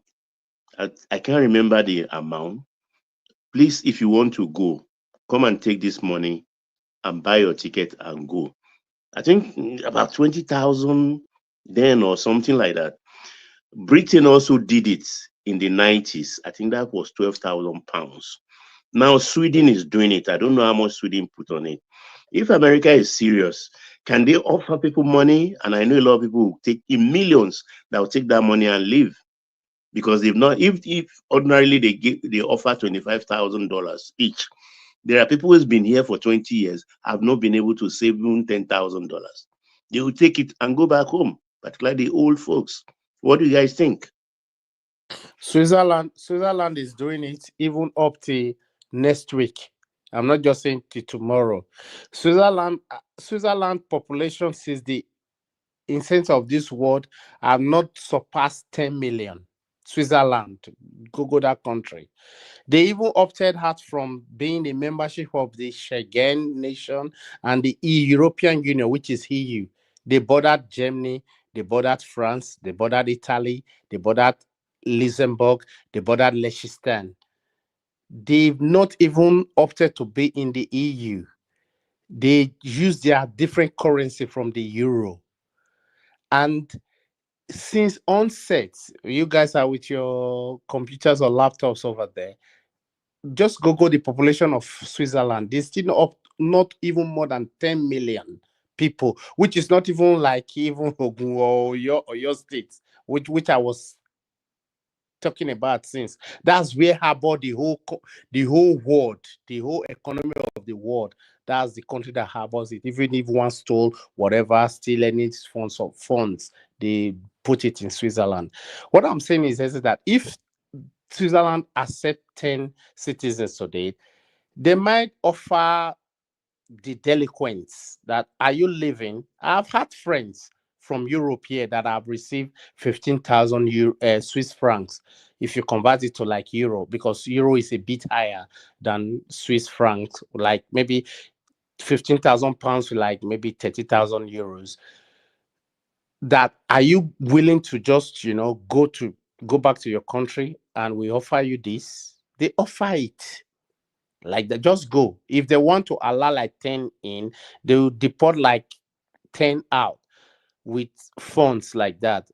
I'm just responding to the point you made, Baba, because there are countries that does that, but these are within Europe.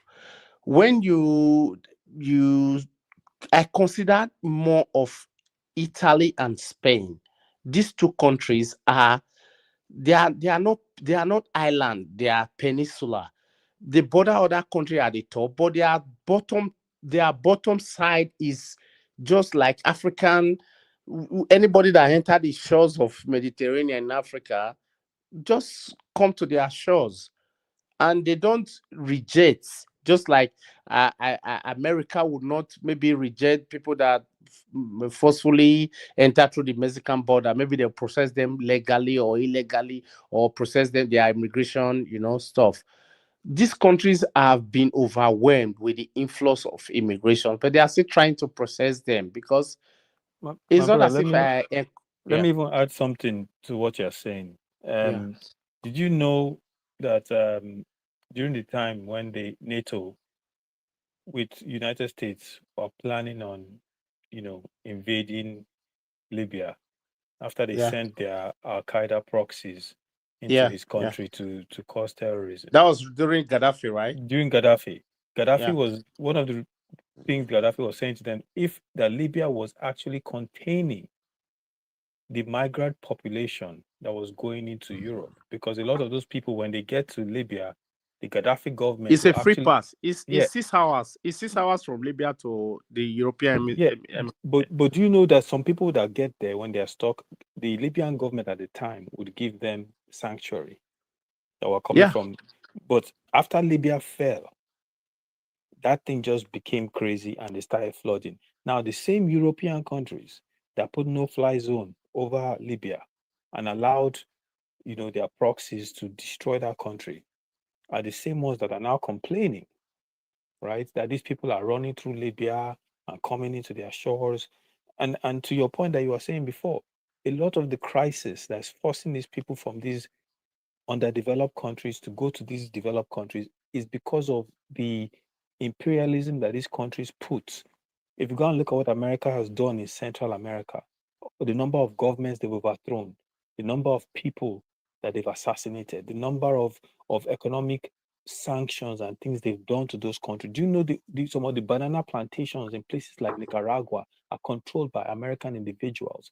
And anyone that spoke up at the time, they got massacred.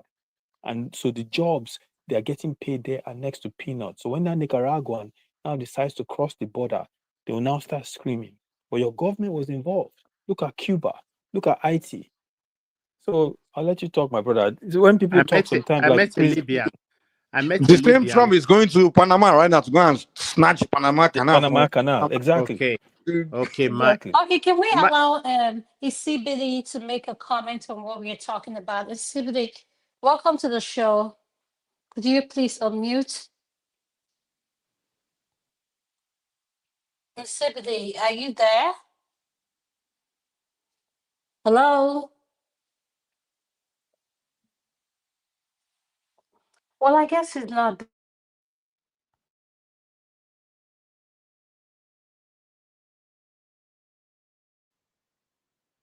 And let Aizon continue. Aizon can continue on his point. The question in regards to the citizenship I asked, I don't have a problem with what he did because we need to be honest here. America is one of those countries. Yes, America was built on immigrants, but guess what? If you've been to Qatar and Dubai, they have a lot of foreigners for all walks of life, especially the people building all those buildings we see and love in Dubai. Most of them are Indian people who come in there to work. This is my problem. why I say I'm okay with the citizenship revoke. Instead of stripping them away from that citizenship, why don't we give them a work permit? I feel like a work permit would be fair. I had this conversation with a friend, and he suggested that. I'm like, you know what you said makes sense. I feel like Wait, did you say they're giving stripping them, someone else's citizenship? huh? Are you saying they're stripping somebody else's citizenship? They're stripping someone's citizenship? Is that what you're saying? No, what I'm saying is this is like when they come here to give birth and you know you don't have papers, why should your child be a citizen? They can't they can't give So who are you saying citizenship they to should a give work permit? newborn You talking about baby. the They child or can't the give What? work parents? permit. They can't What give I'm work saying, permit to a okay, this is newborn what I'm baby. saying. The highest number of demographic that come in here to give birth are the Mexicans. And they are the ones that anything construction, you see them there. In farming, you see them there. All I'm saying, instead of taking them back, give them a work permit where they can renew it instead of giving them a Is straight it because of the partnership to child or because of the child? I don't get it. Because of the child? because they came in here to work. Whichever way, no, what not with the child. If you're not legal, why should your child be a citizen? Okay, I'm trying to understand what you're trying to say. Like, because you say instead of stripping them of their citizenship, are you talking about the child citizenship? I'm talking about you come in here, you have no papers, you give birth, the Spanish people do, and the child automatically becomes a citizen. Africans do it as well. And Or I'm white people saying even do that it? is not, and I'm saying that's not right. America needs to stop it because guess what? Name one country that does what America does. Nothing. America is not the only country that was built on foreigners or people who came from other countries. Are Qatar is there one of those countries. other Dubai is one of countries? these countries. So what are we talking about? Why is Are it there making us uncomfortable for this man to say if you're not here legally and you give birth But to that, a but that, child, are there you can't any be other your child country? should not be a citizen. Are there any other country that's built by foreigners? That's all. That's that. What I mean, like foreign, meaning like the indigenous are no longer in charge. While foreign people are the one that are now the new owner of the country. It seems like they have the same law. If you are born here as a citizen, those countries will be U.S., Canada, I think Australia, probably another ones, few other ones, smaller ones, where the indigenous were kicked out, and then the new population created that country. So that new population, the only way they can identify who's who is by birth. It's not by indigenous skinny. Like Thank we in you, Nigeria Mike. now, we But are if you don't indigenous. have the paper, if that person don't have the paper, why should the child be entitled to a citizenship? Ada, are you But on they was born. are you listening to Mike? If I'm a German, if you come as a German, can Yes. you understand that everybody that's in America is not a citizen apart from It's the not an Native indigene. Americans? Exactly. It's not an indigene. Everybody came to America as whether illegal So or the only legal way we or can whatever. recognize you as an American is That's if you are what you by need to birth. It's understand. They by are not birth. Italians. They are not Italians. They are not Germans. They are not Irish. They are not English. They are not Austrians. They are not Or Belgians. Nigerians. Like America is just a place that they drove that the Native Americans. If the more you people understand this stuff, the better. so these people where I No, can no, the you simple guys are not the understanding. This simple is what simple brings way I that can break it issue. down to you, Ada simple way I can break it down to you is this. The way you recognize in Nigeria is by if you're a member of any of those tribes in Nigeria. Like if somebody of a Zulu, even if he was born in Nigeria, he start talking to me, I'm a Nigerian, I was born and raised there. To me, I was someone, you don't be Joy, don't be Yoruba, don't be Igbo, you don't be I still see him as a Zulu, you understand? So that's one thing he's trying to tell you. Like even in Germany, even if you are 3 generation Nigerian German, the German will see you are not an indigenous German. But in the case of America, there is no indigenous American. The only indigenous American is the Native American. They are no longer relevant. They Yes. are gone. No, but that's not Yes. what So I'm the only way you can interested in. recognize No, no, no. You An guys are taking American it is by far. No, birth. that's not what I'm taking it by. I want you guys to focus on people who came here. I understand what you're saying, the real owners of the lands and everything. All I'm saying is the angle where the president is coming from is if you come here, let's say I came from Nigeria with my visa. I came here to give a give birth to my child. Once I have my child is a citizen. Why should my child become a citizen when I, as the mother, I don't have my papers? You're But the being child is born betted there now. there. The child was born there. We just explain the thing to you because America is not a land of. No, you guys America. are not understanding what Adama is saying. Look, a child has been born by an illegal immigrant.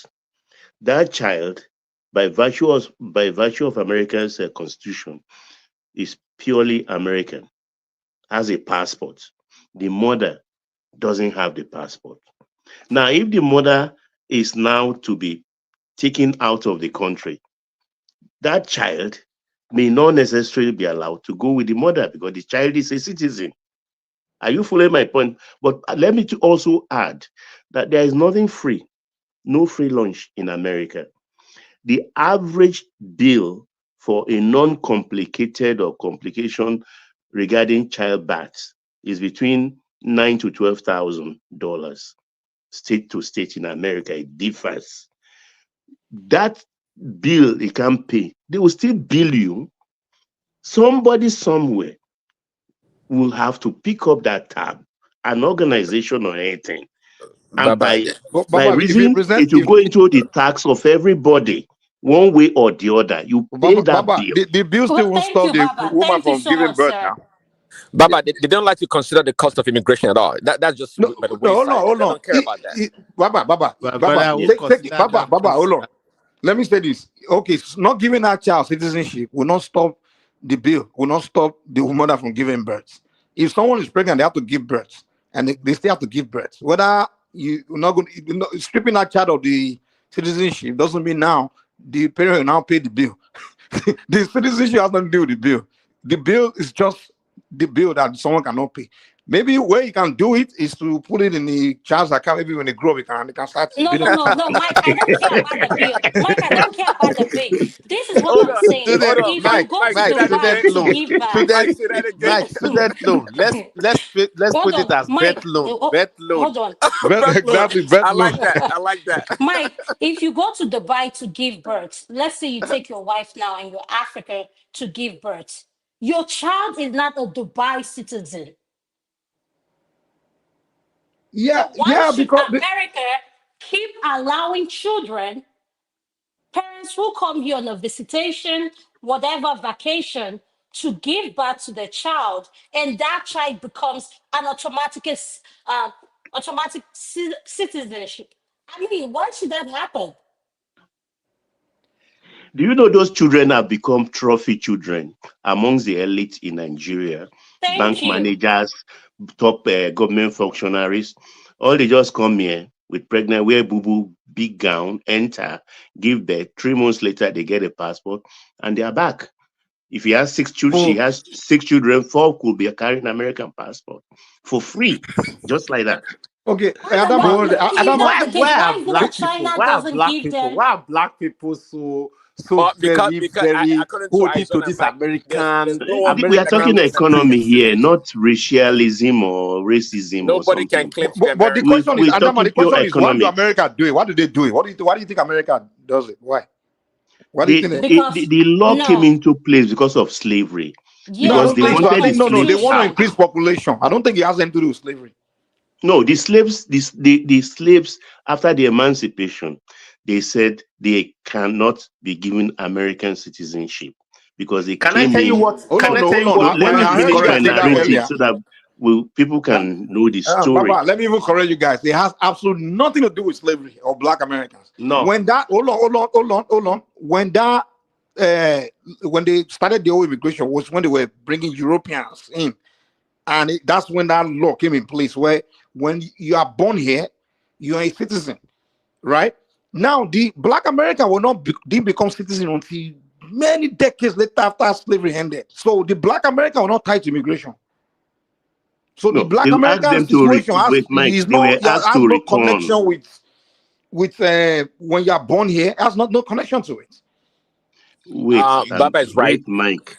The South American slaves returned back. Free passage. The free passage was granted to everybody. In fact, the original intent was Thomas Jefferson was to create a country for the slaves who refused to go back. A country where? I think Liberia. No, not the Liberian one. I think around Cuba or so. I've Yeah, they wanted to get rid of the Black America initially, because the whole idea was to build a new European white country. You understand? Because exactly, back then, and remove the slaves, but they fought it, and they got the citizen right. Of course, they were already journalists who are black. They couldn't get rid of the black. They didn't know what to do. They wanted to ship them out. They just couldn't find a way to get rid of the population. So eventually, just give her and just okay. You know what? You hang around. Eventually, after some time, just okay. You are all citizens now, just for convenience sake, for documentation, because they weren't documenting Black Americans like they were documenting the. And they didn't. So even though they have citizenship, they were not allowed to vote. Yeah, they were not allowed to vote. Baba, the main reason why they have to give them citizenship is just for the documentation, also to know who is who. But still, they were still not given rights as citizens, because remember, Jim Crow, all those things were there. The blacks right to vote. There was no right. So the citizenship is just to document them, but they were not first class. They were not first class citizens. They were not equal citizens with whites. It was blacks as slaves were well documented to the last. There were no right to vote. There were no right to vote. There were no right to schools. No, of course, they didn't have right to vote. But in terms of documentation, because they were properties, okay, just like a house and your property. Yeah, they were documented as properties now. They had title on them. Let me tell you. The documentation is to know that these 100 slaves are to Abraham Lincoln. These 200 slaves are to this one and the other one. No, the argument that they needed citizenship to be documented is what is not accurate. Trust me, they were not proper. You said they were documented. They were not properly documented like citizens, where they give, you have all these. So they were not. They just had to put everyone to know who's who. So it was easier to know the slaves that each of their cartels control. It's kind of like how you have the illegals here now, right, all over the place, right? It's harder to more track them than you can track a citizen now. So that's why. So it's kind of like a situation like, okay, we have to be able to track everybody. So that's why they made them they gave them citizenship, but they still didn't give them equal rights. When they had the opportunity to become citizens, trust me, many of the slaves did not. I don't think all of them wanted to be citizens. Why would they not want to be citizens? Are you kidding me? Why? Why would they want to be slaves? Mr. Mike. No, they were free. They were free. What do you mean they want to be? They were free already. They were free men. Free? Mr. Mike, can our brothers understand that even up until now, that they themselves still understand that even the white Americans pay the tax that they are complaining that they are paying for the immigration tax or whatever the immigration costs them in their tax or in their payment slip. The white themselves pay the same. And the blacks of among us are more the complainants of even more than the white Americans. Let me use the word. There's nothing like white Americans, but let me use Hold on, who are the more Americans. complainants? Say that again in terms of what? In terms of what I'm saying is that most of the minorities in America, let me not just. This is where I see it. I think the whites only complain about other race that are coming in.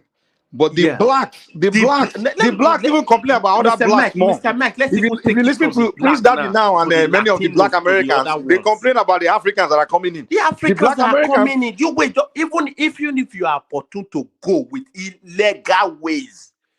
Why you not think of Chukudi? Why you not think of Adenka? Why you not think of the whites are not saying Trump should not bring in immigrants from even Trump said he want immigrants from Sweden. Trump is calling for people from Sweden. Trump is a European. Okay, whatever. For Christ's sake, if you're no. You guys are taking this too far. With the question I asked is, I made it so clear. Even Prince Daddy and Baba understand what I'm saying. What country will you go other than America and give back to your child, and they gave you a citizenship? I just answered you earlier that it is because America was not a nation. America, there's nothing like an American apart from the Red Indians. There was in Italians, there was Germans, there was. You asked that one country. Adama, let me answer your question. It's not the only country that it's has not the all only those country. people there.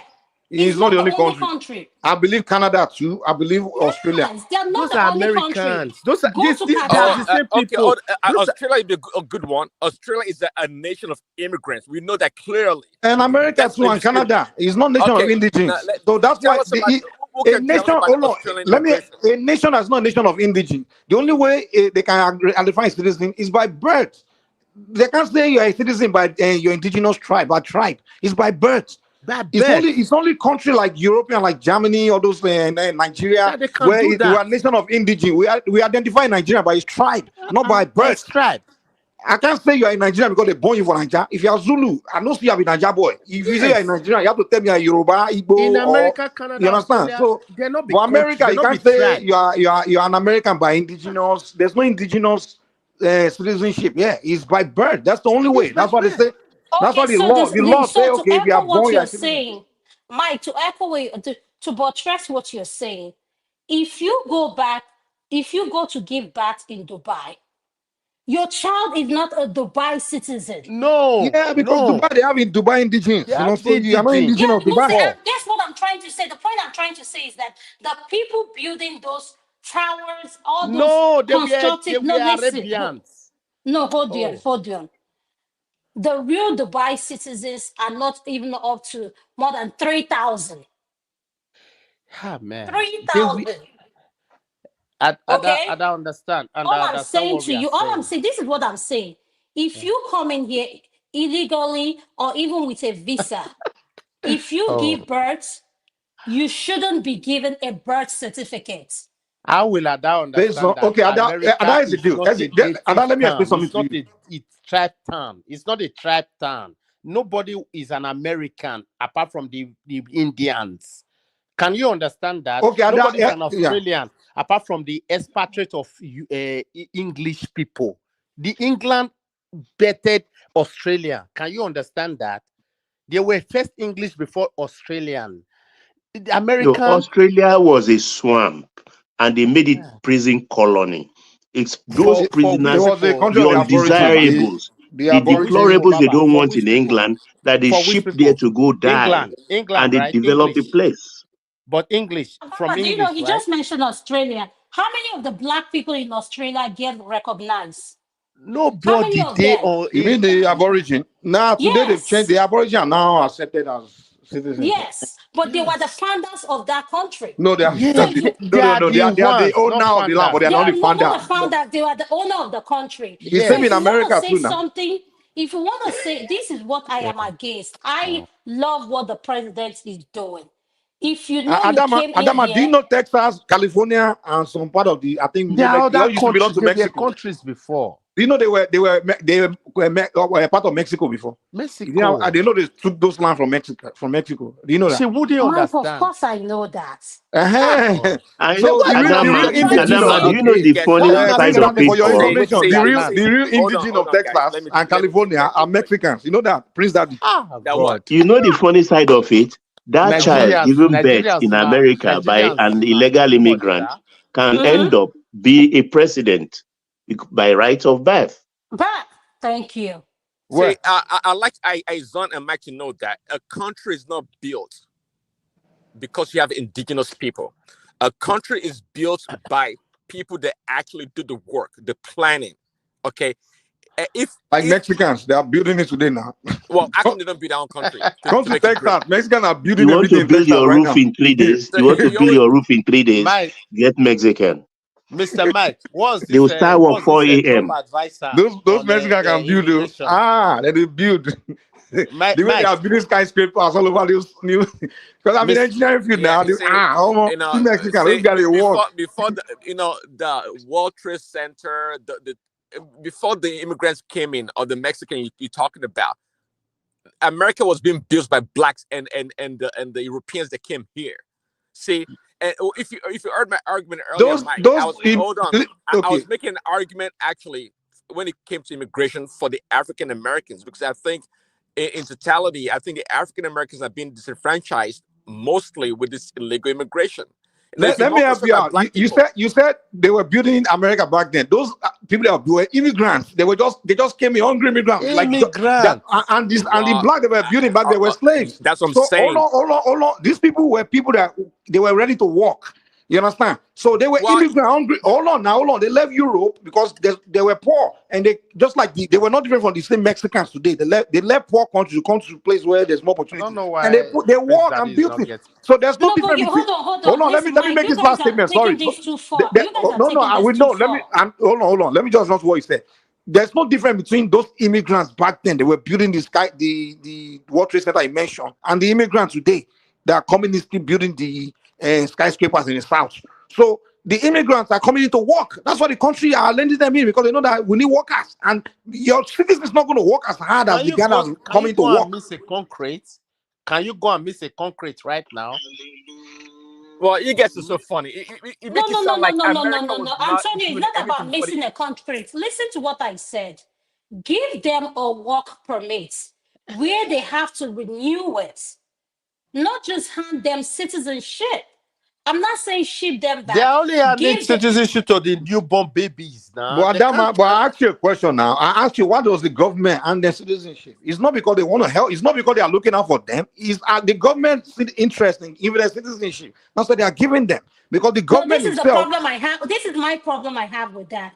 You call a 1-800 number. After English, the next language is Spanish. Quite frankly, after English, the next language should be native Indians, not Spanish. Okay? No, because so that's American why I said, conquered. no, hold on. Please wait. That is why I said the people that has abused this giving birth to a child, all in the name of their child having a citizenship, are the Hispanics. Okay. I won't say that. If you Mr. say Mike, I Mr. number, Mike. see, they will Mike. by default they will be the highest number of immigrants because their nations are closer to the United States than the rest of us. So of Mr. course Mike, they will be that board-headed guy that's an advisor to Trump in his first administration? That this what's this called? His boy-headed, a young guy. What's this called? I can't remember his name now. Is it a black guy? No, white guy. Safe. The guy is very antagonistic to migrant. He's bored. Very young guy. Young in his 30s or whatever. He's bored. Most of I wanted to remember that guy's name because most of our Nigerians or black guys would have been worse than that guy. Okay. Because that Mr. Anthony, finish. I want to switch it to something else if you don't. Nigerians are coons. You bring that because I don't understand what because we are from I don't know. No, you guys know I don't do things based on emotion. I do things based on merit. Not emotions, and you earn this. Adama, we have to do it based on logic. We have to present our argument. Adama, I ask you a simple question. I say, why does America? The thing is, you make it sound like America is just doing it from the position of just being merciful. As if I think they're not doing it for their own interest. No, they are not. America have a benefit. They are benefiting from all this. They need more citizens. They need to grow their population. More Americans. They need more American citizens. That's why they need more citizens. That's why they give citizenship. It's not because they are not giving citizenship out of charity. They are doing it because they need more citizens. That's why I'm telling you. So if you are telling them that okay, they should not give, they should just give work. But they're like, whoa, the government will tell you we need more citizens. So you know what? It's not like America is overpopulated. And they don't need, it's not like America. Hold on. It's not like America is overpopulated and they don't need citizens anymore. And then they are still giving them. Mike, hold on. Mike thinks all immigration is good. See, that's the problem. It doesn't distinguish. As long as it's be it legal or illegal, it's good for the country. And I've always made the argument. There's nothing good or bad. There's no good. There's only interest. Whatever. Listen, let me tell you how countries operate. Prince Daddy, you don't understand. Every country look for their. Let me look out for their interest. Whether they have to go bomb somebody for their interest is neither good or bad. It's just interest. When they opened up for illegal immigrants, they're not saying whether it's good or bad. They just look at, what does it interest us to bring them in? So they do things based on interest. If they want to build a bunch of skyscrapers, they want to build new city in the south, and they realize that, hey, we need some illegals because they will do the work better than the children here where I will born on welfare. They will open the door. So it's neither good or bad. It's just interest. It's the same way when they wanted to start the country from the beginning, they say, to build this Congolese level. They didn't think of whether it was good or bad. It's just based on interest. So what I'm trying to tell you is, I'm not here to tell you whether something is good or bad. I'm just telling you that the country, the government, they do things based on their interest. No, So see, if it's in their that's interest why to I was bring trying to, illegal thing, what's Mike, mine you to have be to crying understand about it? again, when it comes to immigration, there's a political interest, there's a business interest, and it's a socio-economic interest. Okay. See, but Okay, so you only hold you on, always Prince If it's find their the Daddy. business interest, so Hold why are on. you crying Hold on. about it then? You always Prince talk Daddy, about the wait. business interest, but let me tell you, see, the net effects sometimes when you have mass unfettered immigration, it's a net negative. See, obviously, if you need to build a whole city and you need a bunch of our people from South America, whatever, you can go get them. But it comes to a point whereby there has to be a balance. See, even the Bible says, if you want to build a house or a So when structure, it gets to that point, you have think to take American into government account. can't think for themselves? Okay, hold on. Okay, please, So, guys, hold on. Prince Daddy, the US Please, government cannot let's think for just hold themselves. Abi, on. you are the one that would think for them. Okay, let's hold on. While we are discussing this, I want us to look into something else. He said he signed off on, which is DEI. I don't know if you guys know the full meaning of DEI. I'm going to start with our panelists that came in, which is Remy and BT. What is your opinion on the president saying by 5 p.m., every department that works for DEI in the government, you're on benefit, you're on payroll, whatever it is, he claimed they're going. In other words, he wants the whole system out. So, BT, what's your opinion on that? Welcome to the show. Yes, good evening. Good evening, everyone. I'm going to address it in a second, okay? I actually came up to address, it's still part of the bigger discussion. Antonio directly. You mentioned earlier that it was America's duty to help Africa and South America develop. And someone also mentioned that they're the ones behind our downfall. Anytime a bigger civilization encounters the smaller ones, it's never worked out for the smaller civilization. It's just the nature of things. It is not their job to help you grow.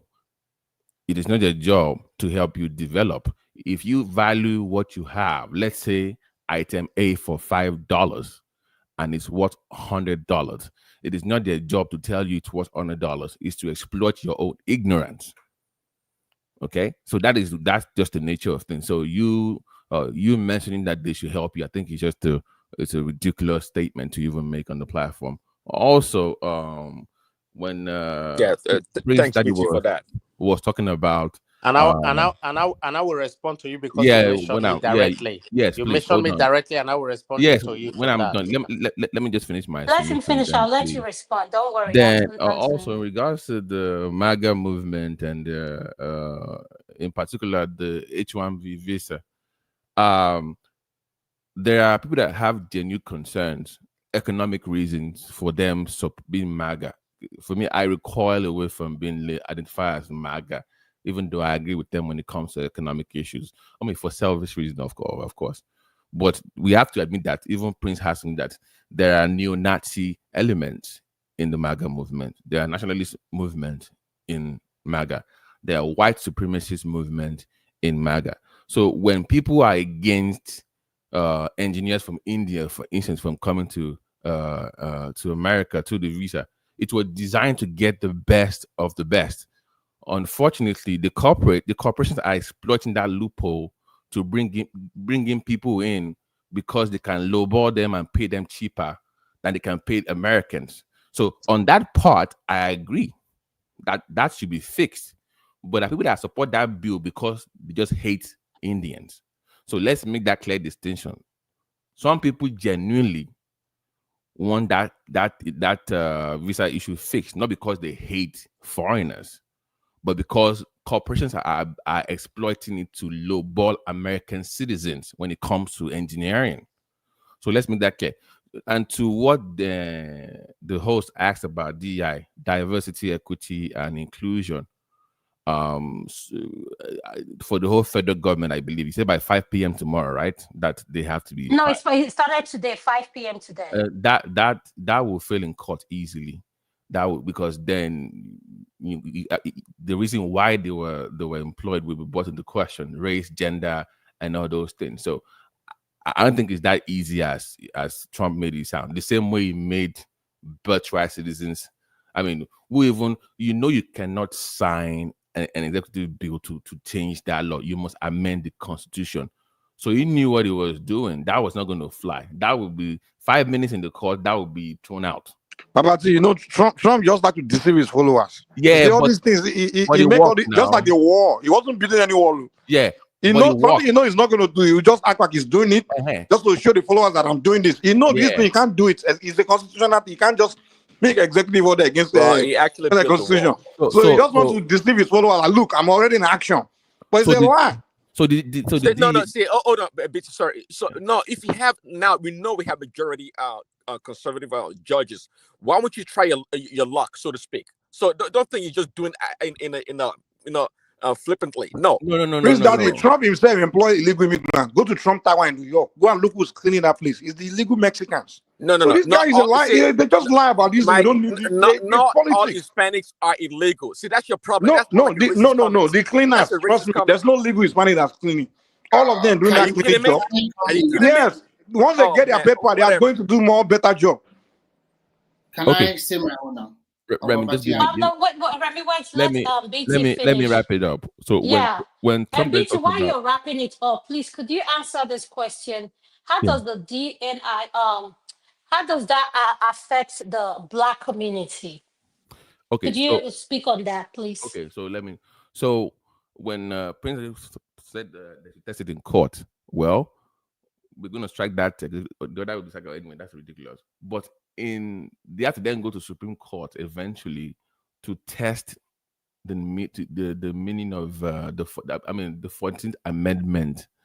I think it was designed for the slaves, and you know the whole story. So that's where it's going to end up. Now, if, like you said, they have more conservative judges on the courts, so let's see how it plays out.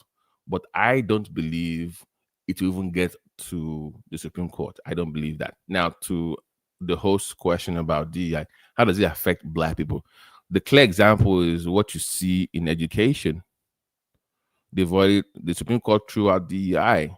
And if you look at the Ivy League schools, you can see the decline in Black enrollment, because the people that will benefit from DEI removed from any system are the whites.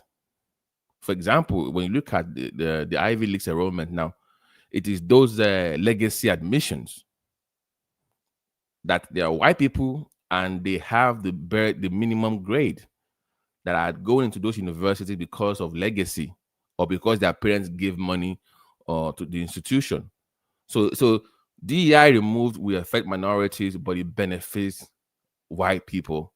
So it's like a DEI version for white people now, including those people. There's more spots for them.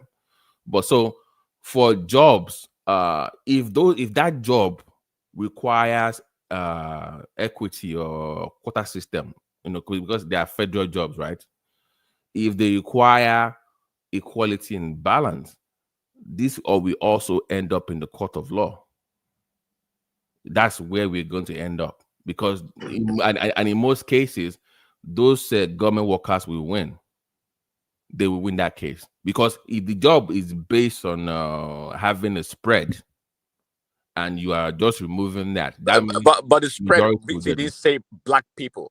No, don't. Why are you obsessed with Black people? I'm not Black people up, my point being is that the Indians and the Chinese are getting the job. No. Well, when we say DEI, that also includes white women. You don't know that. That also includes white women. Of course, it does. My point is exactly. But so the Black people have been disenfranchised. That's my point. How? I'm with you, but I'm saying Prince Daddy always fight for the Black American, but the Black American, they're advocating for the Nigerians to be deported. They don't. If it's removed, something else. If it's removed, it will benefit white women more. That's just the reality. But I don't know, to your question, no Black person or minority will be fired. They will go to court, and the DEI people will win that case. But if your job title is DEI, you will get fired. That one you're gone. But if let's say you have 10 engineers and the job requires for you to have 4 engineers that are Black or minority, you will keep that job. But if your job is I am here to supervise DEI for everybody. All those ridiculous titles at Walmart, at Target, those ones it's over. Those ones have no standing. But if that practice requires for you to have a balance for all races, those jobs will still remain. I hope I answered your question. You get the way I put it. But Remy can go ahead. Thank you. Thank you so much, BC, for answering the question. Mr. Remy, you're next, sir. Okay. Could you please unmute? I've not spoken, my sister. Oh, it's Simbidi. Oh, no, go ahead. You're next. Go ahead. I'm sorry, Mr. Remy. He's been here for a while. I called you earlier, but you didn't answer. Oh, sorry. Yeah. Well, thank you so much, everyone. Well, I won't say much. The only thing, because I'm also rushing to go to, another activity. I think for this Sharia thing, it's quite unfortunate. I had Mike trying to be politically correct, saying that the Christians are forcing people, Muslims. Sometimes let's just be saying things exactly the way it is.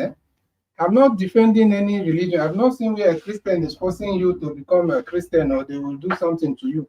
So my point is, we have to. I think that is happening in Yoruba land, I guess, and Yoruba. I think it's 50-50. I don't know. I don't know if I'm right between the religions, Christian and Muslims, and so if the people allow it, well, maybe that's what they want. But I don't think that's something that will really fly. To be honest with you, I don't think that's something that will work out. Then for this American. They will chase all of you, honestly. Not everybody, obviously, but because you people have refused to look home. When it comes to building Nigeria, we are there doing tribalism, talking about corn and every other thing, instead of thinking of building our place. No matter where you go, there's a right-wing wind that is blowing all over the world right now, and there are a lot of racists that hide them. It doesn't mean right-wing movement is not a racist movement in general, but there are a lot of racists. There's a lot of nationalists and all that is hiding themselves inside the movement, and obviously these things will get worse. So we have to start thinking of one. That's just what I'm going to say. I'm assuming, and I think everybody here is a Nigerian one way or the other. So we have to are American citizens here, so we are not concerned about being deported. So I don't know why you're telling us to start looking home. I should start packing my bag. You're American citizens. Whether it's true or not, my brother, when the time comes, when the systemic racism hits you, you'll know where you come from. But so are you saying the racism is worse than the tribalism I experience from you all the time? No, but that's what I'm saying. Now, when it comes to building our homeland, we are here being tribal. Many of you do tribalism. You talk about, you know exactly how you do it, especially you, Mike, on this platform. So that's just the thing. Yeah, that's just the truth. Like, we have to start thinking of doing home. All this American, the nitty-gritty, all this, whether it's good or whether it's bad. Obviously, I think Trump, one of the reasons why he's popular among even foreigners or people from other parts of the world is because of, this alphabet community and all these other issues. But people were not really thinking so much about the immigration policies and all that. But for me personally, I'm with him on the other side of bringing sanity to the socio-political culture somehow.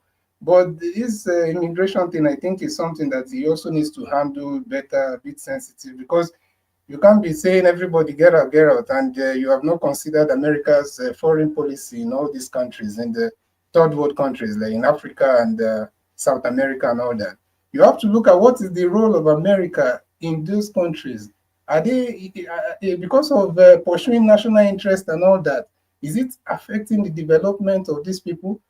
When you keep quiet or when you make deals or support some of these corrupt, satanic politicians from these developing countries, and you want the citizens not to run away, not to japa, they will japa now, and they will go to the developed countries. So he has to look at all these things. If they will change their foreign policy and how they, then that's the best.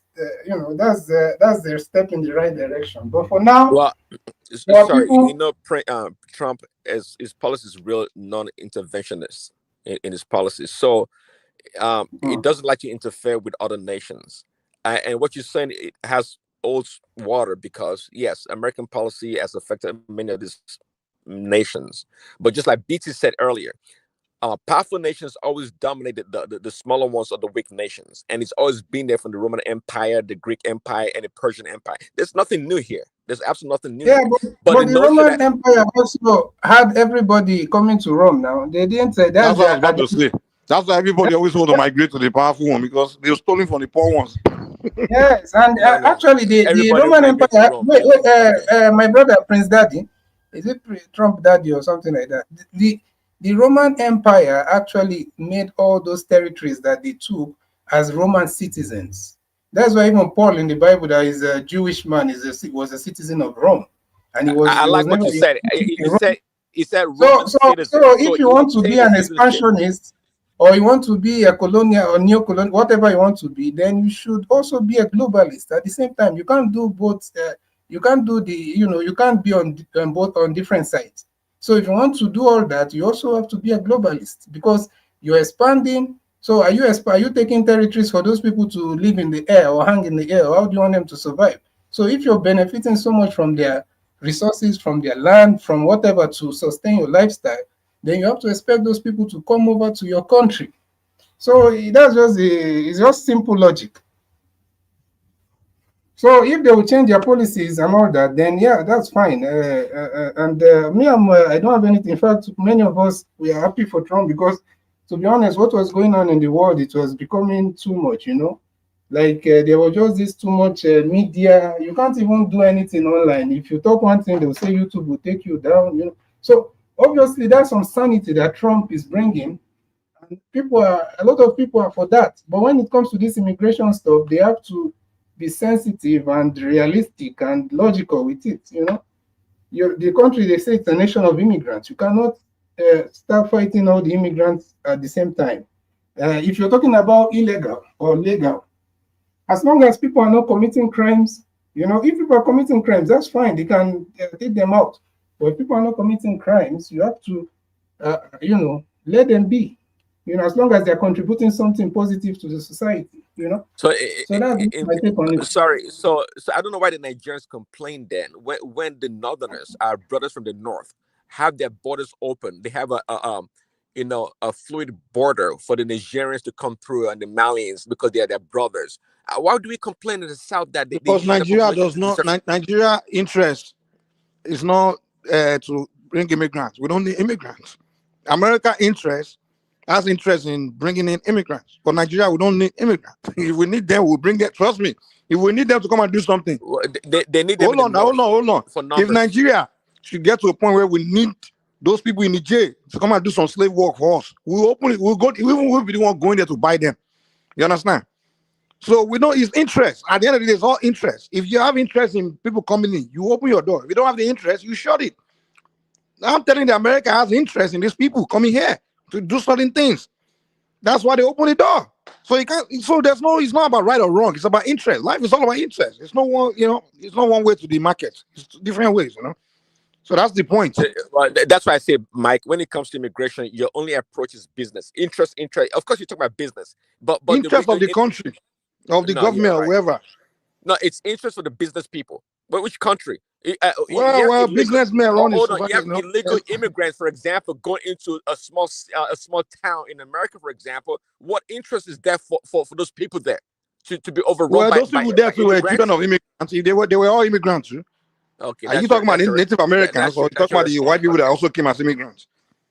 You came as immigrant. You don't want someone else to come as immigrant. What kind of logic is that? What's wrong with you now? Then you come from Nigeria, so you don't want anybody else to come from somewhere else. Stop it now.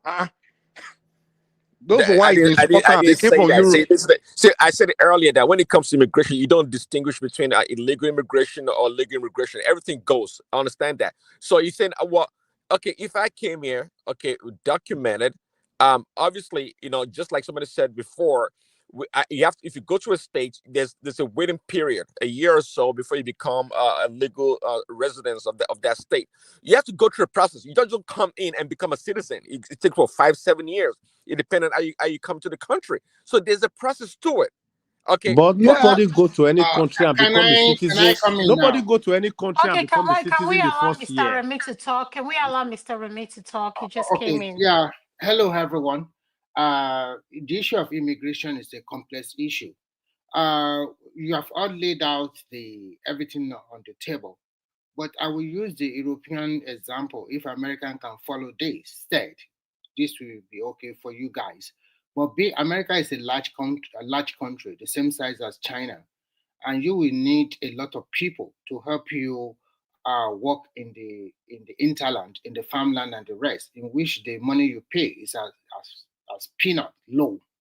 So I will first talk about the way Europeans did their own. Then I will talk about the Chinese, how they do their own. Maybe this won't be okay for, I don't know, for step going forward. So for here, what they do is very simple. They will have an agreement with a country to bring in both skilled and unskilled workers. When they bring them here, the first thing they do is they also go to Africa. They go to agreement with some, especially East Africa. They have some agreement with them to go to their settlement, their interland, bring some people that have like YX certificate. So once they brought them in here, the first thing they do is to settle them, give them apartment, and then let them go and learn the language, and then give them money to sustain themselves every month.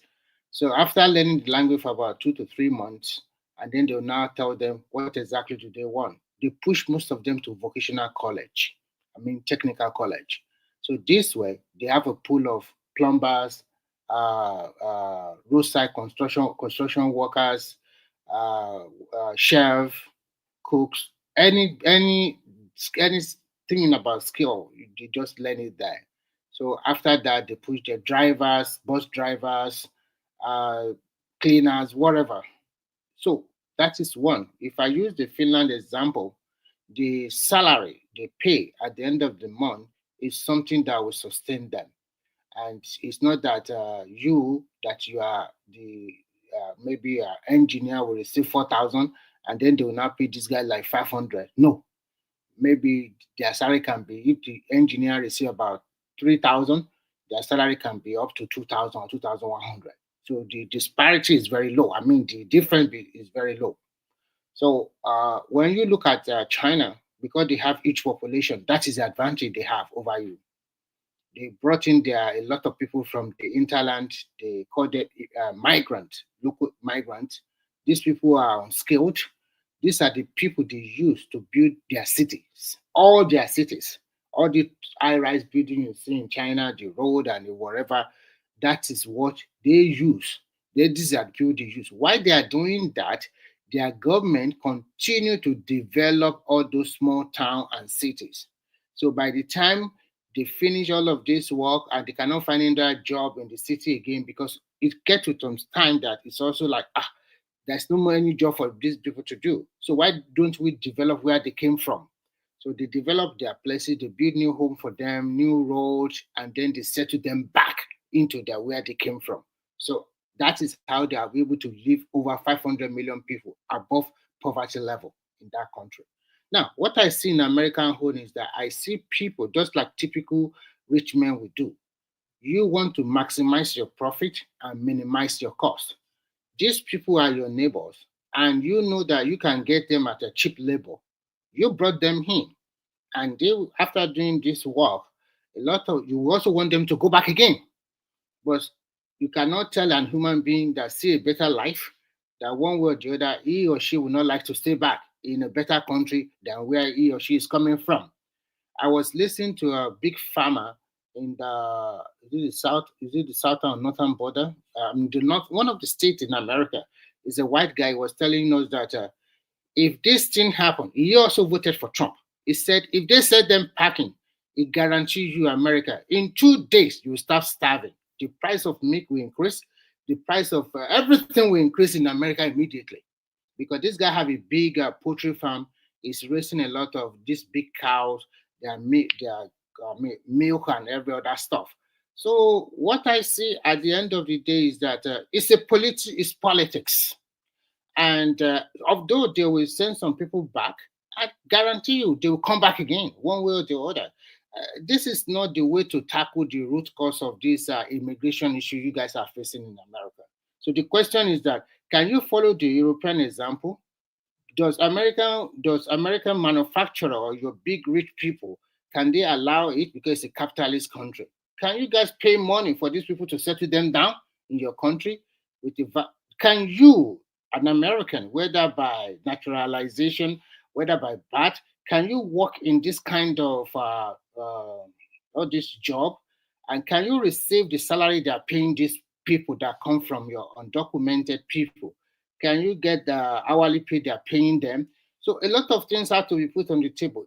To me, I think at the end of the day, if you look at it very well, this is not a good news for manufacturer or people that are using this migrant worker for their job, because this is they pay them as low as whatever, I don't know, but they know that the money is very low. So if you send them packing, who are those people that's going to replace them? Is it people like Mike or Adama or Prince Daddy? Are you going to, or if you guys want to get this job, are they going to increase the hourly pay for you guys? So there's a lot of things you have to take into consideration. And when you talk about your DEI, I'm not so vast, but what I know is that a country where the majority is clearly shown, that the white are majority in your country, it's not going to be equality. That's the truth, unless we are deceiving ourselves. So there's not going to be that, and that inclusiveness or something like that. How many people, if you table a particular job on the table, you have to also look at the qualification of people that really can get the job. Do we have as many other nationalities, whether Black, Chinese, Hispanic, and the rest, that are qualified to take some certain position at a certain particular time compared to your majority, which are the white? So sometimes you cannot get that equality. And and in UK, it's the same thing like in America. Any children born in UK automatically became a UK citizen also.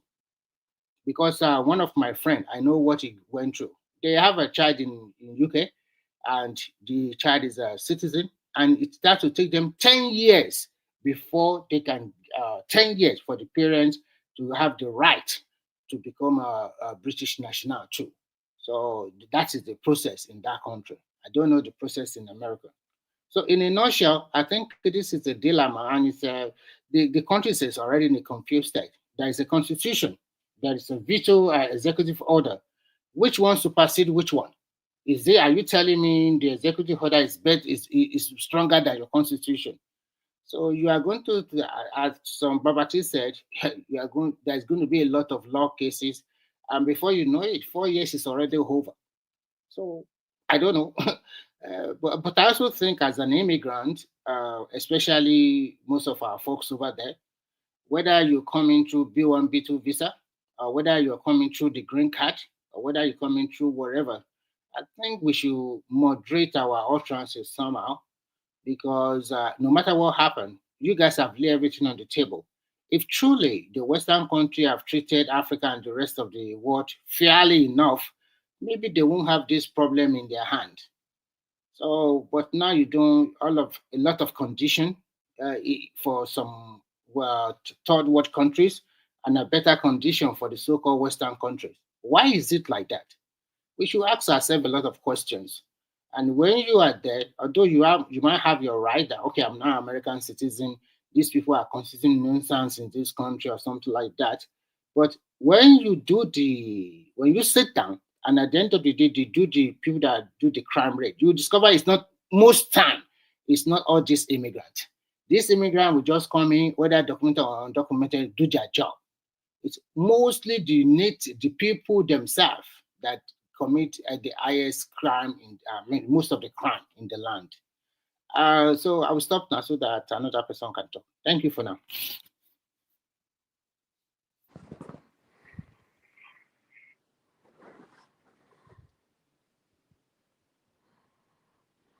Thank you, Mr. Yeah, thank you, Mr. Remy.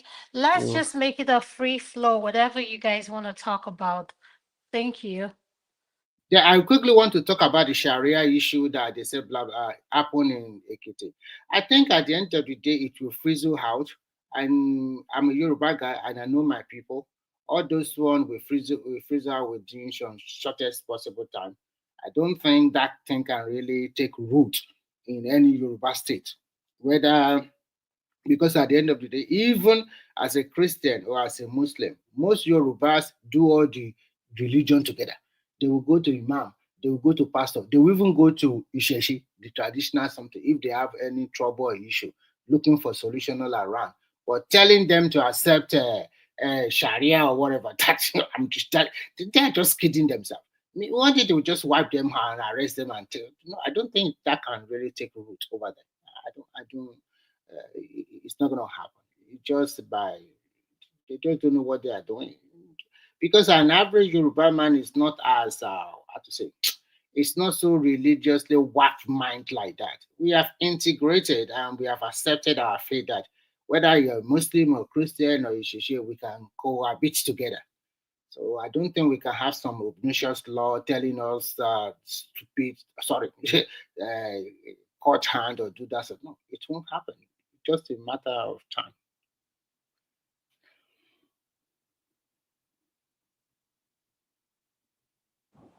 Thank you. Somebody is correcting me about the UK something on the chat. That if you have a child in UK and the parents are not citizens, then the child will They can't. It's 7 years. Yeah. It's what you hold that your child or your children. But what I'm trying to say, I think they don't drive them out, right? No. In Europe as a whole, they don't drive them out. They don't here. No, in Europe as a whole, what you have, if you are not a citizen, like, because it's just like a year or two ago that even the UK parted away with the European Union. Like in Europe, what you have as an immigrant, maybe if you have for example, 2 years residence permit or 3 years residence permit, if you betted that, that's what your kid or your child will have. So on that note, so your immigration status determines the benefits or your accessibility to a lot of things. No. Let me quickly give an example of here. Any children you brought here with you, they have free education up to university level immediately, whether from kindergarten or any child you born here, they also have immediate free education, free health, free everything until whatever they want to study to. The advantage these children have is that they cannot drag the parents away because the children are here and they are still going to school. And luckily for this case, because they finish to teach them in the school, by the time they reach the age of 18, they can file in for their citizenship immediately, and nothing is going to stop them. They are good. Most time they always get the passport. Okay, so there is a process which is like a really good process. Yeah. So Remy, so a citizen of a Finnish citizen and an immigrant, just like you described. So there's no real benefit to their being a citizen. No, is that if one of the parents is a Finnish citizen, automatically, then that person will become a Finnish citizen. Mr. Remy is like Prince Daddy. Prince Daddy is still not following what we've been saying since. You see why Mr. Remy said Finland. I said Germany. The other one said Italy. The other one says Spain, which is Spanish. What we ought to know, because we need to move on from that space. What we ought to know is that when American was set up, is like we made a mention of American, Canada, and Australia. These are the places that Europeans went to even evict the originals, the aborigines, the original owners of the land. They evicted them. Nobody came to the land of German or Italy to evict them and take over. No, these were already tribes. But America is a place that they went there to create. So that's why the law was there that once you are betted here, you are a citizen of this place. So it's different from other European countries because those are already national, those are already tribes like American, a British, a Irish, Italian, German, I Polish. heard you, but I don't buy what you're That's saying. why I heard why you that law clearly. is there. So So it's you're different saying from because they European. came as immigrants and they built the country, therefore anyone should be allowed to come, and there shouldn't be any legal process of becoming a citizen or coming to No, the there country. should be a legal. Excuse me. No, but that's what You you're are making a advocating mistake. for. There should be a legal process. There should be a legal process. Well, I'm But glad you said that. I mean, we were yeah, not there talking about should that be. earlier. Excuse me. So There Prince should be a Daddy, legal you're process. right. There should be a legal process. But the point is this. The point is that even if you want to bring all this work out from your neighboring countries, are you willing to pay a fair wage for that to them? You are not. Of course Most of they're the not. people are See, not that's the doing that. business part that this guy was talking about, Mike. See, immigration is it has three components, and just like I said earlier, you have the political angle, the business, and the socio-economic angle. We know that illegal immigration, especially, it's affects wages. It depresses wages. That is true, and also it provides an unsafe work environment. These people that work in construction that are illegal.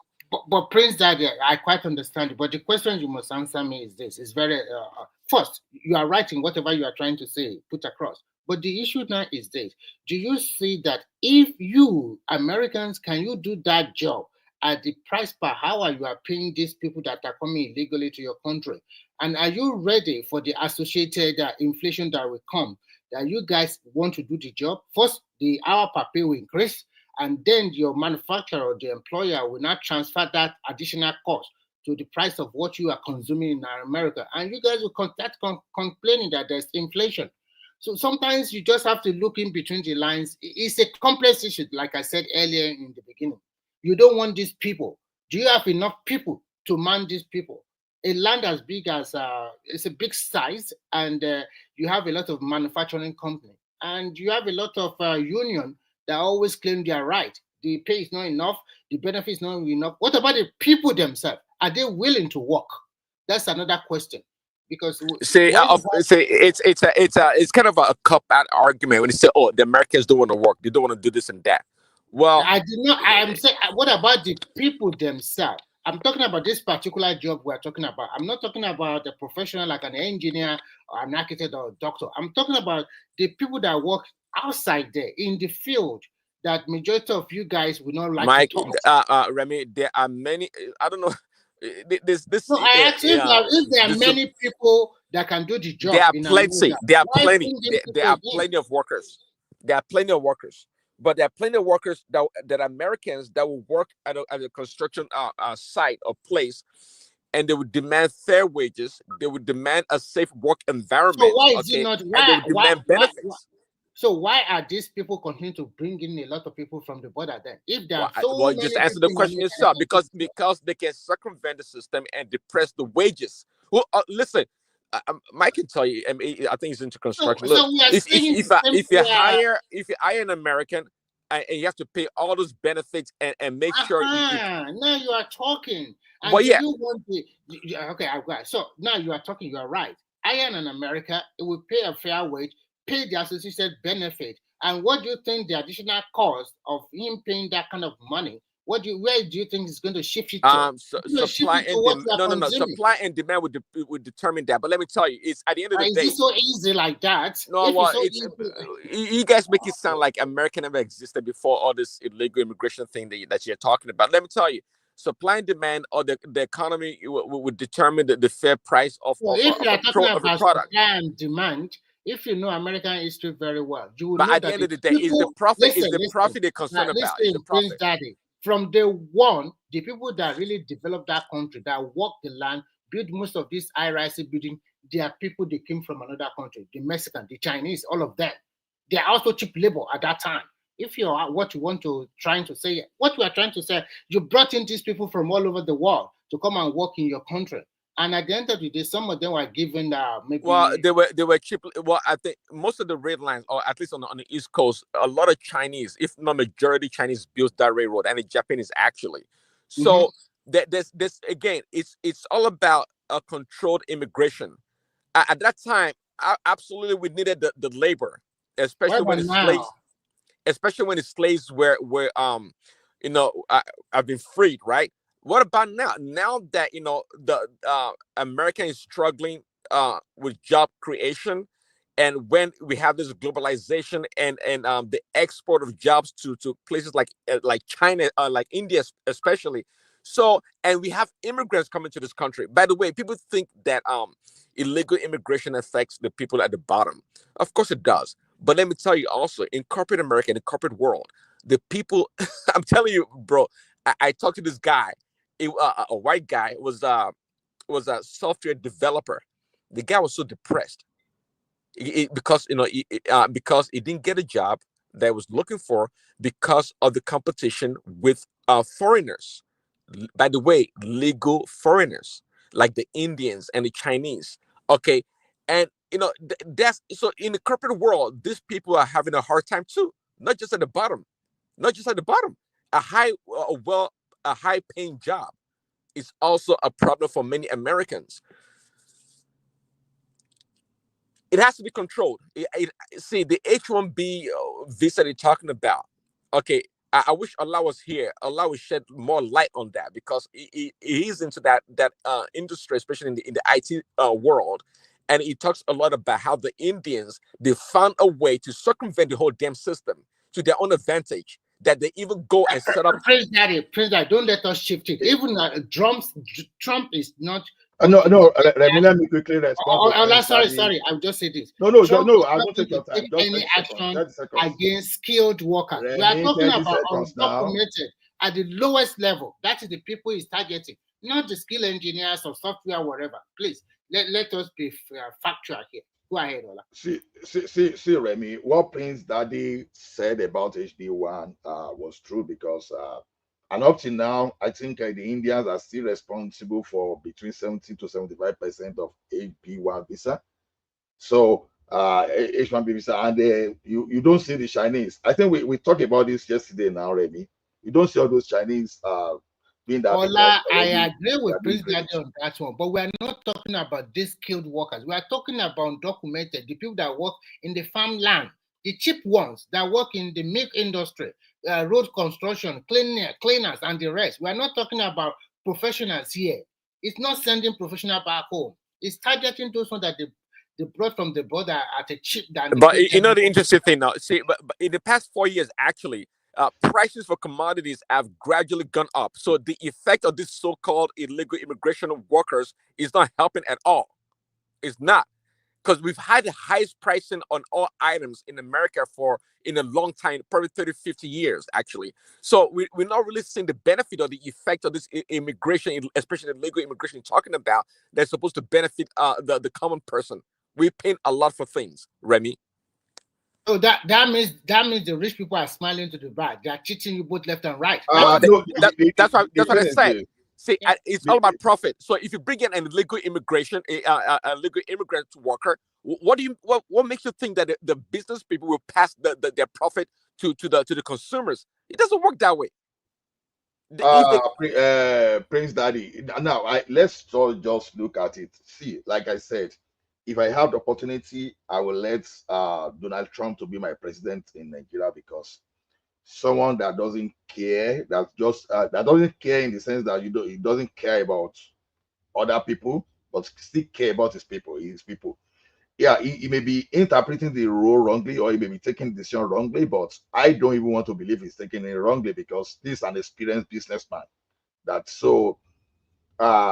Like if I want to talk from my own selfish area too, like I keep saying, the only reason I'm against Donald Trump is because me too, I still want to come to America now. So, and I see Donald Trump as a stumbling block. But other than that, let's look at this thing there critically. You see, the American business people, entrepreneurs, they became greedy to the point of shifting your production outside the country. You shifted into to China. What happened? Even China bought you over, and I think that is what America was trying to do in terms of a TikTok. So at the end of the day, whether illegal immigrant or legal immigrants, let me tell you one thing: illegal immigrants, they have a role in the society too. Let's just be factual about it, because there are jobs that typically Americans they don't want to do. Americans, I don't think they want to go to the farm and start plucking apple, or start doing all those doing a farming job, all those stuff. I don't think they want to do that. No, like that is not true. That's just a general assumption. That is not true. Let me tell you, actually, we have these young people nowadays. They've cultivated a new form of farming. You know, not in the traditional sense, but a lot of people now are concerned about what they consume, what they eat, their health. And many people right now, actually, I hope you can Google it. The young people are going into some form of farming. Some call them urban farming, and so forth. No. When I say farming, not that type of farming. I said, I specifically said it's not everybody that want to be plucking apple. You don't want to be picking apple. You don't want to be picking cherry. You understand? There's a difference between you taking your tractor and you just cultivate, you put your corn, at the end of the day, you put harvester and you harvest all those stuff. I don't think plucking of apple is as straightforward as that. That's just an example. So, see, whether we like it or not, the job that these people are doing, you understand? I don't think America. How many Americans are ready to earn like $8 per hour? Then what are you going to do with that $8 per hour? So what? You are going to buy a house, or you are going to buy a life insurance? You are not good. So whether we like it or not, you cannot eliminate illegal immigrants. No, see, this is the like if I say quickly, see, this is the problem. See, America realized that many years ago that they needed farm workers, and there is a program. It's a federal program. If you have a farm, in fact, they give those farmers a lot of credits and all sorts of benefit. If you're a farmer, you can go higher. There's a way. They have a program, just like the what you call it, the Saudi Arabian government comes to Nigeria and get all our experienced doctors, right? They also have such a program in Mexico, for example, and some other South American countries, whereby they go there and get workers and they document those workers and they come in. It's called a farm program. In fact, if you do that, they actually give the farmers the businesses, a lot of benefits and credits for doing so.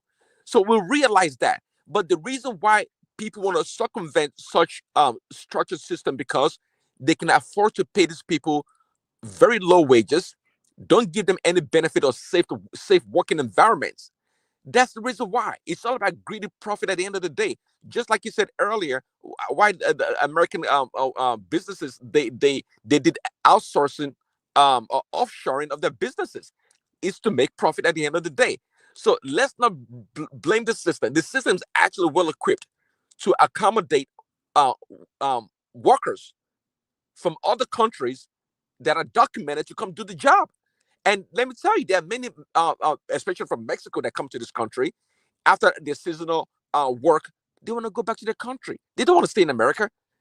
Mexico is nice and warm and beautiful. It is a beautiful country. And they want to go back there and enjoy their money. They don't want to stay in America. Not everybody wants to stay in America. Most of the people that want to stay in America that come in legally, so they can be kind of a burden on the system and take advantage of the welfare system.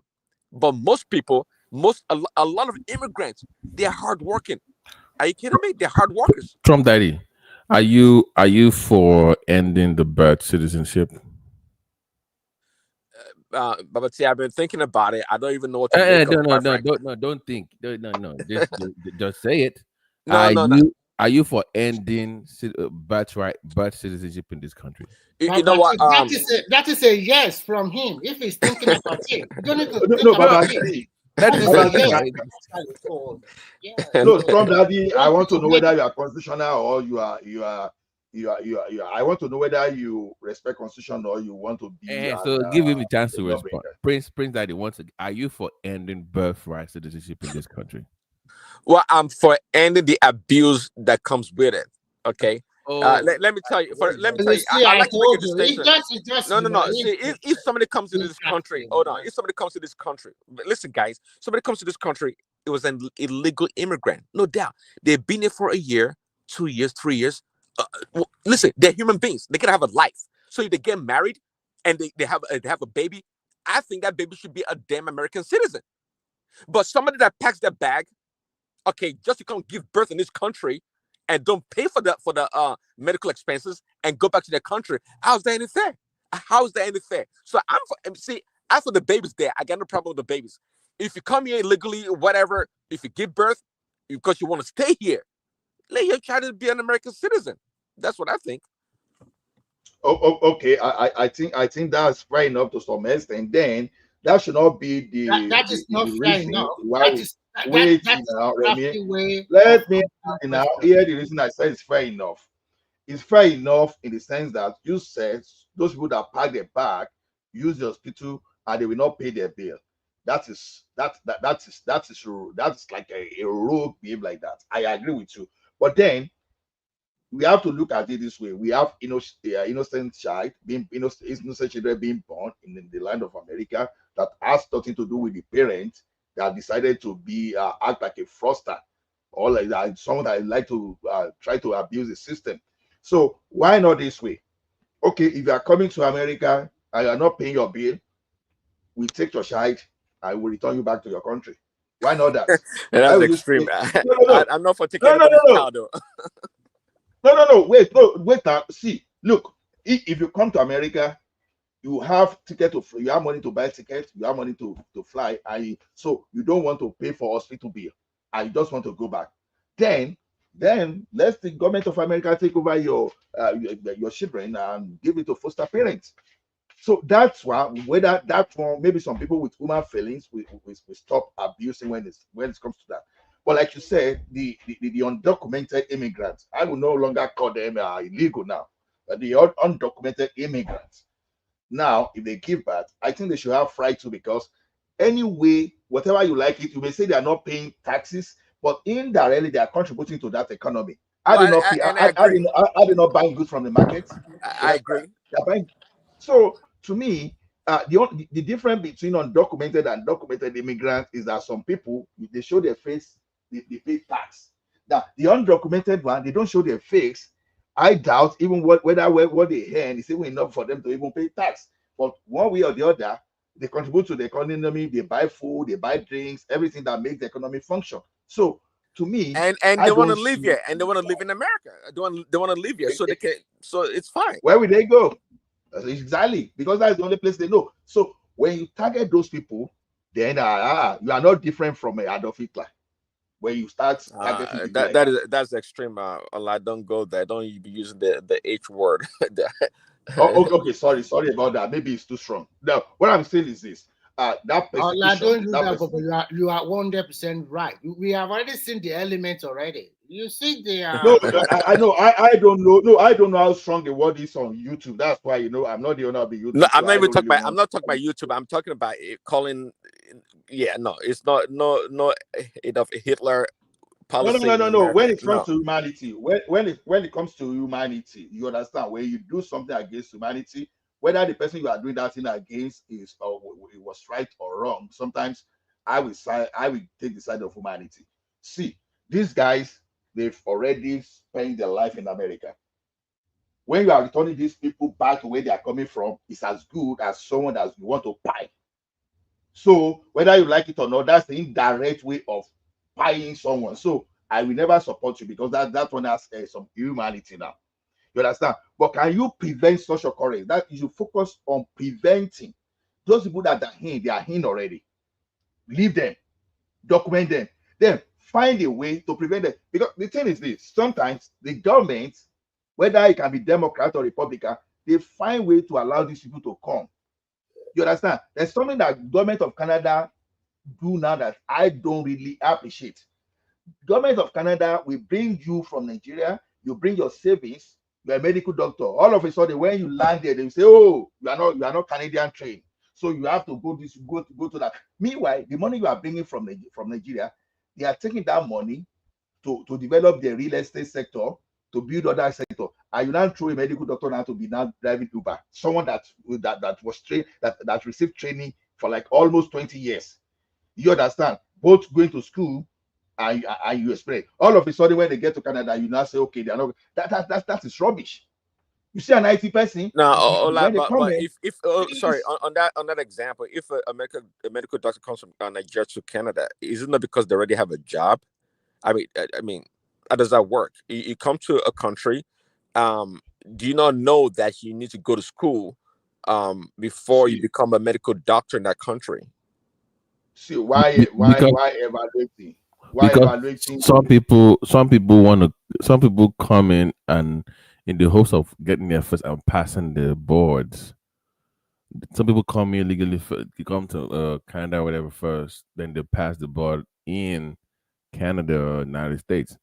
Some people, even if they give you the job in Nigeria to bring you here, you still have to pass an exam to practice. So I think that's the reason why. So even if you get the job and when you come to Canada and you don't pass their own whatever they have over there, you can't practice. Even if you have Okay, so that is fair. I mean, Allah make it sound like they mistreating the doctors. No, like it's like a lot. Many people struggle with that exam. It's not, they don't. So when you see them doing other things and they're doing other jobs, if you really sit down with them, they'll tell you it's that board exam. And even when you pass, you still have to do some kind of residency, if in some specialty. So that's the real reason, not because there's some kind of racism. Let me tell you, Baba T, I intentionally use that of doctor. It's not only doctor, including the I'm not speaking of, but for medicine, no. If you pass the board, you will practice, or you go through the but no, you know one thing for you to pass. You know another thing is to make it difficult for you. Like, okay, now if you want to get PhD now as a professional engineer in Canada now, they will tell you a lot of stories. You know, okay, where you are coming from, you don't have experience, you have to do this exam. And Ola, when you finish this submission, because I actually came up for you. Eti approve with Sharia ni stating when you are done. Ekiti. A physician go back to no, leave Shangwe alone. We have evidence. Possible. No, there's a new story now. What do you mean it's not possible? Possible. A physician go back what are you talking about? This is not a Shangwe issue. It's not a Shango issue. I'm telling you, no. I'm telling you, there's a new story that I'm going to bring it up because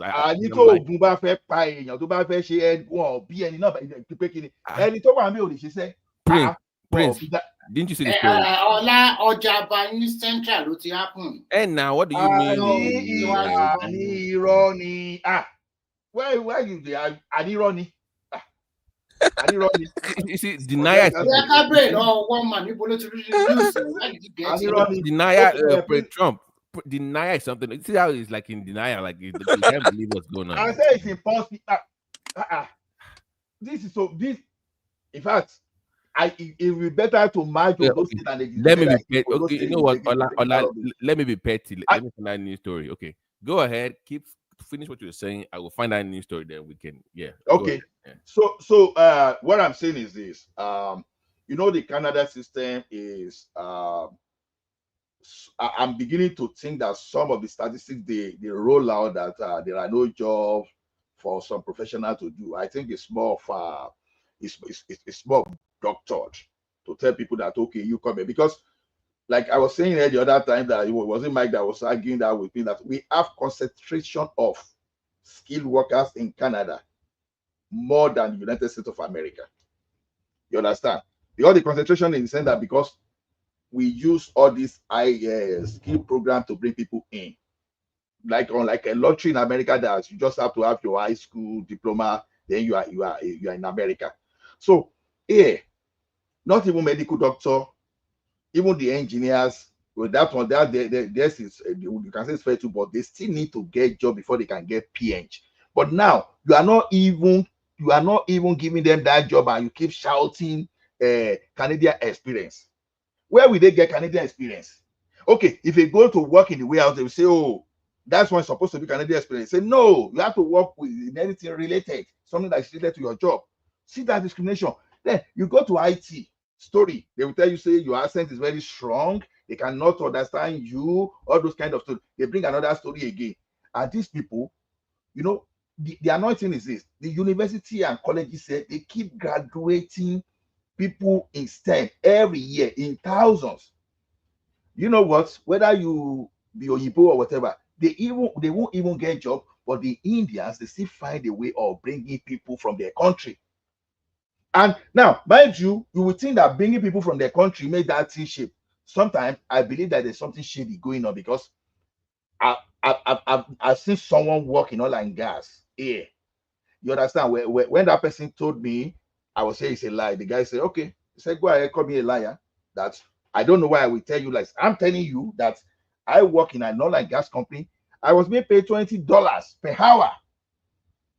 $20. Whereas these guys, they will go and bring someone from India, and you can never pay those people less than 8,000 a month. How does that justify it? He said that they are cutting part of that deal.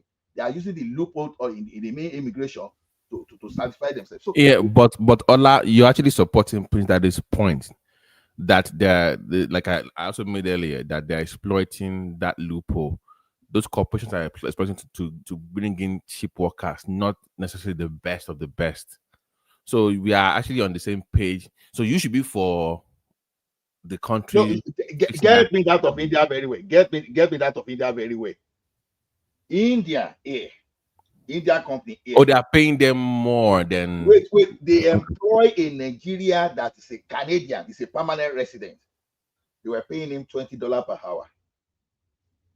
Now, similar job, they brought someone from India who would never earn less than net 8,000 a month. Okay, let me. How is that a cheap labor? Let me ask you, if let's say they hired, so they paid you 20 bucks an hour, and they're paying an Indian from India 8,000 a month, right?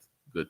Mm-hmm. How much would if a white person got the job, that is from Canada, how much will he earn for that same job? It's likely to get the same $20 too, because there are many white guys that are ready to do it.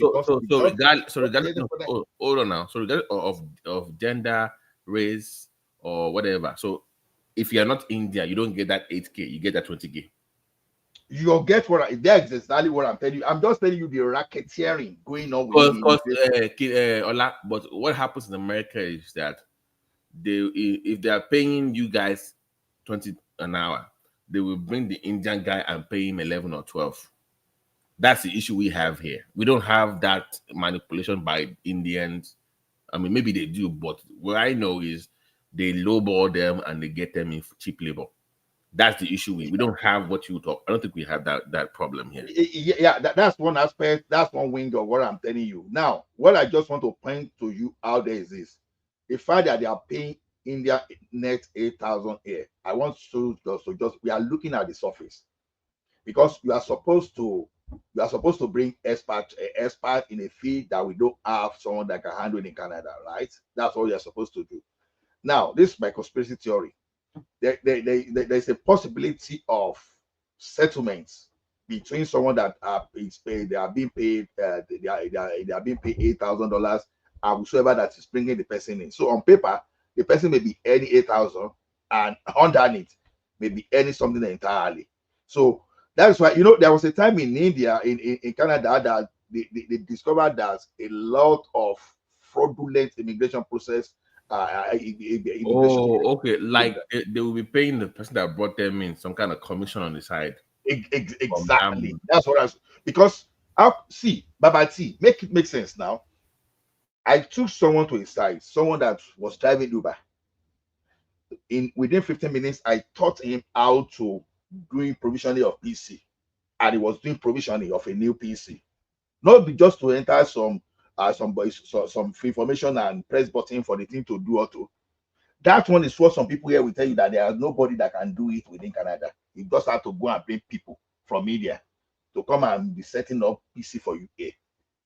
So everybody, all these businesses, they exploit the loophole in that system. You understand? GBT, only GBT is anybody. So if Trump is looking up and dealing with those people, it's understandable. But the H-1B visa that they are running after too, come on. You just have to be very sure that you are really bringing those important things. I still believe that there are people that can do that job. Okay, Ola, I put the link in the comment section about from your Ekiti. So I don't know if the host is still there to bring it up. But that is Ekiti State, Sharia reporters. No. My move go that just stay right there. Don't move anywhere. You said it was not possible. Oh, what's it possible by Otiri? You see. So let me just read the headline. So it says let me see. Man, what's wrong with my computer? Oh, so Sharia panel hosts first public sitting in Ekiti. Resolves marriage dispute. So it don't happen. So what do you have to say? Baba, forget about this one. No, we can't forget. We can't forget it. You said it was not possible. It's possible yes. by so No. See, there can be mad people within the society. If they are saying the state government puts Sharia structure in place, then I can go. Even the same Ekiti that you are talking about too, someone that will still carry people to trying to go and do justice that they will do. Maybe some people with religious background and maybe they decided to go and settle matter among themselves now. And this one they are now escalating in as if it's a government thing. Because why I responded that way was that Ekiti state government will accept Sharia in Ekiti. Well, be that. It won't do it, to be honest. He knows because the governor knows the type of person they get for that place. Otherwise, I will be one of those people that be campaigning. Okay, let us just march together with Ondo. Maybe that's why we anyway. This is not right. An independent Sharia arbitration panel in the Ekiti State has held its first public sitting at the popular Ojaoba Central Mosque at Ekiti. Got it? I will ask my people in the judiciary tomorrow. But you said it was not possible. No more. You are the one saying it's because Sharia report on the line too now. With pictures, I will. Okay. Yeah, but mosque maybe they do something there and just go and say it's just like you take something to your pastor to state for you. Does that mean that we have how do we call that of the Bible this thing? Does that mean we have Sharia lekitike? Anybody go for but I trust my people now because if it happens in Ekiti, then I'm disappointed. I trust my people that Sharia in Ekiti, that will never fly. Kò ní fly gan nílé ṣàgàntàn tí nílé ṣàgàntàn tí ní mọ́ṣáláṣí tí ní mùsùlùmí gan ju Ekiti lọ. Kí ló ṣẹlẹ̀? Everybody dákẹ́ ni.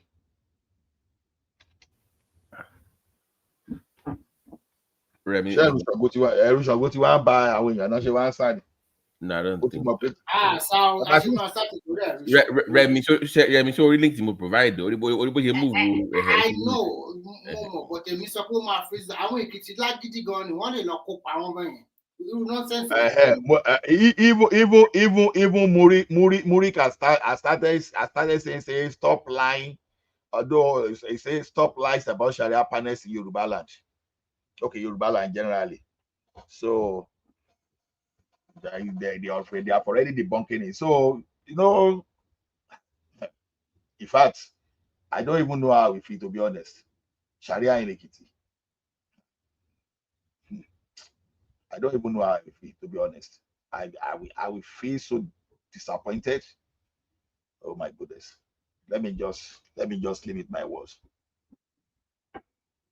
But it's like this is some kind of deliberate because it was Oyo then Ekiti. I would not be surprised if Ogun maybe I was surprised if Ogun is next. I would not be surprised. And it will likely be that, yeah. No, but the entire Muslim population in Ekiti, I don't even think they are even up to 4%. So where will that Sharia be coming from? Because what's justification? Because if you are talking of Sharia in let's say Lagos State now, that is understandable. Ekiti. Google now, what's the population of Muslim in Ekiti that you want to bring Sharia to Ekiti? Babati, the question I want to ask is this. With this new law in place and the new president said that they can go into church, mosques and profile people or something like that, do you think in America people can just stop you and be asking your paper anyhow. When such a law like this is always like they profile people anyhow they like. Do You you mean like think you, America would? you mean law enforcement, right? Yes, exactly. They can just do whatever they want, and I'm damn too sure that a lot of people will have unfair treatment, even they are American citizens too. Okay. Well, people are going to abuse the system anyways. Yes, exactly. That's what I'm trying to say. I know some hospitals are even asking parents for their immigration status. That was reported months ago. Yeah, there's gonna be profiling against mostly if you're black, foreign looking or Hispanics. You're gonna have that issue. Yeah, but like I said, they will correct themselves in the courts. People will go to court. ACLU will come and they will fix their issue. Yeah, they will fix that issue. But whatever Trump is doing right now, so far he has not shown anything to make any sense towards resolving the problem. Remember, this immigration stuff benefits both sides, both Democrat and Republican. So Owuno is going to try to protect corporate interests, okay? Because his own side also benefits from this people from crossing the border and those also overstaying their visas. So I've always said it, that issue will not be resolved. They might give people some papers to work with, but it's not in the best interest of America to give all illegal immigrants some pathway to citizenship. Because if you give, hold on now, because if you remember, they gave them in '96 now. If you remember, under Clinton, they gave people in their millions green cards, pay a fine, blah, blah, blah. So because if you give these 15 million or 10 million people green card to see whatever they have, then that will encourage more people to come. That maybe in the next 10 years again, it will be their turn. So it's like it's like a revolving door. You can have more people coming. So that imperfection works for the system. It's like a loophole that they've deliberately created to benefit both sides. Some for votes, some for cheap labor. So I don't think America really wants to solve that problem, in all honesty. So I don't think they want to. I think it's going to be difficult to solve the problem, because if you solve the problem and control it, there will be a kind of inflation in your country too. No how. Because the original people will ask for more pay and more benefit and a lot of stuff. And that is why America, because this policy change every 4 years or every 2 or 3 years, that is why those Asian countries are having an edge over America. It's this one coming out, dabaru everything again. In the next 4 years, they'll dabaru Remy, it is not. I don't know. It depends on. It depends on the area you are looking for inflation. Let me shock you. When I bought car in 2017, you understand? I financed it at 0.99%. You understand? Before that time, it was around 6%, 7%. I don't know if all the vehicles were like that, but at least the one I bought, it was. But guess what? Trump was the president then. So it says some things which I think it is possible from what I saw, what I've experienced in the past. He said Americans will now keep producing motor vehicle instead of outsourcing them, and it will be cheaper for America. Now, why do I think that thing is technically possible? Look at it this way. When it started this crazy policy, then there was this glass manufacturer. They used to manufacture glass in China and import to America. So what they did that time is this: they just went and built a fully robotic factory. So you know what those guys did? They did that glass manufacturing plant very closer to. It's just like almost collocation to all those areas where they manufacture vehicle, and they no longer store glasses like they used to store in their warehouse. It's just like almost just in time. When I say almost just in time, you need the glasses like 3 days time. They produce for you today and deliver. Unlike before that, they will have to stock from coming from China. So what I'm saying in essence is this: if you go robotic, if they go robotic in that country, and they are using robot to manufacture, it is likely to be cheaper than what you are bringing from China, for sure. Because number one, well, you are right. That means those people that are going to lay off, they are going to look for another job. It's as simple as everything. Because two things. When robotic does not necessarily mean that people will not have job, but what type of job is the next thing? Because that is why sometimes you have to upskill. You understand? It doesn't mean they are not going to. It doesn't mean you are not going to have job. It does not mean. Are you saying that if it's robotic, it does not reduce the amount of humans needed to man the machine? Because the robot I think one way or the other, it will affect the workforce, okay? Yeah, it's going to make some job obsolete with immediate effect, but it's going to create opportunity for some people. So now, someone without skill is going to send the person out of job and replace people. Okay, it can be in such a way that, okay, let's say you have 10,000 workers in a factory, right? Maybe, no, 200 workers in a factory.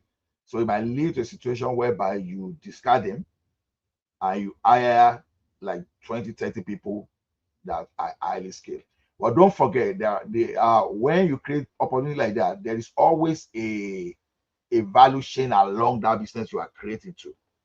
There is always a value chain. So the value chain too, we get their own people involved. Somehow, I'm not sure it's going to pan out, but at least from the past experience, from do you know why I say that? If you have been to any factory before, there are some people that are skilled in, they call them machine operator, machinist. They know how to use the machine to create models for large scale production. Because of AI, most of these guys, they lost their job. Because what you can use your hand to do the model, the machine can do, the AI can do it very quick and very fast. So a lot of these are the skills they have learned over the years. These kind of people, what kind of job can they do again? They are kicked out. But some people will still be repair the machine, as you mentioned now. Some people will provide IT services, right? So I'm not talking about the factory itself. You are right. Some people have to. How many of them would they need to train? That's why I say I don't know. Okay, look at this thing. When they said computer the other time that when you bring computer, it will send many people away, and they will also. What did we discover after they got computer? He only sent those secretary away. People that are in secretary administration. He only sent all that typewriter away. But what happened eventually? We even have more computer than typewriters, and it has been proven not only in the area of that computer that when you introduce a new process, you create a new problem. Even though the productivity has gone up, so you now create a new opportunity and create a new level of consumption that will bring people in. You understand? Okay, look at all these IT, not say all these IT things we are talking now. Like several years ago, it was just only cyber security for you to even get into the field of security. It was tough. But today, everybody talk about cyber security now. So that's just the way I see it. I don't know how it's going to pan out. Like I said, I don't know. But then, I don't believe that robots can replace us entirely. I think it's going to create another opportunity. That's just my own belief.